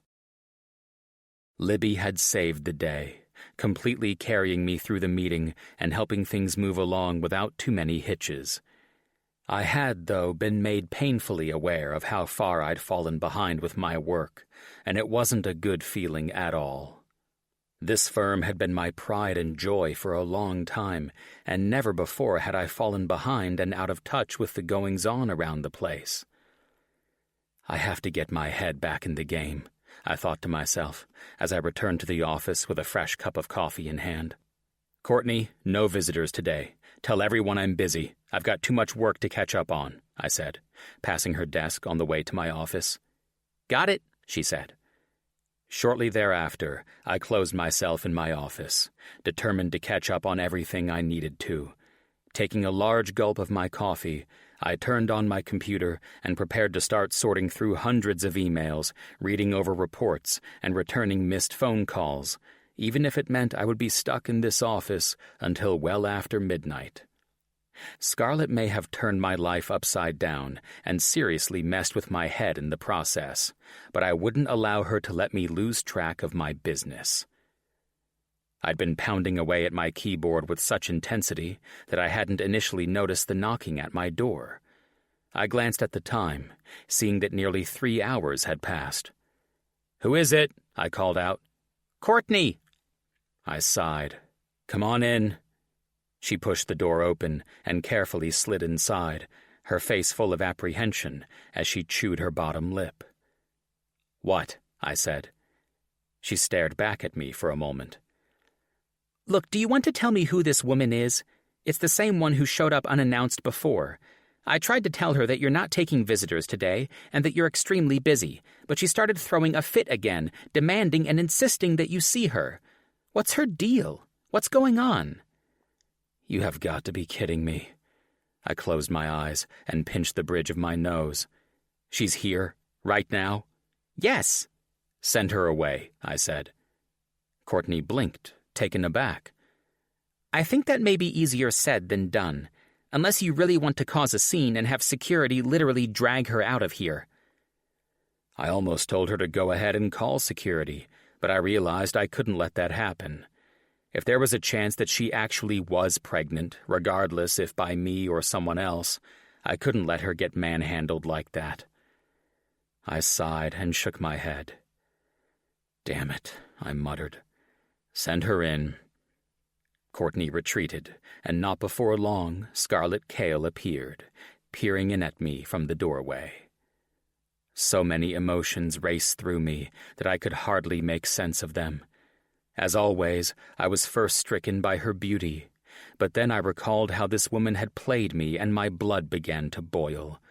Staring at her, I wondered if she was really going to have the audacity to ask me for money. I hated to admit it, but if she did, I halfway wanted to just give it to her so that she could get out of my life and leave me in peace. I could give her more than enough to satisfy her without putting a dent in my bank account. "You're still here?" I said, breaking the awkward silence between us. "Yes," she said, "because like you wrote in your note, we need to talk." Still seated, I folded my arms across my chest. "Okay then, talk." Scarlett moved forward until she stood in front of my desk. Her eyes were large and glossy, and her bottom lip trembled slightly before she started speaking. "Look, Tobias, I know what happened. The text messages, right? You read them." I cast my eyes downward and folded my arms more tightly. "Well," she continued, "I just want you to know that they aren't at all how they seem. That was just a friend of mine. I'd been so nervous about coming to tell you about the twins that I asked her for advice first. She helped convince me that I should tell you, that you deserved to know, and I agreed with her because you did deserve to know. This wasn't all some scheme to weasel money out of you, Tobias, I swear. You don't have to give me and the babies anything if you don't want to, not a dime. I just thought you had the right to know. That's all." I looked up at her, taken aback by how genuine she sounded, and looked. I watched as a single tear fell from her eye. The hardness I felt toward her slowly started to melt, and suddenly I no longer felt sure of myself. Had I really misinterpreted those text messages? After all, I hadn't known who they were from, so it was entirely plausible that I'd taken them out of context. "You've got to believe me, Tobias," Scarlett said. "I wouldn't use you like that, especially not over something as serious as this." I squirmed in my seat, realizing that I'd been too quick to judge. And if I truly thought about it, I knew precisely why. Not only did I already have trust issues, but Headmaster Green's words had been replaying in the back of my mind the whole time. No doubt a part of why I had reacted the way I had was because he had planted a seed in my head about Scarlett all those months ago. "Tell me why Headmaster Green told me you were trouble." "What?" She cocked her head at me. "When we met, he told me you weren't someone I wanted to associate myself with. Any idea why?" She shook her head. "I've been known to be a bit stubborn, and I think the word Spitfire was thrown around by some teachers in high school. I skipped classes, went to parties. I was a bad girl, I guess, especially for Hullen. I was also a scholarship kid. I didn't have money like a lot of the kids there, so they had to pay more attention to me. But what a shit thing for him to say. I didn't do anything illegal, and the nonprofit I work for helps disadvantaged teens like I was, kids looking for purpose. I chose that job specifically." I couldn't believe what I was hearing. Had the headmaster really skewed my vision so much? "Tobias," Scarlett said, her voice cracking, "I understand if you don't want anything to do with me, but just know that I honestly do care about you. I think about you nonstop, and I can't even put into words how much it would mean to me to have something with you, to have something real. How I feel about you has never been faked." My heart pounded at her words. I stood from my chair and rounded the desk until I was mere inches away from her. Her eyes scanned my face, searching for my reaction. "I'm sorry, Scarlett," I said. "I shouldn't have judged you so quickly, and I definitely shouldn't have let Green put doubts in my head. It's just, this has all been so much for me." She nodded. "Yeah, it's been a lot for me, too." "I'll tell you one thing, though," I said. "Nothing has ever made me happier than to hear that you want something with me." I grinned. "Because that's exactly how I feel, too."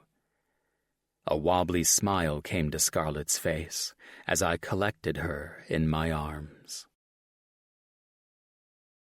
Chapter 26. Scarlett. While I would have loved to stay in Tobias's arms, I pulled back. I'd said what I needed to say, and it was time for me to go. At least now, though, I could leave with my heart feeling significantly lighter. As I drew back, Tobias stared at me, his expression somewhat surprised. I shook my head. I'm sorry, but I really do have to get going. I should have been on my way home by now, but I couldn't leave until I'd set things straight with you. So thank you for giving me a chance to explain. Don't leave, Tobias said. I shook my head again, knowing that I couldn't afford to check into the hotel again. I'd been on a budget for this trip to Chicago, and I was strapped for cash. And in light of the misunderstanding I just had with Tobias, the last thing I wanted to do was ask him for money. My pride simply wouldn't let me. No, really, Tobias, I have to go now. Why? He challenged. I sighed and lowered my gaze to the floor. I don't have any place to stay. I can't stay at that hotel anymore. I swallowed and turned away from him. I don't have enough. I can't afford it right now. Tobias laughed. You know that's not really a problem, don't you? It is for me, I said, glancing back at him. I won't take money from you unnecessarily. You can stay with me. I have plenty of room. I don't want to impose. You won't be imposing. Yes, I would, I said. I wrapped my arms around myself, suddenly feeling chilled. I hated this feeling of not having or not being enough. Scarlett, Tobias said, moving toward me again. We're about to start a family together. What's mine is yours now. I shivered, not quite understanding why I was feeling so defensive and uncomfortable all of a sudden. I had come to his office with the sole purpose of making him believe me and understand that I wasn't trying to use him for his money. Yet, now that I had succeeded in doing so, I was getting cold feet about our potential future together. On some level, I knew this was ridiculous. On the other hand, I wanted to prove that I was my own woman and that I could take care of myself. Okay, if you won't stay with me, then let me pay for your hotel stay. I'd like to take you out to dinner tonight, if it's all right. I want to make things up to you, Tobias said, interrupting my thoughts. You already have, I said. You don't need to do anything else. No, I haven't, and yes, I do, he said sternly. If you're uncomfortable with letting me do this for you, then let me at least do it for me.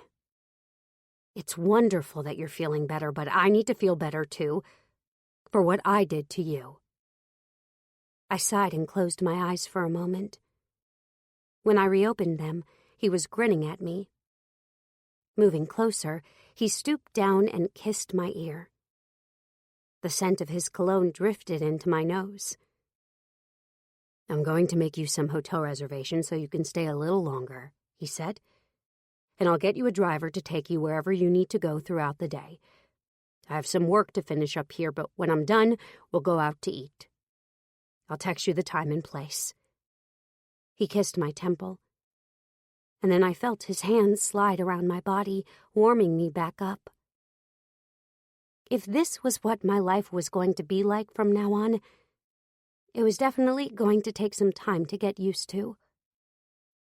By the time I left Tobias's office, he had provided me with the driver who'd been instructed to take me wherever I wanted to go. Do whatever you want, Tobias had said. Just make sure to pick up a dress for tonight. We're going someplace special. Just for a moment, I had almost allowed myself to get swept away into the glamour of it all. But then I got a text from my job, which I had been neglecting for far too long. It was enough to send me crashing right back to reality as I stood before the department store mirror, wearing a long and elegant ball gown that managed to perfectly flatter my figure, baby bump and all. In the dressing room, I stared at my reflection and sighed. Is everything all right in there, Miss Scarlett?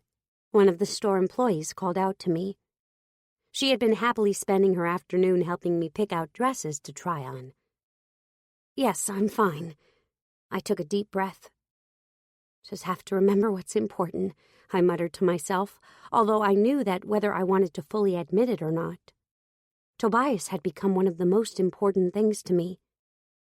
Cold feet couldn't change that. "Here you are, Miss Scarlett," my driver said to me as he opened the car door for me. I stepped out, my eyes widening in shock as I looked at the extravagant hotel in front of me.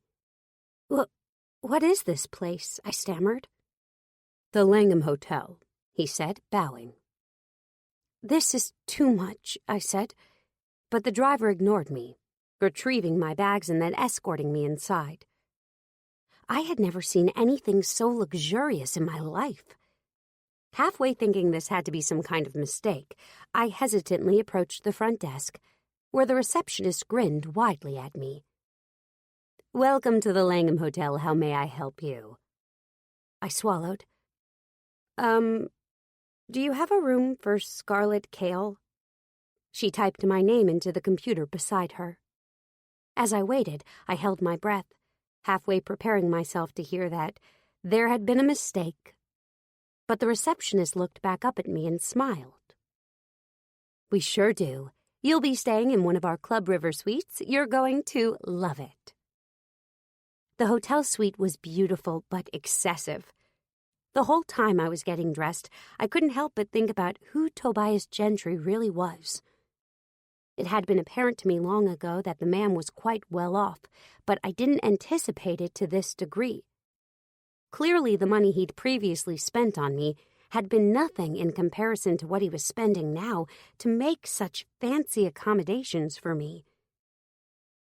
The inside of the hotel suite looked like a house in itself. The furniture was modern and beautiful, and it had all the comforts of home and then some. I showered and slid into the new dress I'd bought.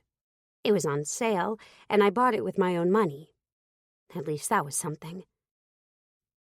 As I was curling my hair and applying my makeup, my phone buzzed. I retrieved it, seeing that it was a text from the man himself.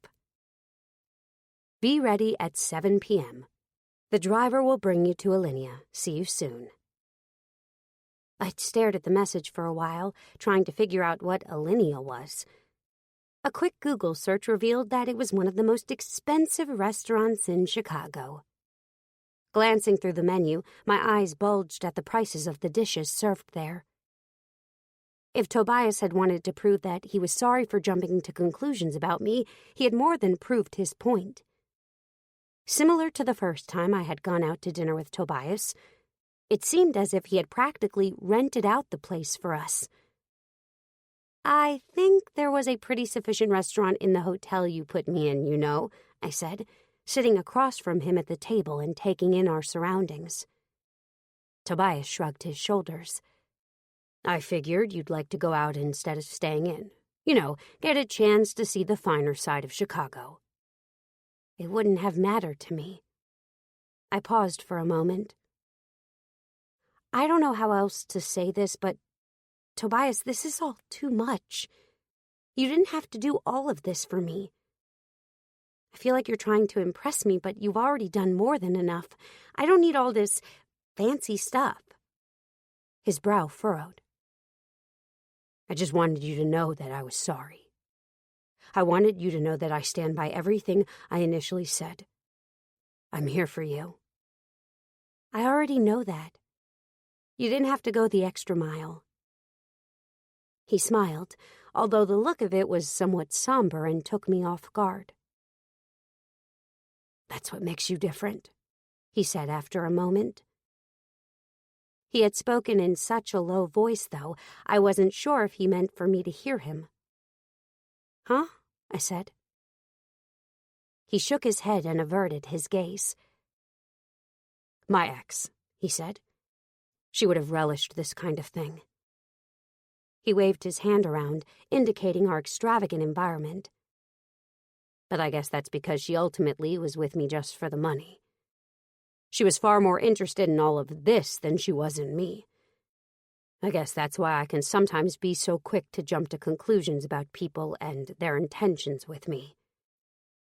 I took a sip of water from the glass in front of me. We had already ordered our food, or Tobias had ordered for both of us, rather, because I'd hardly been able to make sense of the menu. Swishing the water around in my glass for a second, I took a deep breath, and then looked up at Tobias. "So, does that mean you've been testing me then? Trying to make a comparison?" He smirked, but the somberness in his gaze remained. "Yeah, I guess I have to some extent. Probably not intentionally, though. I honestly wanted to impress you, but deep down, I think a part of it has been to see if you—" He paused and shrugged his shoulders. "To see if your affection could be bought." "You don't have to buy me, Tobias." He nodded. "I know that now." He leaned across the table and took my hand in his, giving it a gentle squeeze. "And for that, you almost seem too good to be true." I smiled. "That's funny because I've been thinking the same thing about you for a long time now." "The world is a funny place, I guess," he said, "always taking unexpected turns. Tell me about it." It still trips me out to think that all of this is happening just because I originally thought you were Preston. Tobias laughed. "I swear, I need to meet this Preston guy just so that I can thank him for changing my life." His eyes sparkled and a sexy, flirtatious grin spread across his face. "In the best way." I grinned, a surge of adrenaline running through me as some of our more passionate moments inadvertently began replaying in my head.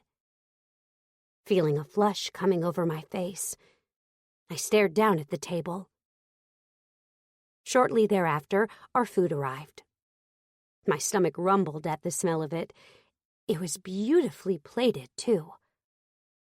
Tobias suddenly laughed again. I looked up at him, confused and then embarrassed when I realized he was laughing at the way my eyes had lit up at the sight of the food.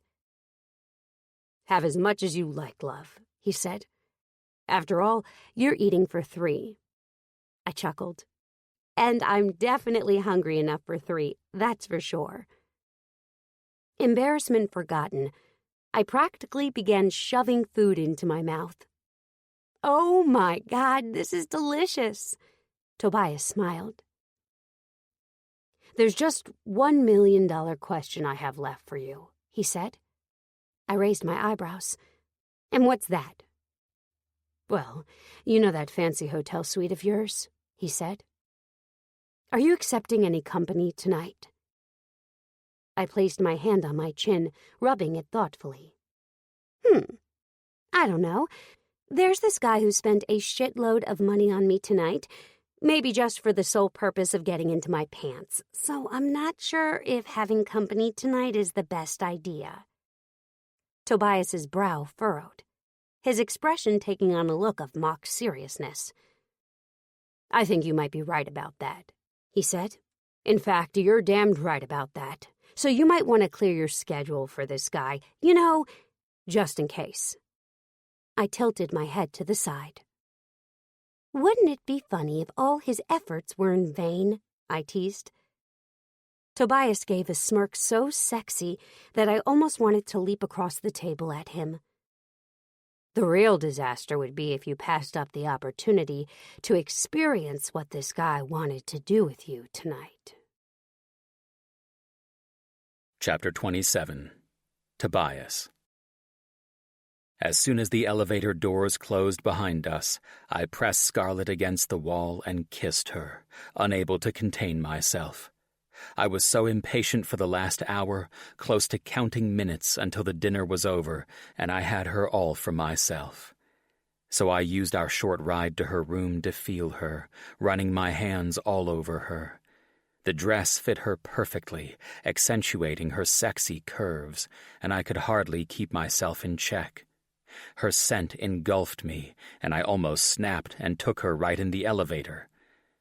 What was it about her that turned me into this wild animal? What was it about her that always made me come back to her, always wanting more and more? Our mouths were fused as we swayed on our way into her room, both gasping for air. I barely gave her time to close the door behind her when I attacked her mouth again, working on the zipper of her dress.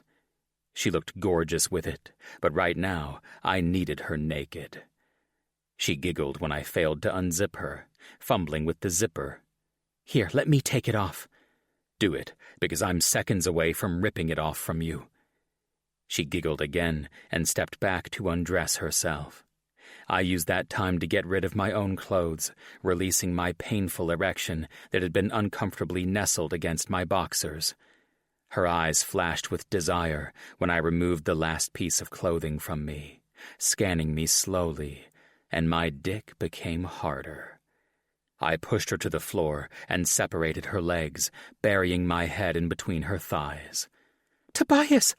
Her body jerked, her hands gripping my hair when I licked her clit once, twice, before I took that little swollen nub into my mouth. "Oh, God, that's... Even though I wanted to devour her and get to fuck her as soon as possible, I went slow, wanting to drive her nuts. She had no idea how sexy she looked when she squirmed like this against me, begging me to make her come and calling my name as if the pleasure was too much. Just like always, her pussy responded immediately to me, soaking me with her delicious juices, and it became harder for me to maintain my control. More juices poured out of her, and I moved to pick them up with my tongue, lapping her pussy greedily. She held my head against her firmly, barely leaving me any space for breathing. But that was the way I liked it best. I brought 2 fingers to her hole and thrust them inside. Her walls wrapped around them immediately, and it was so warm and tight. All I wanted was to put my cock there and never get out of it. "Just like that. Please, I need to come." She was already trembling too hard, her fingers gripping my hair and never letting go, and I knew that if I kept this rhythm, she was going to come in a few seconds.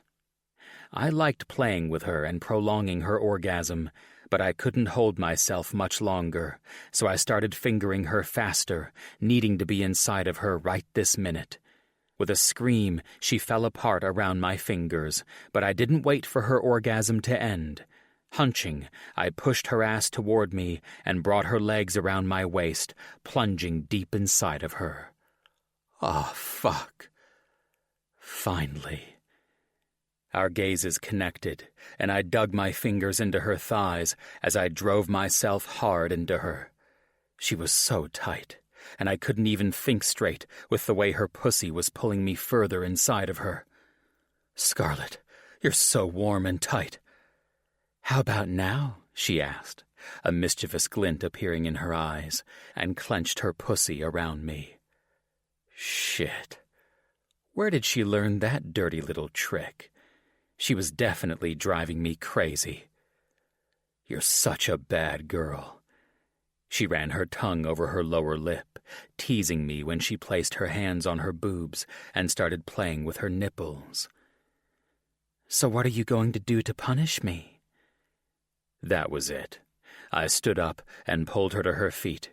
In a second, I was back inside of her, but this time from behind her, while she was bent over the edge of her bed. I brought her hands behind her back and held them on the small of her back with one hand, while wrapping my other hand around her neck. I banged her harder, hitting her cervix mercilessly each time, and the room filled with her continuous screams. My cock was fucking throbbing inside of her, perfectly swallowed by her pussy, which spurred me to fuck her even faster.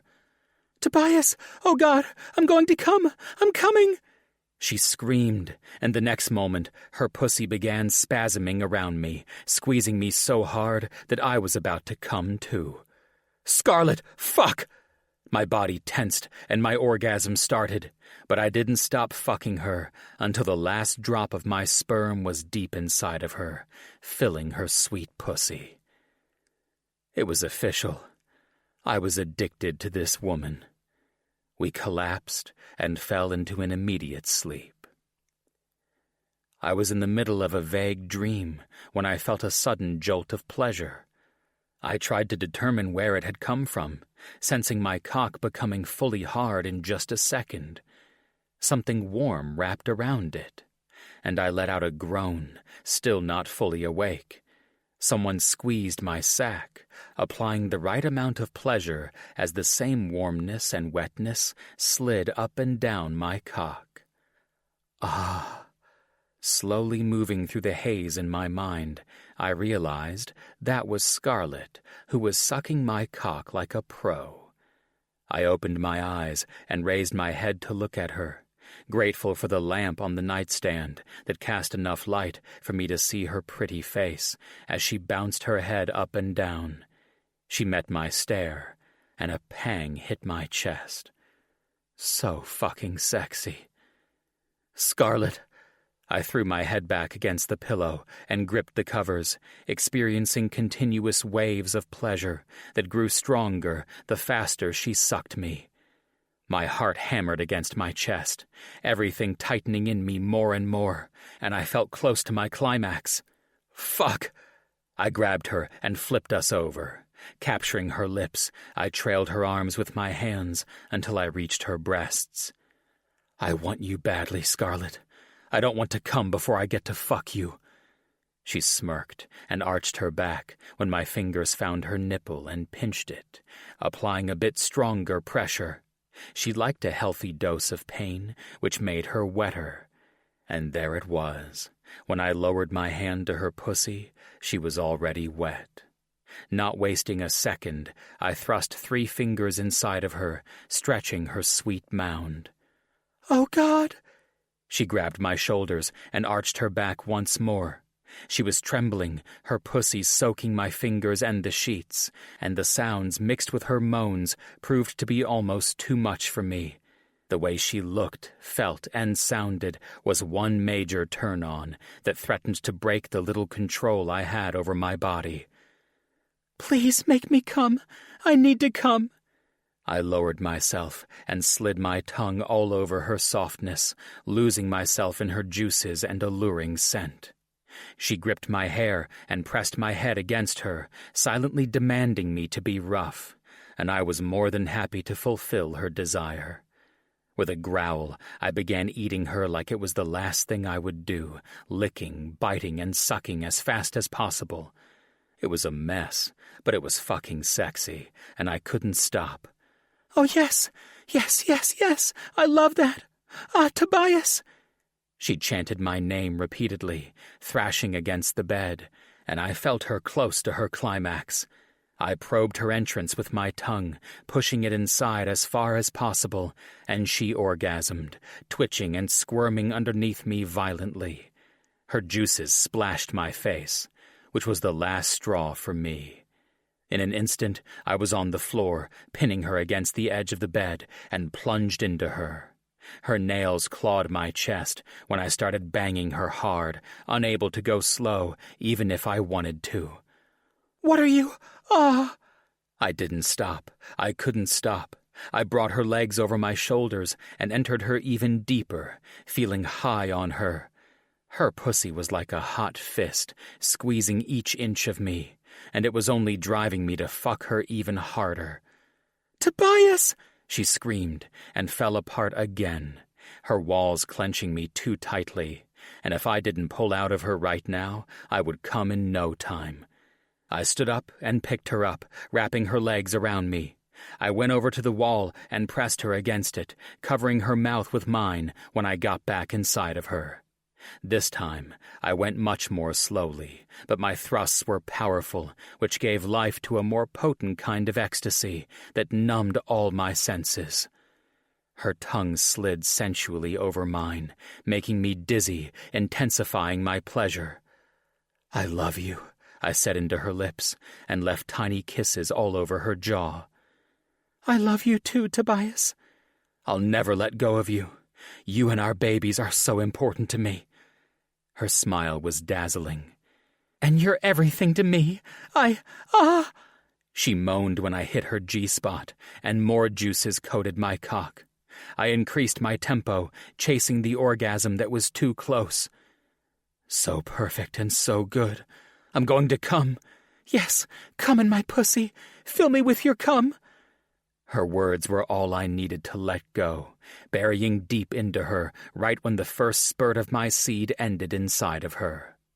I pressed my lips on hers and gave her a lingering kiss, remaining in her long after my orgasm. Her arms were wrapped around my neck as we tried to even our breathing, and it felt good. It felt like home.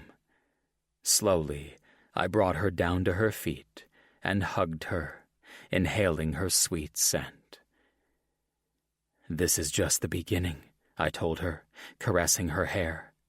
We managed to find our way to each other and create 2 new lives, and there is nothing more special than that. I leaned away to look at her and planted a kiss on her forehead, cupping her cheeks. I'm never letting you go, Scarlett. You're mine. Only yours. Now how about we finally catch up on some sleep? I smirked at her. Exhaustion was finally getting the best of me. That's a good idea. Unless you decide to wake me up in the middle of the night again. I winked at her. Maybe I will. You'll never know. Epilogue. Scarlett. 3 months later. Wow, I can't believe you've officially made the move, Mila said over the phone. So, Chicago is your kind of town, huh? It is now, I said with a chuckle. I had Mila on speakerphone as I packed the last of my things in my apartment. The last few months had been quite a whirlwind, but it all felt worth it. Tobias had invited me to move in with him, and now the big day was finally upon me. Scarlett, I don't want to uproot you from your life, but I just can't imagine being away from you and the babies. I want you all here with me. If I could, I would move out to where you're at, but I can't leave the firm behind. Besides, my house is more than big enough for all of us. It had taken a lot of convincing from his end, but I ultimately knew that it made most sense for me to move in with him. At this point, it was much easier for me to move than it was for him, and at the end of the day, I honestly wanted to be with him. Granted, it had been hard to accept that I would be leaving my old life behind, especially my job. My work wasn't glamorous, and I certainly didn't belong to a multi-billion-dollar business like he did, but I still valued my nonprofit organization, and it pained me to leave it behind. "Are you really leaving us?" one of my coworkers had asked once news got out that I was moving to Chicago. On my last day, I had shared a lot of tearful goodbyes with the people I'd been working with for the past several years. The day after that, I had received a call from my boss. "Hey, Scarlett, I need you to come in today for a minute. There's some last-minute business I need to go over with you. Can you make it?" "Sure," I'd said, although I'd been slightly taken aback. I had just started packing and found it a bit inconvenient to have to return to the office after I'd already said my heartfelt goodbyes the day before. "How soon do you need me to come in?" "Sooner rather than later." "Okay, give me about an hour and I'll be there." "Okay, sounds good." Having completed everything work-related already, I had been left wondering what last-minute stuff my boss could have possibly had for me to do. When I showed up to the office, I'd been greeted with cheers, confetti, and smiling faces. They'd thrown me a surprise going-away party complete with baby shower gifts for the twins. I had been reduced to a sobbing mess, thoroughly appreciating this chapter of my life ending on such good terms. "We're going to miss you, Scarlett. Best of luck to you in Chicago," my boss had said, hugging me.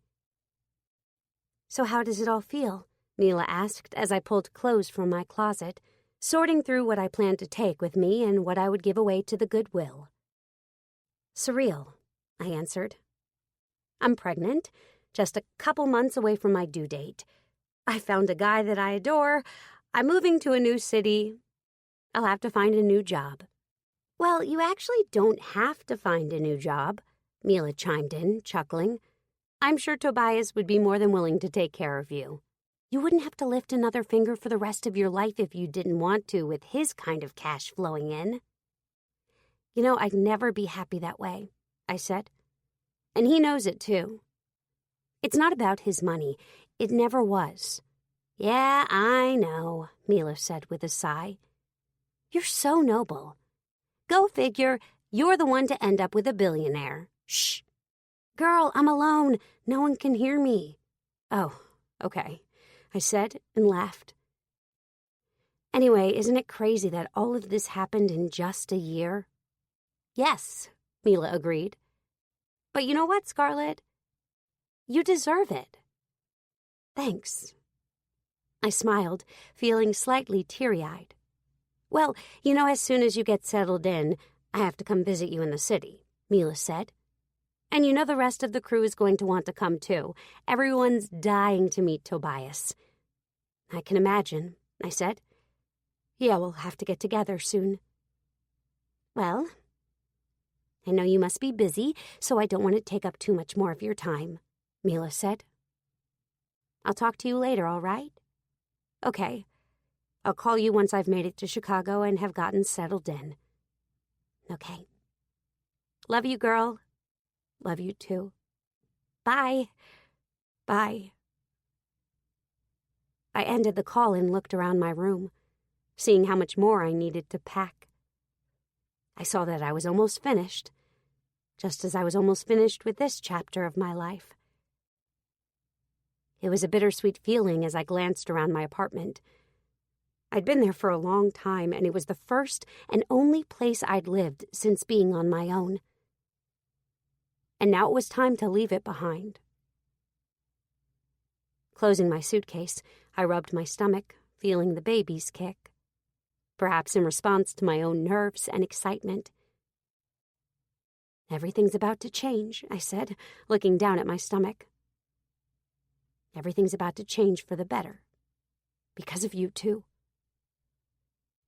I felt 2 kicks in my stomach and smiled before flipping off the light switch and exiting the room. Urine. I blinked. Thank you, I stammered, staring at my future boss, stunned that the interview had gone so well and was over so quickly. After getting settled into Tobias's place, I had wasted no time in searching for job opportunities so that I could have work lined up for me after the twins were born. Early in my search, I had come across a nonprofit organization aimed at helping at-risk youth around the city that I'd been interested in checking out. Go for it, Tobias had encouraged me. But should I wait until after the babies are born? I had asked skeptically. There's nothing wrong with getting your foot in the door early, he had said. I had decided to take his advice, and now that I was sitting in the office, already being offered a position after my maternity leave ended, I couldn't have been more grateful. My future boss stood from her desk, smiling warmly with her hand extended out to me. I stood, albeit with some difficulty, and shook her hand. I can't tell you how much I appreciate this, I said. No, thank you. I appreciate you choosing us. You have an excellent work history, and I know you're going to be great for this organization. The kids are going to love you. I'm sorry I won't be able to get started right away, I said, nervously biting my bottom lip. She waved her hand dismissively. Don't worry about it. Trust me, I know how the workforce can be. I was in your position before, pregnant, trying to ensure work, but had employers left and right turning me down, thinking it was too much of an inconvenience to hire a pregnant woman and have to wait for maternity leave to be over. When I started this organization, I made a vow that I would never treat any woman so unfairly. Having to choose between career and family shouldn't have to be 2 mutually exclusive categories. I smiled, already able to tell that we were going to get along wonderfully. Well, it's been a pleasure to meet you, and I can't wait to start working with you. Same here, she said, escorting me to the door. And congratulations to you with your new bundle of joy on the way. Bundles, I said, and smiled at the way her eyes widened. Twins. Oh, my goodness! Be sure to let us meet them when they get here. Will do. Stepping outside, I saw that the temperature had risen. The sun was shining brightly, and it was promising to be a beautiful day, warmer than usual. Enjoying the feel of the breeze on my face, I carefully made my way across the parking lot and to my car. Once I was settled behind the driver's wheel, I sat there for a few seconds, letting the moment sink in. I'd gotten the job. Once again, I would be doing something I loved. I fished around in my purse in search of my cell phone, unable to contain my excitement. I'd had every intention of waiting to see Tobias in person to deliver the news, but I just couldn't wait. "Hey, baby, what's going on?" he said after answering on the second ring. "I just finished my job interview." "Really? That was fast." "Yeah." "Well, how did it go?" I grinned. "I'm in. I got the position." "Seriously?" "Yes." "Congratulations, love." "Thanks," I said. "Of course I won't be officially starting anything until after the babies get here." I rubbed my belly. "But it's nice to know that I already have something waiting for me, you know? And my boss is so understanding. She seems great already. I really think I'm going to love this job." "Yeah, see, I told you it would pay off to just go for it and get your foot in the door." I laughed. "You just couldn't wait to find a way to say I told you so, huh?" He laughed. "Well, I wasn't going to say it. You said it for me." "So what are you doing now? On your way home, I hope." "Yeah, I'll be there in a little while," I said. It was still weird to know that my home was now a huge mansion, but I was slowly getting used to it. "Why?" "I'm just anxious to see you, that's all." "You're at home?" "Yeah. Decided to leave the office early today." "That's surprising," I said. "So what's going on? You miss me already?" "I always miss you. Besides, I know I better enjoy having you to myself for as long as I can, because soon I'll be sharing you with two little munchkins." I laughed. "I'll be there in a little while then. I think I'm going to stop for food first, though. I'm so hungry. I was praying my stomach didn't growl during the whole interview. You have a taste for anything in particular? I'm not sure what I want." "Don't stop off for food. Just come home. We'll go out for something to celebrate." "Tobias," I groaned. "I don't know if I can wait that long. I'm starving. We can just eat in. I don't feel like waiting for tables and reservations and all of that."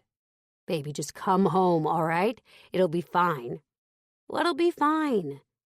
I frowned, detecting something in his voice that I couldn't quite figure out.